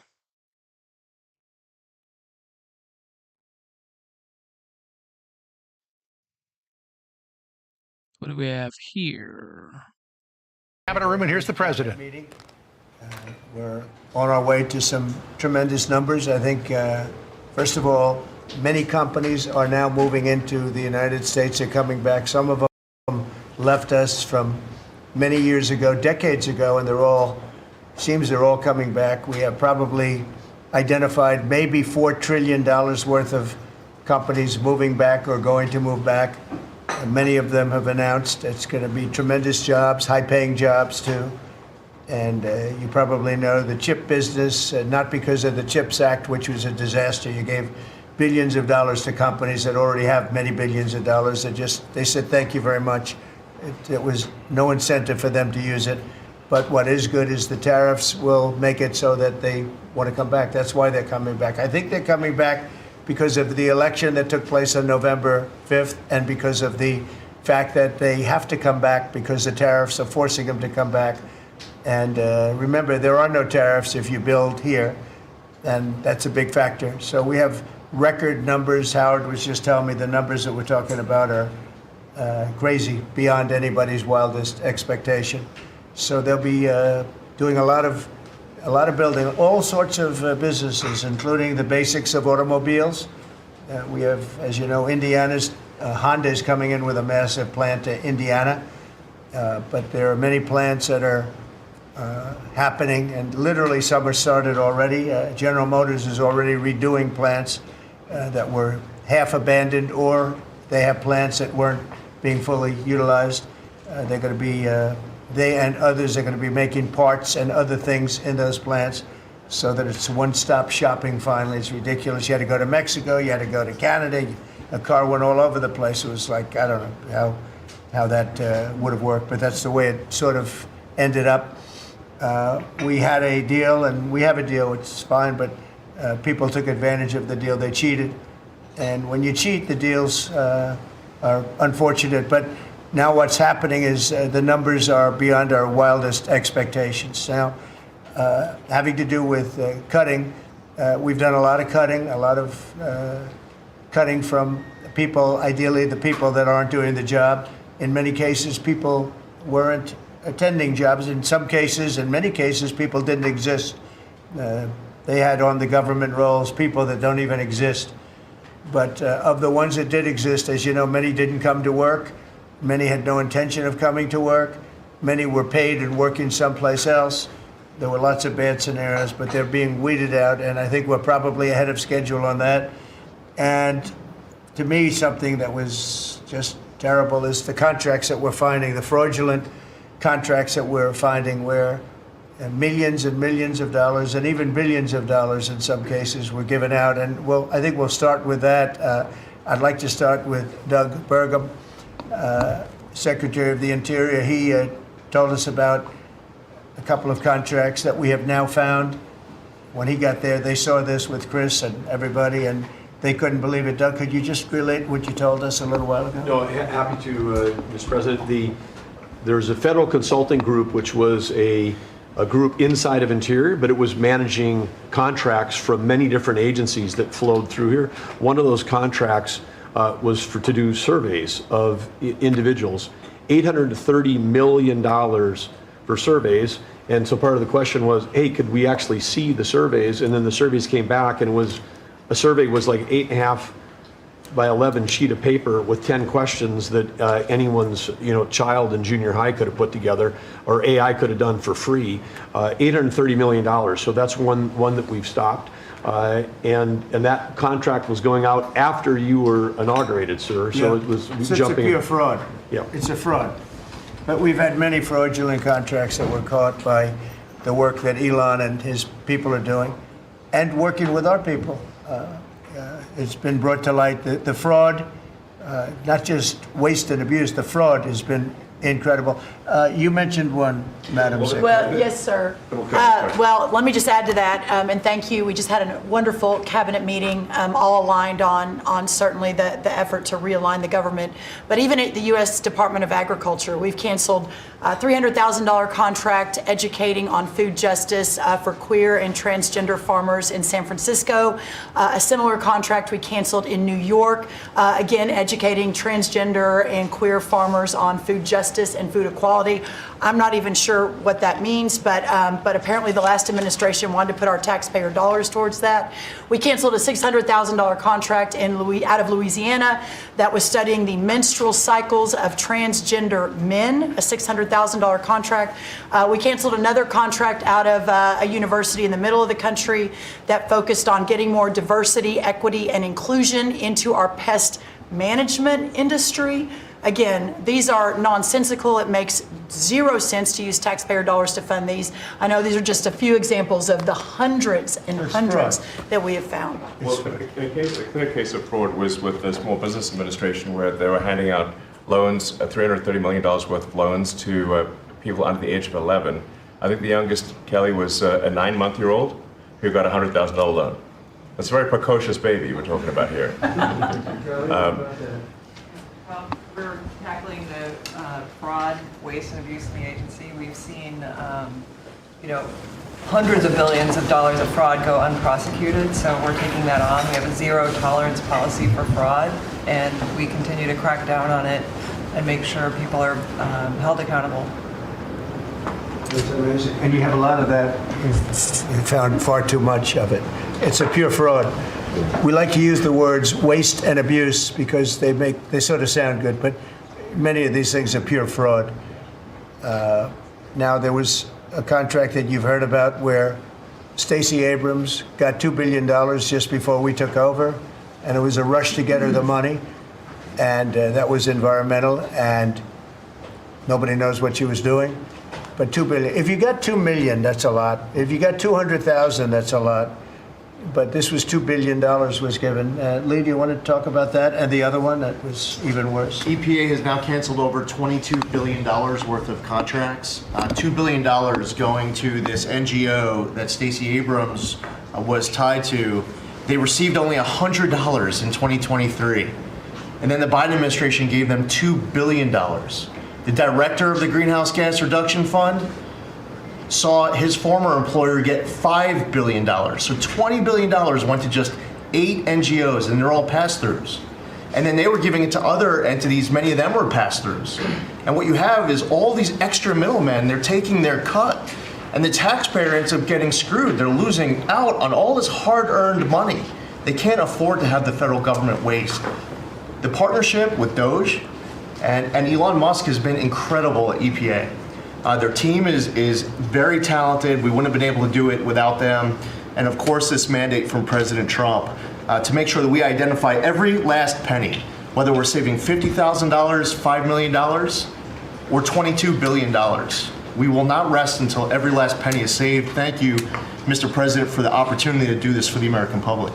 Thank you. Great job. So we have a lot of that. We're getting down to a point we think probably over the next 2 or 3 months we'll be pretty much satisfied with the people that are working hard and want to be members of the administration and our country, really.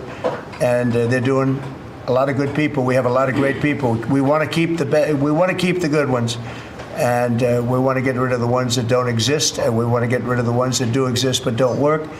And we have quite a few of them. Would anybody else like to say something before we take some questions from the press, please?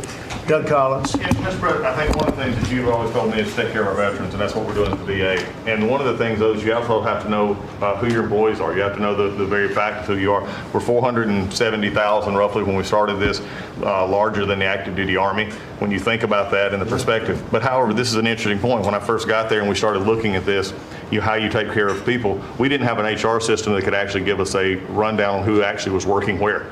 That we've had to work with that, working with our VA employees who are Doge liaisons. We've been able to put together an organizational chart which we can start looking at that.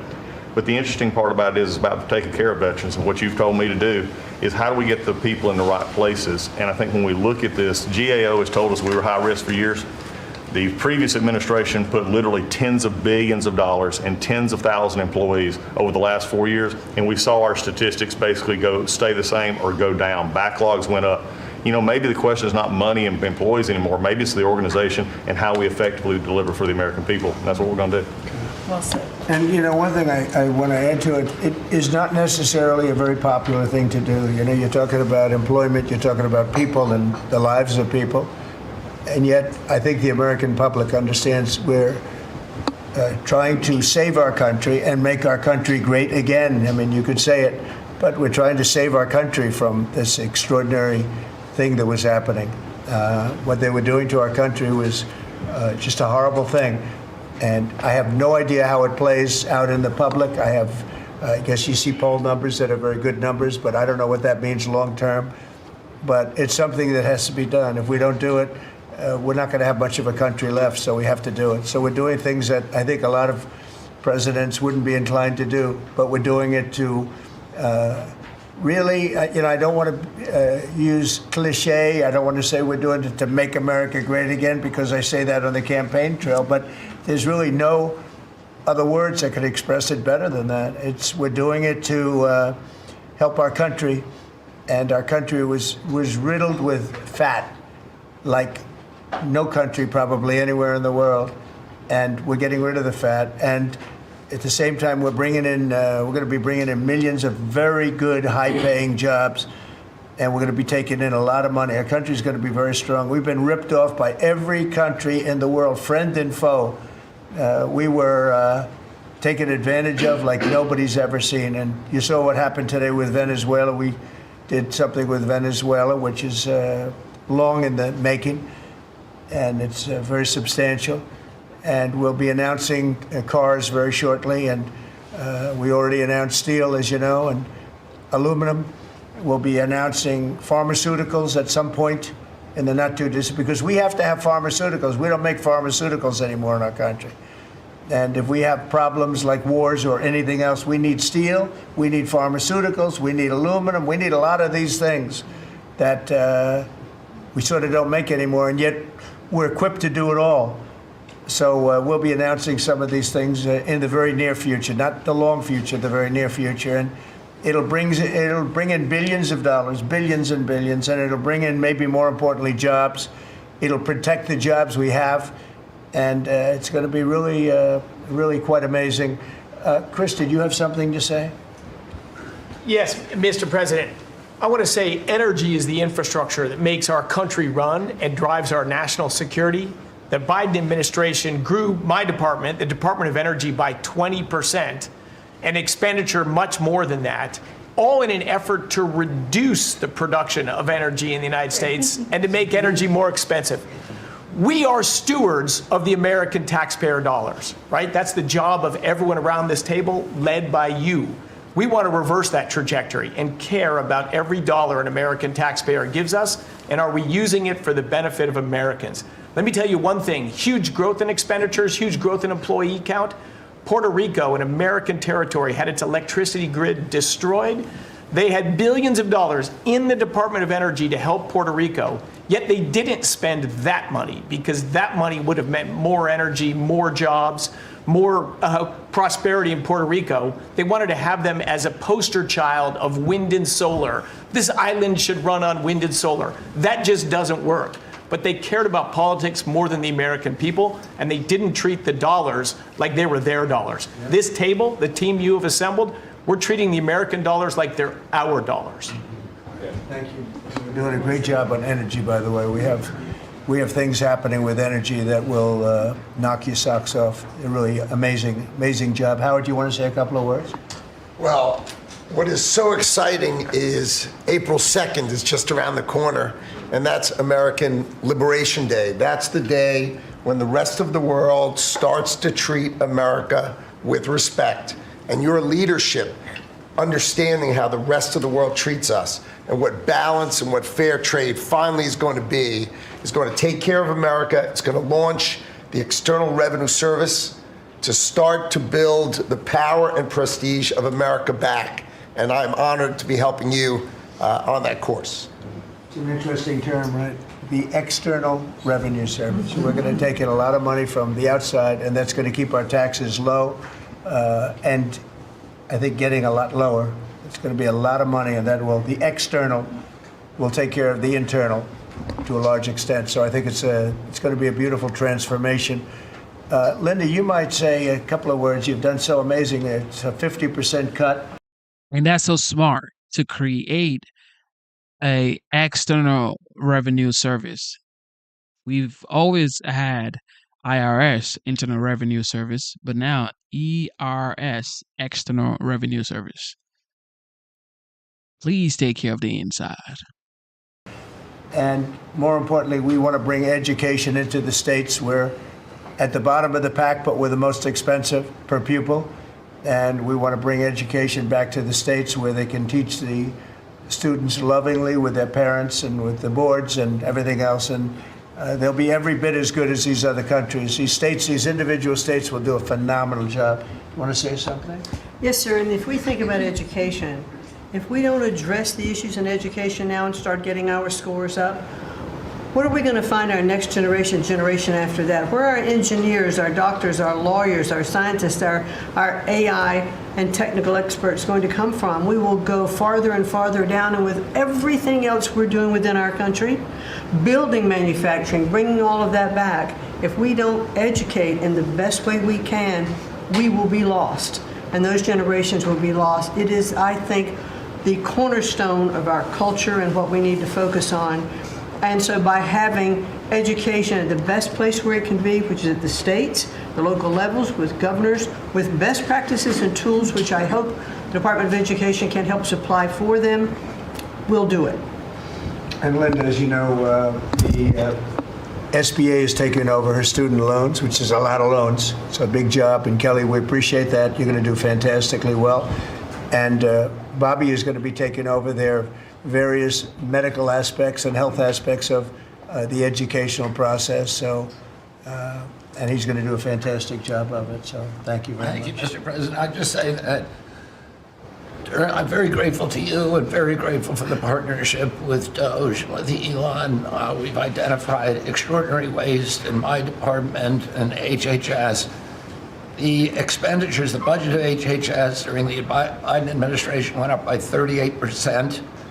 The employees went up by 17%, and healthcare went down. We have 40 comms departments. We have 40 procurement departments. We have 40 IT departments, and we have 40 procurement, HR, none of them talking to each other. We are, with Elon's help, eliminating the redundancies. We are streamlining our department. We're going to go back to providing gold standard science. We're going to get the money to the scientists and to the patients rather than to the administrators and to the bureaucrats. And we're going to restore gold standard science, and we're going to make America healthy again. Thank you very much. It's great. If you might, Madam Secretary, say a little bit about what's happening and how well we've done at the border. Sir, this last week I was in Arizona, California, Alaska, and Florida, and CBP literally has almost 100% operational control of the border, which means that our country is secure and that we know who's coming into this country and that they love our country and they want to help keep it great into the future. We are, in the month of March, the last couple of weeks, increased our deportations by 50%. So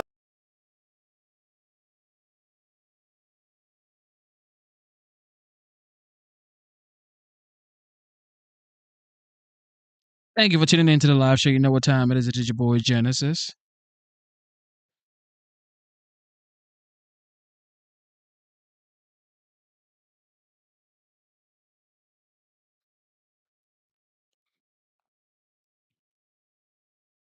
All right.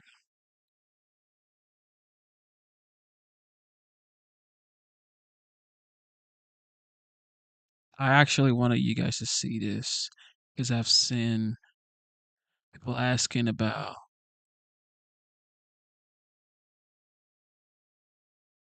this event right here.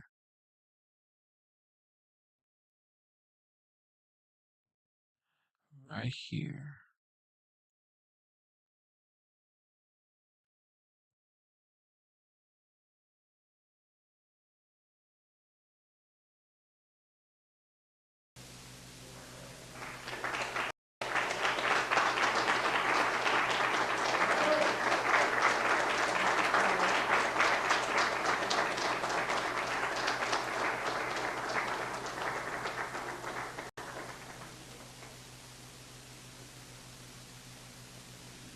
Thank you very much. Nice looking crowd.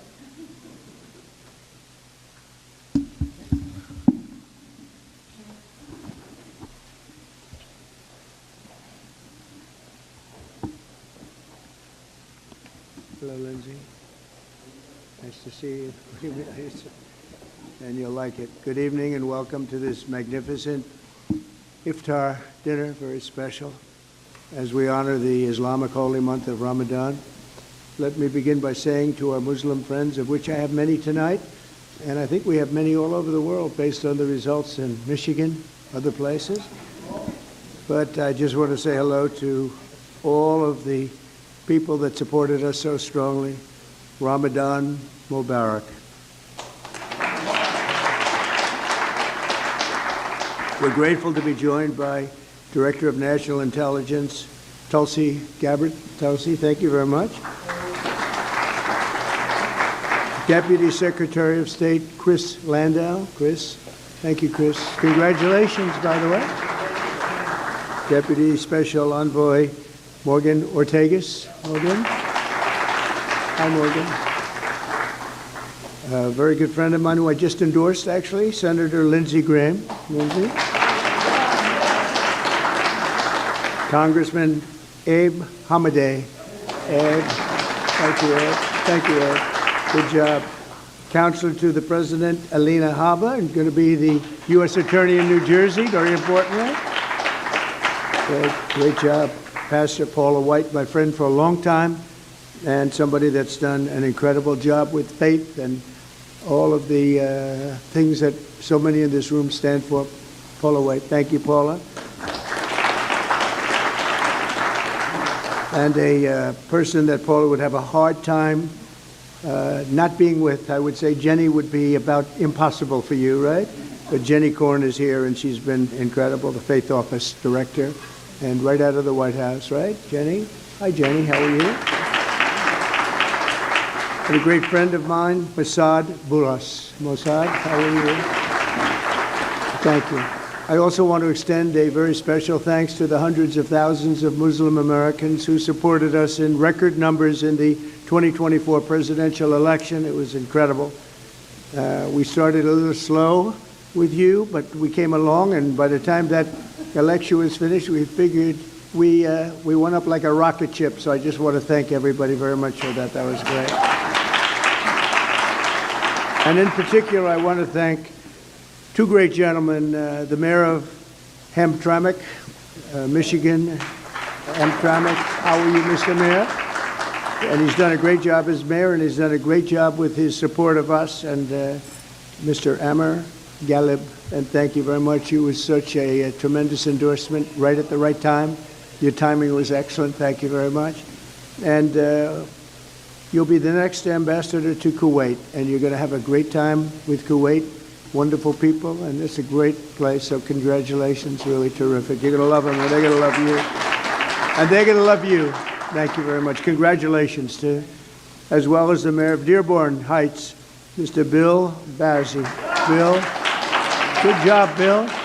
And Bill actually is going to be the next ambassador to Tunisia, and that's big stuff. Those guys, you're very upwardly mobile. You're doing very well. That's great. You're going to have a tremendous time, both great countries, and enjoy it. Every day we're keeping our promises to the Muslim community. My administration is engaged in relentless diplomacy to forge a lasting peace in the Middle East, building on the historic Abraham Accords, which everybody said would be impossible, and now we're going to start filling them out because, as you know, Biden did nothing to fill them out. He did absolutely. We had the four great countries, and nothing happened. Despite the importance of the Abraham Accords, but I have a feeling it's going to fill out very quickly. It's already, people are talking already about it. They should have had them long ago. It should have been done. We're rapidly defeating inflation by reducing energy costs and even slashing the price of eggs by 50%. Doesn't sound like much, believe me. You know, when I got here, I was in 1 week, and I was being hit by the fake news media. They were saying, egg prices have quadrupled. I said, I just got here. I didn't even know. I said, what's the problem with eggs? But the problem with eggs was Joe Biden. That was the problem. He let them get out of control. And as you probably saw last month, they went down 35%, and the quantity is so much that, I don't know, I think they're going to go down a lot further. We have a total of over 50% in a few weeks, Lindsay. I'd say that's pretty good. And nobody wants to talk about it. Now they don't want to talk about it. They talked about it when it went up under somebody else, but when it went down under me, they don't want to talk. So we have to talk ourselves. If they won't say it, we have to say it, right? I learned that a long time ago. We're fighting for parents' rights and school choice, and we're stopping schools from indoctrinating children with transgender ideology, something which the people of this room are not happy about. I know that for a fact. And it's a shame what's happened, but we're turning it around and turning it around at levels that nobody can even believe. I signed an order also, and I think very importantly also, in particular for people in this room, we're keeping men out of women's sports. Is that okay? Men out of women's sports. The Muslim community was there for us in November, and while I'm president, I will be there for you. I'm going to be there for you, and I think you know that, and our two great mayors understand that. I said that I would see you after, and I saw you after, and I think you're doing better than we are. You're doing better than anybody. So it's so great. I'm so glad you're here. But as we approach the end of Islamic holy month of Ramadan, we're also deeply honored to be joined by many of the international friends and partners, including the ambassador from Saudi Arabia to the United States, a very, very special woman, Princess Rima. Princess, thank you. Thank you, Princess. Great. Say hello to everybody. It's great to see you.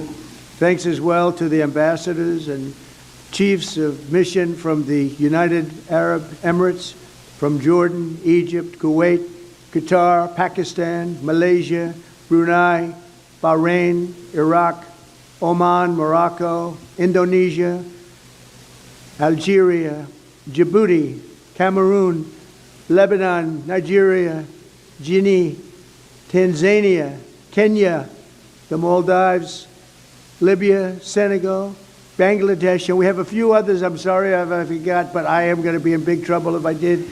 But that's a pretty good group of people represented tonight. Wouldn't you say, Senator? I think so. And we're greatly honored by your presence this evening. I just really want to thank you all. It's a special group. I look forward to it. You know, we have long days, not like other people that had this position. I work long hours. And I said tonight, after making 3 calls for people running for office, they call them teletown halls, and they're not easy to do. And I said, well, now I go home and can relax. They said, no, you can't, sir. You're seeing your friends from lots of different places, and that's okay. As soon as I found out who they were, I said, all right, that's okay. But Ramadan is a season of spiritual reflection and self-restraint. Every day during the sacred 9th month of the Islamic calendar, Muslims fast from dawn to dusk, deepening their focus on prayer and devotion to God. So nice. Then Muslims all over the world join family and friends each night and sundown to give thanks to the Almighty and break their fast with an iftar dinner, just like this one. This is what we have tonight, right, Paula? I hope you like it. If you don't like it, don't complain, okay? You're still in the White House, right? We're all in the White House together, so how bad can that be? So tonight we gather with the goodwill and the gratitude for God's many blessings, and that's what it's all about. This tradition exemplifies the beautiful spirit of all 3 Abrahamic faiths, the spirit that inspires us to seek happiness and prosperity at home and peace for the entire world. We're all looking for peace for the entire world. When I was in Michigan, I met with so many leaders of faith, and I said, what about your attitude here, your attitude there? All of the attitudes and all of the things I heard, they said, sir, all we want is peace. Right? You remember, Mr. Mayor? I said, but I understand you don't mind death. They said, no, sir, we want to live. We want to live, and we want to be happy, and we want to love everybody. And I actually, it was a very inspirational period of time for me. And I want to thank you also for introducing me to so many of your friends. It was absolutely incredible. Thank you very much. To our Muslim friends, I look forward to working with each of you to achieve a brighter and more hopeful future. And I think together we're going to do great. You're going to make strides like you've never made. You have somebody in the White House that loves you. Thank you all very much. And now we'll have a little dinner. Have a little dinner. Thank you. Shout out to the OG. And now we'll have a little dinner. Shout out to the OG one more time, man.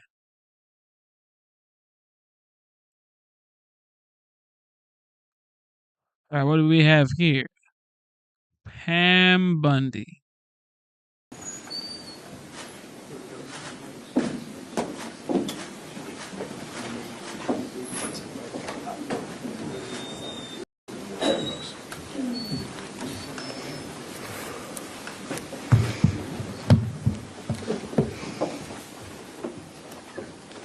Good morning. Thank you for being here. We have been out since about 4:30 this morning.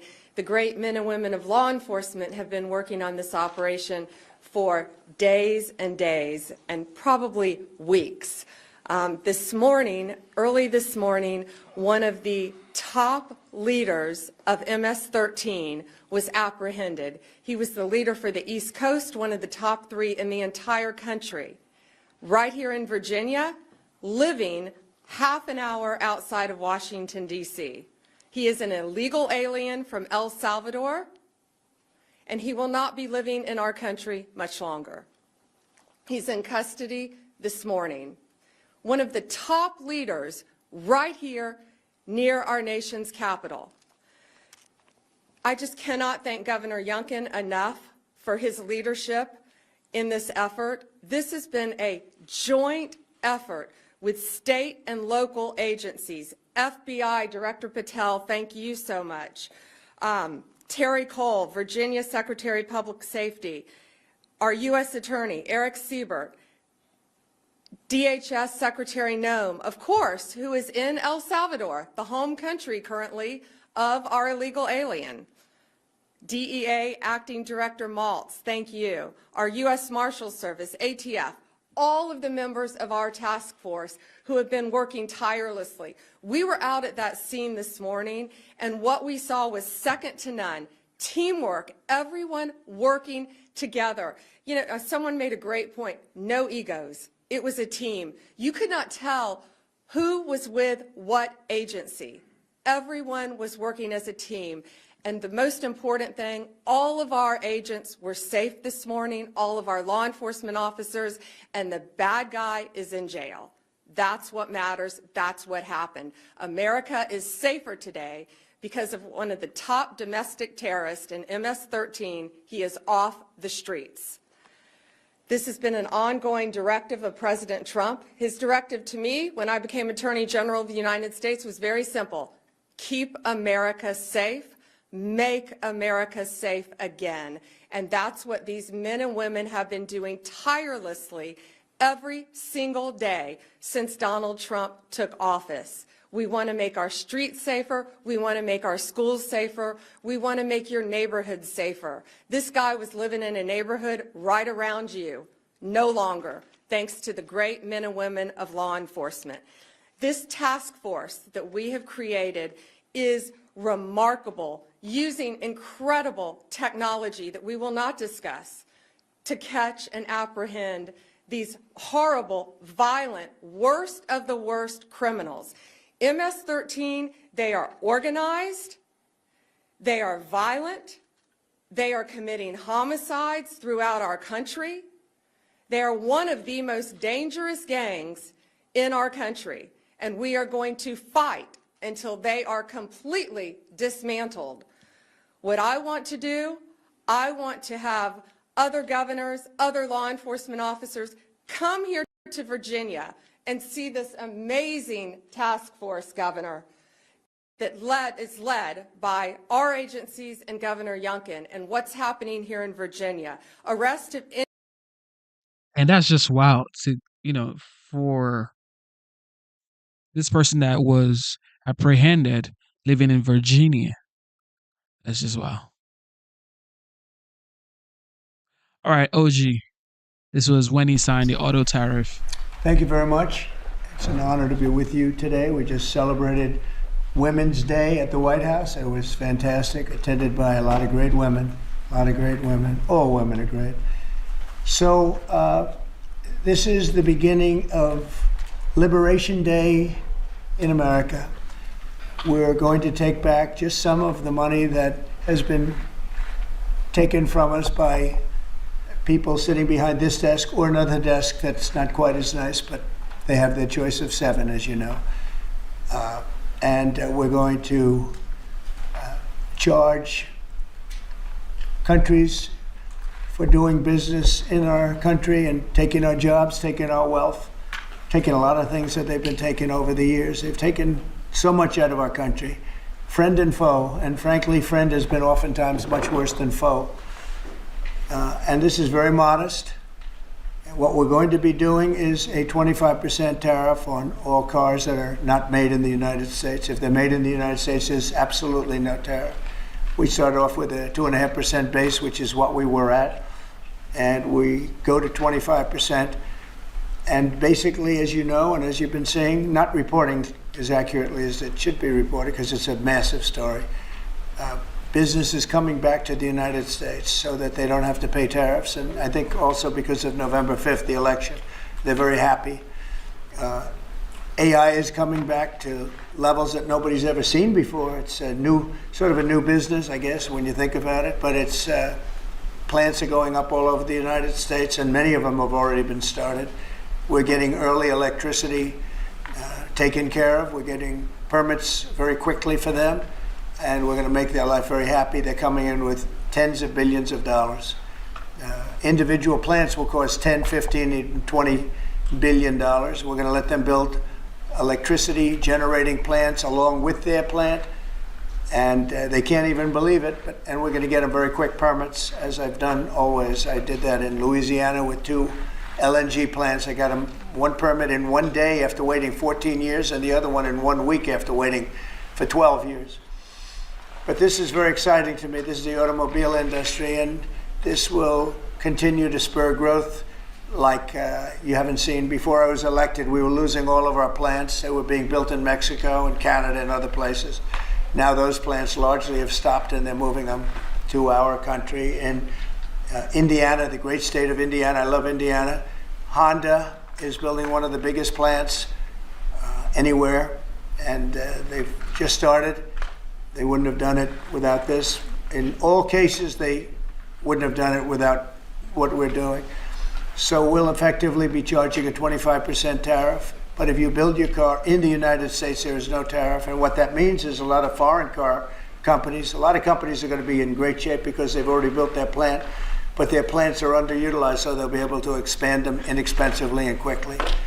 But others will come into our country and build, and they're already looking for sites. They're looking for mostly sites. They don't want to take the old buildings that are empty and falling down. They want to build new, and there's tremendous action. There is likewise for other companies and countries, like the chip making process. Your chip bill was a disaster done by Biden. All he does is give tremendous amounts of billions of dollars to chip companies that will do nothing with the money. They're not going to use the money here. They're going to just keep it. They have plenty of money. The one thing they have is they have a lot of money. In our case, all we're doing is saying you can't come in unless you build here. And the largest chip company by far is manufacturer from Taiwan is building here, and it'll give us almost 40% of the chip market just with that. They're spending almost $200 billion in the United States to build a plant, and they've almost started. They'll be doing much of the work in Arizona.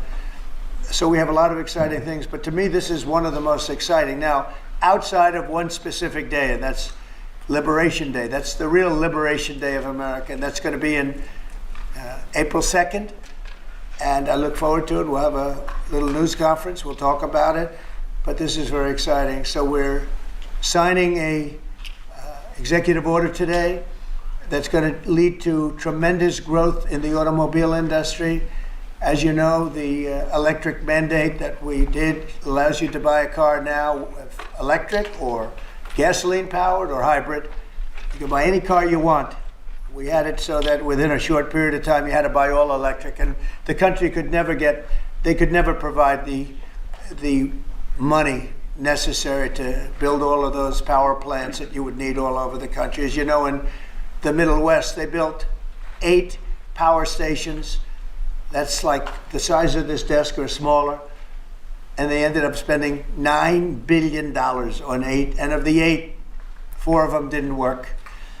And we're not doing that. So you can buy electric, or you can buy gasoline, or you can buy hybrid, or you can buy whatever you want to buy.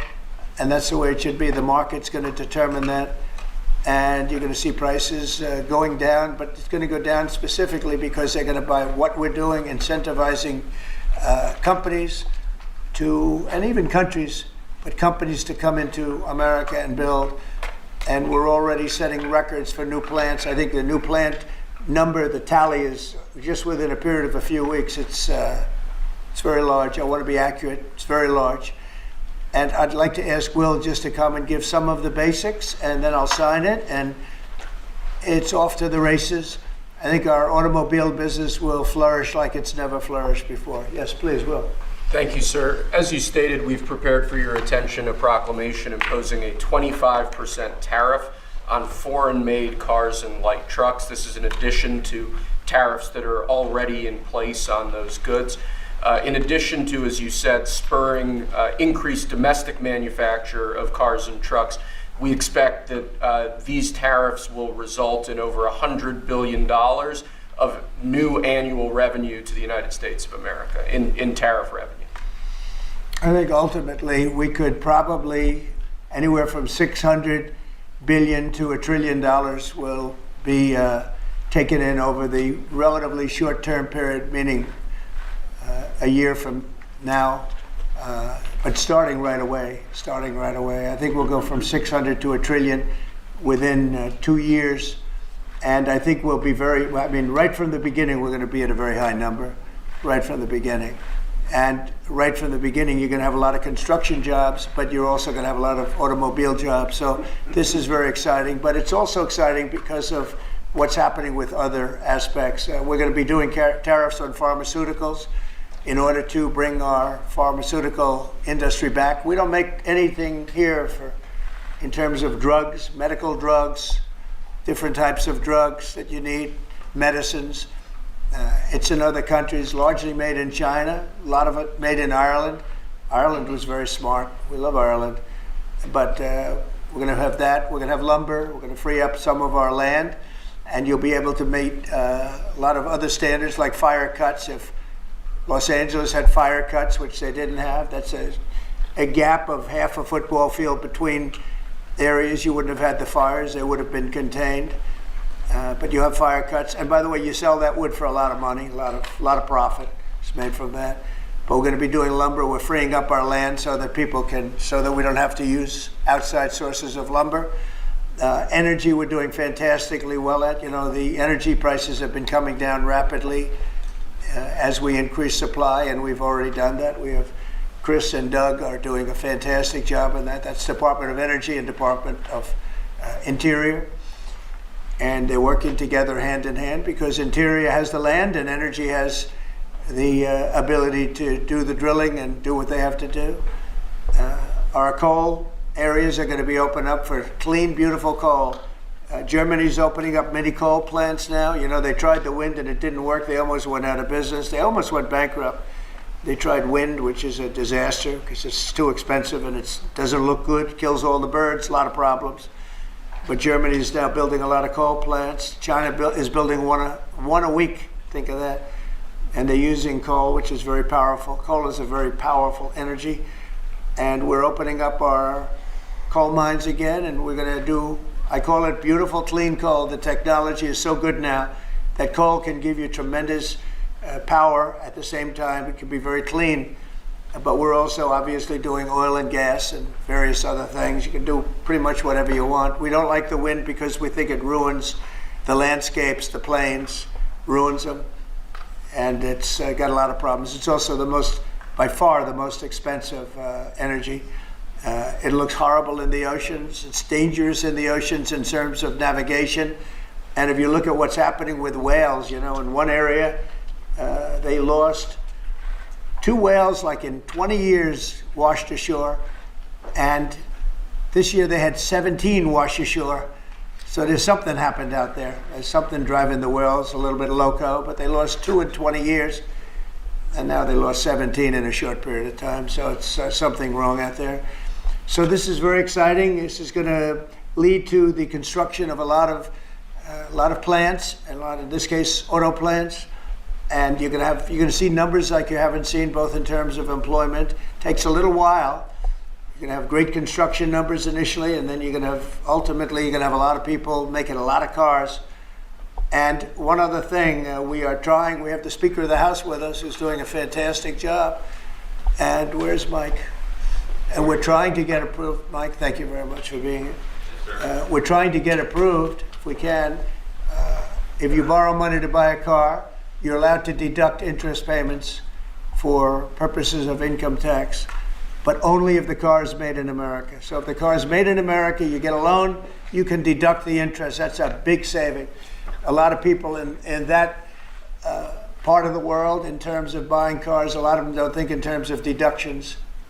People that think in terms of deductions are very wealthy people, but people are going to start understanding what a good deduction is all about. So when you get a loan to buy a car, and I think it's going to pay for itself. I don't think there's any cost. I think you're going to have so many cars built, but you're only going to get that deduction of interest if the car is made in the United States of America. So I'm going to sign this, and Mike, I hope you can get that, because I think it's going to be amazing in terms of the number of cars that are going to be made because of it. And I want to thank Howard Lutnick, our fabulous commerce chairman. That's what he is. He's a chairman. He's a very successful guy, a great guy. And we have a big day, Howard, coming up next week. Liberation Day. That's Liberation Day. That's going to be on the 2nd, and that's going to be reciprocal. And I think people will be impressed. We're going to be very fair. We're going to be very nice, actually. We have not been treated nicely by other countries, but we're going to be nice. So I think people will be pleasantly surprised, but it's going to make our country very rich, because we're the piggy bank that everybody steals from, and they've been doing it for many years, for decades, so we're not going to let it happen. So, but we're going to treat people very nicely. We're going to treat other countries very, very nicely, and I think it's going to have a very positive effect on everybody, including those other countries. So I'll sign this, and we will see you again on April the 2nd. In terms of this, it's going to be another round. And it's about making America great again, making it strong and prosperous again. Thank you very much. So Mr. President, on tariffs, can I ask you about tariffs, Mr. President? On the car tariffs, how do you assure that a car coming into the country is fully built? Could an automaker in Germany say, leave the tires off a car? We're going to have very strong policing, and it's pretty easy to do. If parts are made in America and a car isn't, those parts are not going to be taxed or tariffed. And we'll have very strong policing as far as that's concerned. For the most part, I think it's going to lead cars to be made in one location. Right now, a car would be made here, sent to Canada, sent to Mexico, sent all over the place. It's ridiculous. So this is a very simple system. And the beauty of the 25, it's one number. It's not up or down depending on the cost of the car. It's one number. And that number is going to be used to reduce debt greatly in the United States and to build things, reduce taxes. I mean, basically, I view it as reducing taxes and also reducing debt. And within a fairly short period of time, I think we're going to have a balance sheet that's going to be outstanding. Yeah. How do you assure Americans then that this will not cause a long-term increase in prices? Well, look, I think we're going to have a market the likes of which nobody's ever seen before, not in this country. You know, we had the best market ever in my first term. It was the strongest market ever, the best economy ever. And I think I think this blows it away. But this is something that people have wanted to do, presidents have wanted to do for a long time. A lot of them didn't understand it. It wasn't a priority for them. But foreign countries understood it very well. And they've really ripped us off at levels that nobody's seen before. But that's not going to happen. Mr. President, is this for today or on April 2nd, the auto tariffs? Say it? Are these auto tariffs going to affect today or on April 2nd? They go into effect on April 2nd. We're signing today. It goes into effect April 2nd. We start collecting on April 3rd. Mr. President, do you have any more sectoral tariffs that are coming in on April 2nd? What does that mean? Any more tariffs on any other sectors on April 2nd, for example, chips or pharmaceuticals? Not then, but we will be putting a tariff on lumber. We, as you know, have a tariff already on steel and on aluminum of 25%, and we're taking in tremendous amounts of dollars. More importantly, our steel factories and aluminum factories are roaring. They're starting to roar. They're building new ones. I just heard from Nucor, which is a big company, a very big steel company, and they're building a massive plant for steel that they wouldn't build without this. So you're going to see things that are going to be actually amazing. And I think you already have. You know, we've had some news conferences where I can't have enough. They want to do news conferences where they announce they're going to spend $20, $30, $40 billion. But Apple, as an example, is spending $500 billion. Okay. On the Signal chat, Senator Roger Wicker. Hold on one second.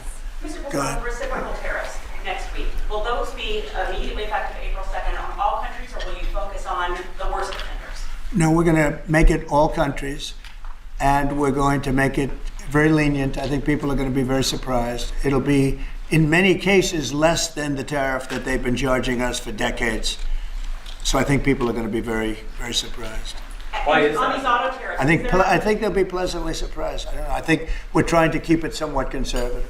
And on these auto tariffs, we saw obviously the NASDAQ 100 go down 2% at close, S&P 500 down 1%. What are you concerned Is that today? About Today? Yes, sir. I didn't say that. I want to see the jobs. I want to see that'll all take care of itself. That could take care of itself in 1 day, 2 days, or 1 week. Are there any conditions under which you'd remove these auto tariffs, sir, or is this permanent for the rest of your term in office? Oh, this is permanent. Yeah, 100%. Yeah. Are you on the auto tariffs? Did Elon Musk advise you at all on these auto tariffs? No, because he may have a conflict, so we don't talk. I've never talked to him. Elon's amazing. He's never asked me for a favor in business whatsoever. I'm actually a little surprised by it. I might do it, I might not do it. I do what's right, and he'd want me to do what's right. No, he's a patriot. He has never, you know, these are big deals we're talking about. This is probably nothing like this. And I've never had Elon come and say, would you do me a favor with the mandate or the electric mandate or anything. He's never asked me for anything. Sir, also, what's your response to Republican lawmakers who have said today that your administration should take more accountability and not downplay what's happened with Signal that we've seen in these messages today? Well, is I don't your know about response? downplaying. The press upplays it. I think it's all a witch hunt. That's all. I think it's a witch hunt. I wasn't involved with it. I wasn't there, but I can tell you the result is unbelievable because the Houthis are looking to do something. They want to know, how do we stop? How do we stop? Can we have peace? The Houthis want peace because they're getting the hell knocked out of them. It's been very, very strong. The Houthis are dying for peace. They don't want this. And they're bad. Look, they were knocking ships out of the ocean. You know, we had in the Suez Canal, they only have about 20% of the ships going through. They have to go through a different way, which takes weeks of travel. And that really affects commerce. But the Houthis have been hit hard and they want to negotiate peace. But I don't think they're Do you still quite. believe there was nothing classified that was shared? Say it? Do you still believe nothing classified was shared? Well, that's what I've heard. I don't know. I'm not sure. You'll have to ask the various people involved. I really don't know. I can only tell you this. You know, you don't want to talk about it. The Houthis have been horrible to the world. What they've done, killed a lot of people, and knocked down a lot of ships and planes and anything else. You know, it's not just the ships. And they have been hit. They have been hit harder than they've ever been hit. And they want us to stop so badly, and they've got to stop. They've got to say no mas. But I can only say that the attacks, it's attacks every day, every night. It's not just the one, you're talking about one. The attacks have been very successful, even beyond our wildest expectations. We've hit them very hard, very successfully. And we're going to do it for a long time. We're going to keep it going for a long time. Senate Republicans have asked, said that they have formally asked the administration for an inspector general report on the signal issue. Will you agree to that? It doesn't bother me. I don't know. You know, I want to find if there's any mistake or if a signal doesn't work. It could be that signal is not very good. You know, it's a company, and maybe it's not very good. I think we'd rather know about it now. There was no harm done because the attack was unbelievably successful that night, and it has been unbelievably successful every single night for the last 4 or 5 nights. So, and that's the thing that you should be talking about. Yeah. This is something that should have been done by sleepy Joe Biden, but he was asleep at the wheel other than when it came to stealing money, of course. Joe Biden should have done this attack on Yemen, which is basically a certain group within Yemen, the Houthis. And this should have been done by Joe Biden, and it wasn't. And that's caused this world a lot of damage and a lot of problems. So Mr. President is responsible, but he's also overseeing the investigation to find out what went wrong. Maybe who's responsible? Mike Waltz says that he's responsible.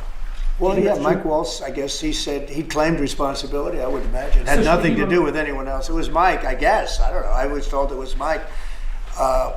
But again, the attacks were unbelievably successful, and that's ultimately what you should be talking about, I think. So Mike he took responsibility for it.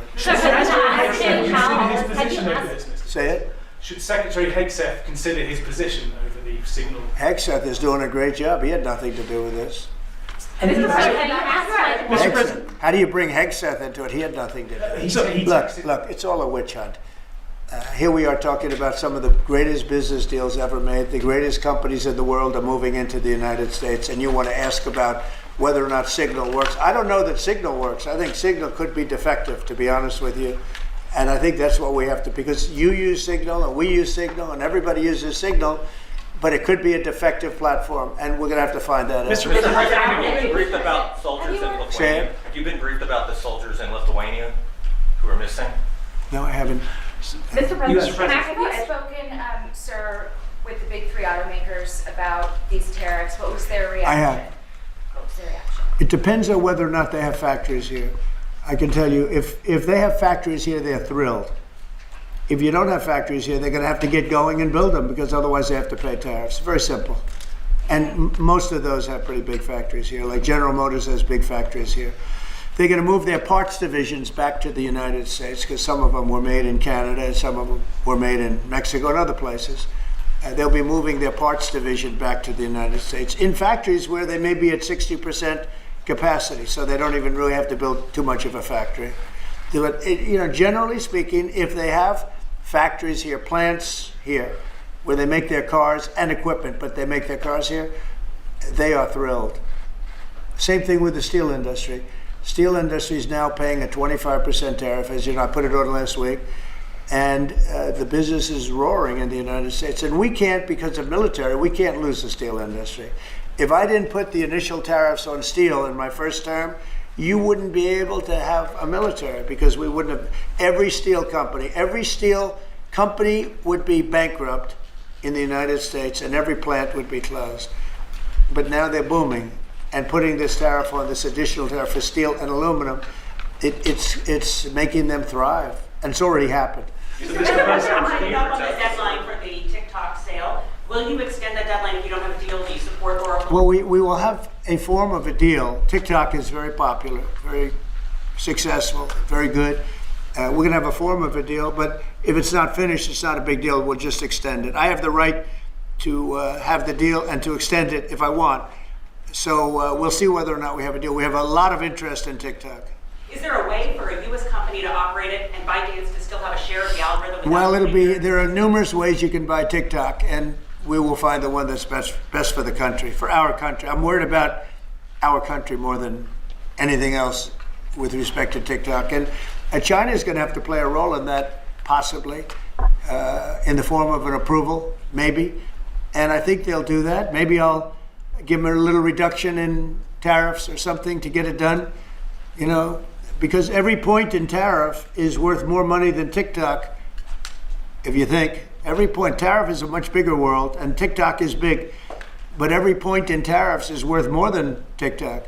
So in order to get China to do, maybe I'd give them a reduction in tariffs as an example.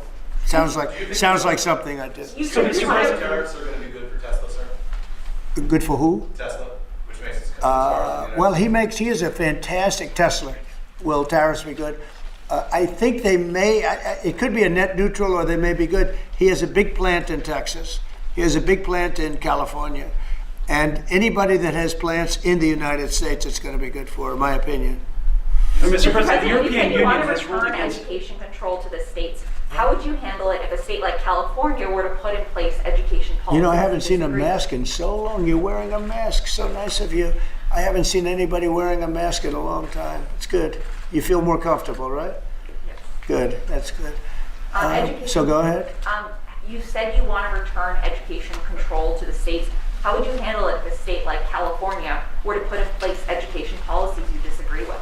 Well, I think that California is going to be tougher, because they're doing badly on everything they do. You know, everything they touch turns bad.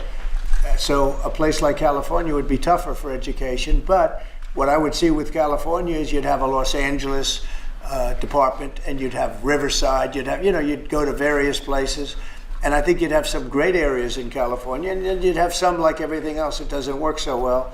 But ultimately, I think it would be very successful. I think in New York, as an example, you'd go to Long Island, Westchester, you may have Nassau County, Queens County. You break it up in certain ways, so they'd have maybe 5 departments. You know, because of the size, they'd have 5 departments instead of 1. A state like Iowa, you'd have 1, and I mean, they're just chomping at the bit to get going. So many states are chomping at the bit to get education, and it's going to happen fast to get the education brought back to the states. And I mean, I tell you what, you have 40 states, in my opinion, that will be as good as Norway, Sweden, Denmark. You take a look at those 3 are top, among the top, and they've been there for a long time. But I think you'll have a lot. Finland is very strong. Frankly, China is very strong. China's the top 10, and that's something considering the size. You know, so it's not only a size thing, but Norway, Sweden have been very good. Denmark has been very good. I think you have Iowa and Indiana, and a lot of our states will be equal to them. But they can't be equal if it's going to be run in Washington. We don't want that. Yeah. Today, Director Gabbard testified that any information that would indicate that the U.S. or its allies are going to make an attack should be classified. The Secretary of Defense has said that the information in those messages was not classified. Are you going to ask him to review whether it should have been, should flight times and sequencing? Sure, I'll ask him to do. Sure, I would. It would be. You can view that two ways, frankly. There's a lot of ways to answer that question, but I'd certainly ask him to take a look at it. Should they So, really Mr. step President, when they did this? In hindsight, should they have Well, there may more be, than an option? yeah, there may be a problem with the platform, and if there's a problem with the platform, nobody should use it. You know, they could have a basic problem, but you know, I say it again, the attack was so successful, it was so lethal. Not that I'm looking for lethality, I wish we didn't have to do it at all, but they're shooting down our ships, they're shooting down our planes, and we can't allow that to happen. And again, this is something that should have been done by Biden a long time ago, or one or two more. So, Mr. President, the Vice President's comments that he doesn't like bailing out the Europeans. Do you agree with that? Well, I understand where he's coming from. The European Union has been treating us very, very badly in terms of the VAT tax that they charge. They charge a tremendous VAT tax, and they don't sell our cars in Europe. They don't sell our agriculture in Europe. They don't let us do very much. They treat us very badly. One of the reasons I'm putting tariffs on is that reason.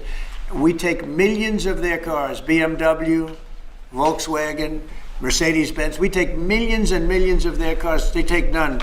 I don't know if they take any of our cars. And they have non-monetary tariffs where it's impossible for us to sell a car, almost, in Europe. And so I understand what he's saying. Same thing with NATO. When I got involved, these mostly European countries, as you know, we had 28 at the time, and only 7 were paid. And most of them were not paid. 20 some odd countries were not paid, or they were substantially less than they're supposed to be. And the United States was literally making up the difference in Europe, and it's very unfair. So I understand. I didn't know he made that statement, but if he did, I mean, I'm okay with it. It's I complain about it all the time. The European Union treats us horribly on trade, and NATO has treated now. I raised a lot of money for NATO, hundreds of billions of dollars. You were here last week when the Secretary General said without Trump, there wouldn't be a NATO, because I got them to pay money. It was unfair. The United States was paying 80, 90, 100%, okay? You said you're going to be more lenient than reciprocal next week? I think there'll be, I think if I did to them what they did to us, I think a lot of people would be very unhappy. Yeah, I think it'll be much more lenient. I'm going to be much more lenient with regard to the tariffs that you'll see on April 2nd. I'm going to be much more lenient than they were with us. They were really bad with us. I tell you, they've treated us badly, and the president should have stepped up. They should have stepped up and done something, and they didn't do it. And hence we have $36 trillion in debt. Mr. President, you've criticized Jeffrey Goldberg. Have you asked your national security advisor how he had his phone number in his phone? We have asked a lot of questions, and we're going to try finding all those things out. No, I just know Goldberg is a sleazebag. You know, his magazine's terrible. He's just a guy that I never had a lot of respect for. How far are you prepared to go on Greenland? You said this morning that the United States needs Greenland. We need Greenland for national security and international security. So I think we'll go as far as we have to go. We need Greenland. And the world needs us to have Greenland, including Denmark. Denmark has to have us have Greenland. And, you know, we'll see what happens. But if we don't have Greenland, we can't have great international security. If you look at the ships outside of Greenland, China, Russia, places that we have to be there. If we're not there, we can't have national or international security. So I view it from a security standpoint, we have to be there. What's the reason the Vice President decided to join his wife instead of sending her? She was going to go solo to the dog sled race, and now he's going on Friday. Who's going into the Vice President? But Usha was going to go to Greenland on her own. I don't know. I'm not sure. I think you may have JD going, actually. Yeah. I don't know if they've split that up, but Usha's great. But I understand JD might be going. So the European Union has voted or decided against Apple and Google during the Digital Markets Act, and they're the first U.S. companies they targeted with that. An Apple executive told me they believe that it's politically motivated because of the tariffs on April 2nd. The European Union is suing a lot of our companies, like Apple, and they have a $17 billion judgment. And they're suing Google, they're suing Facebook, they're suing a lot of other companies. And they use that money it's like a tariff. They go before judges that are very pro European Union, to put it mildly. I have that same thing here, but I don't think the people are going to stand for it. Are they actually. using it as leverage? No, they're just taking advantage of American companies, and we're not going to let them do it anymore. Okay? Thank you very much, everybody. Thank you, everyone. Thank you very much.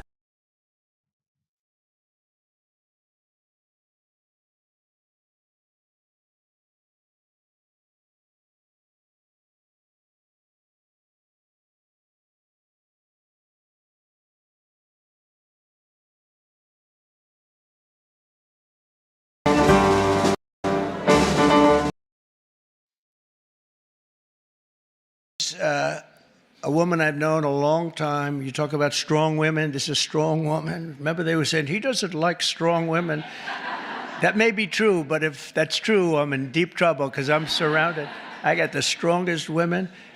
And this is a beautiful, strong, wonderful woman. Attorney General Pam Bondi.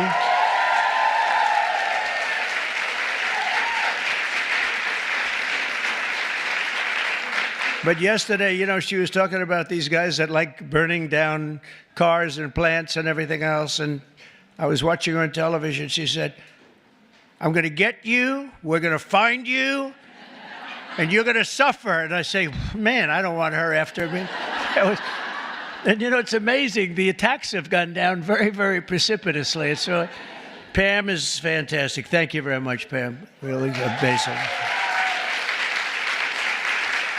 Along with a woman who was given a very hard and difficult problem, the cost of eggs. This was the problem.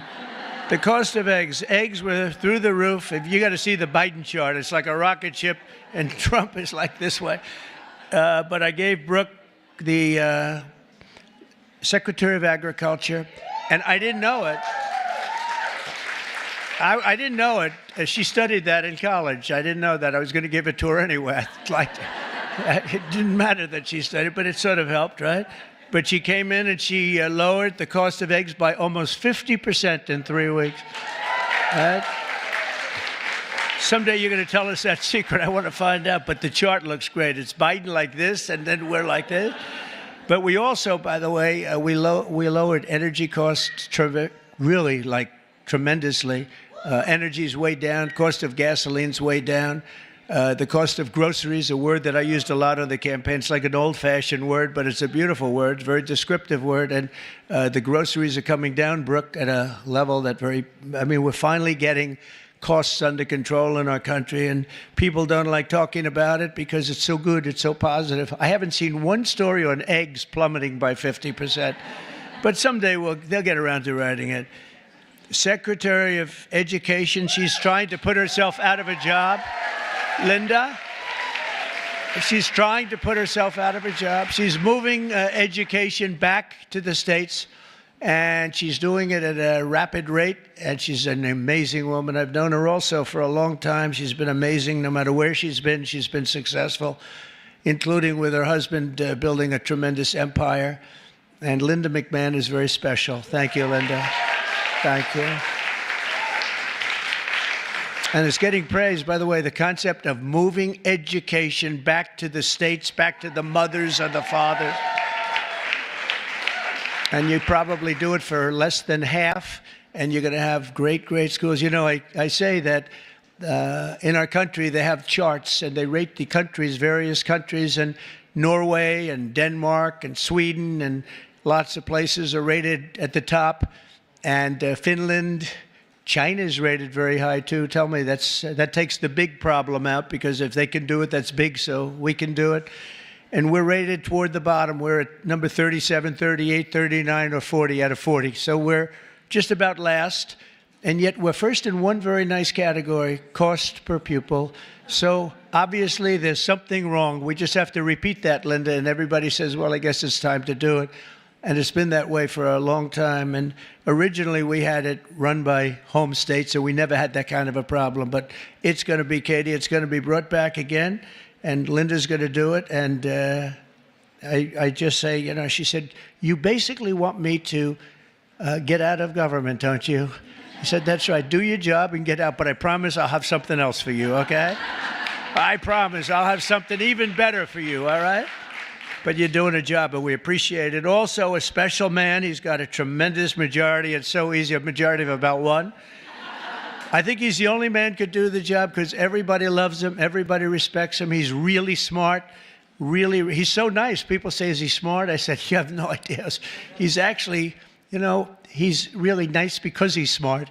He knows it's the only way you can live with it. Where is Mike? Mike, it's the only way you can do it. He's the nicest guy. But in actuality, he's not a nice person. He's ruthless. You haven't seen this guy when he gets angry. I'll ruin your image overnight. He is a phenomenal guy. Our great speaker, Mike Johnson. Thank you very much. I don't know. Is that good or bad for you? I'm not so sure. It's okay. He said whatever the heck you want to say is okay. First female Republican Attorney General of Iowa and an early supporter of Trump. And where's Brenna Bird? Brenna, thank you very much. She's so popular in Iowa. She came out so early, and I appreciate it very much. That's great. Alaska Lieutenant Governor Nancy Dahlstrom. Nancy, thank you, Nancy. Thank you very much. You have a great governor, too, by the way, Nancy. He's also tall. He's seriously tall. I mean, the guy's like 7'2". He is a tall guy, but he's a great governor. I have a son who's tall like him. And Barron is very tall. They're all tall, but Barron's seriously tall, right? So anyway, say hello to him. He's a great governor. South Carolina Lieutenant Governor Pamela Evett. Where is Pamela? Thank you very much. Good job you're doing. Great job. Good. And good luck with everything. I know it's big stuff, right? Oh, good. Thank you. Well, you have a great governor. Oklahoma Agricultural Commissioner Blaine Arthur. Blaine. Thank you, Blaine. Good. Nice to see you. And so many other incredible women. I'm going to make so many enemies because I'm looking here. I know every one of them, and I'm supposed to say their names. Maybe we'll get to it. I don't know. It's a long list.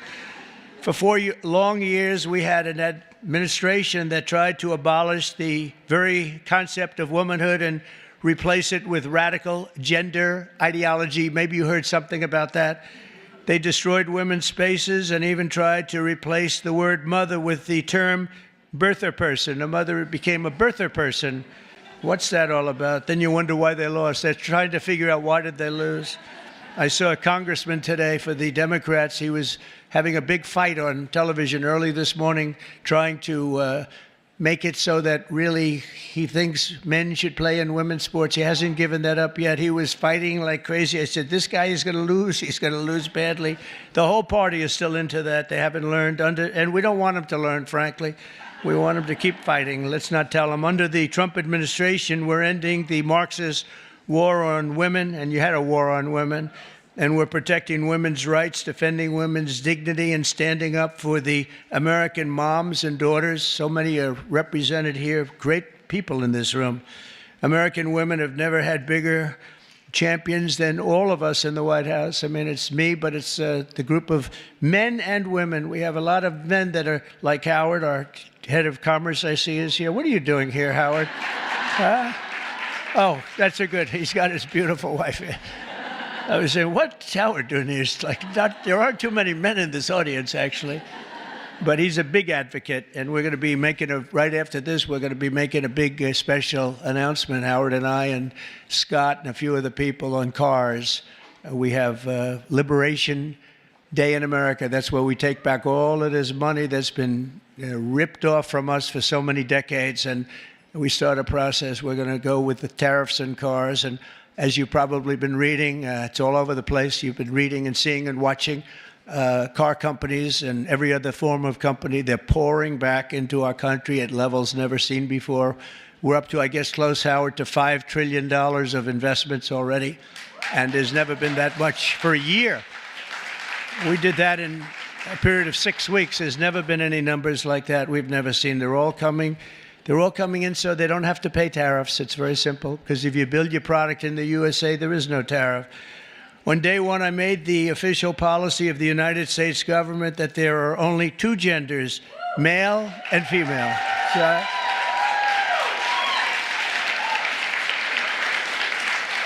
Is there anybody, seriously, is there anybody that disagrees with that in this room?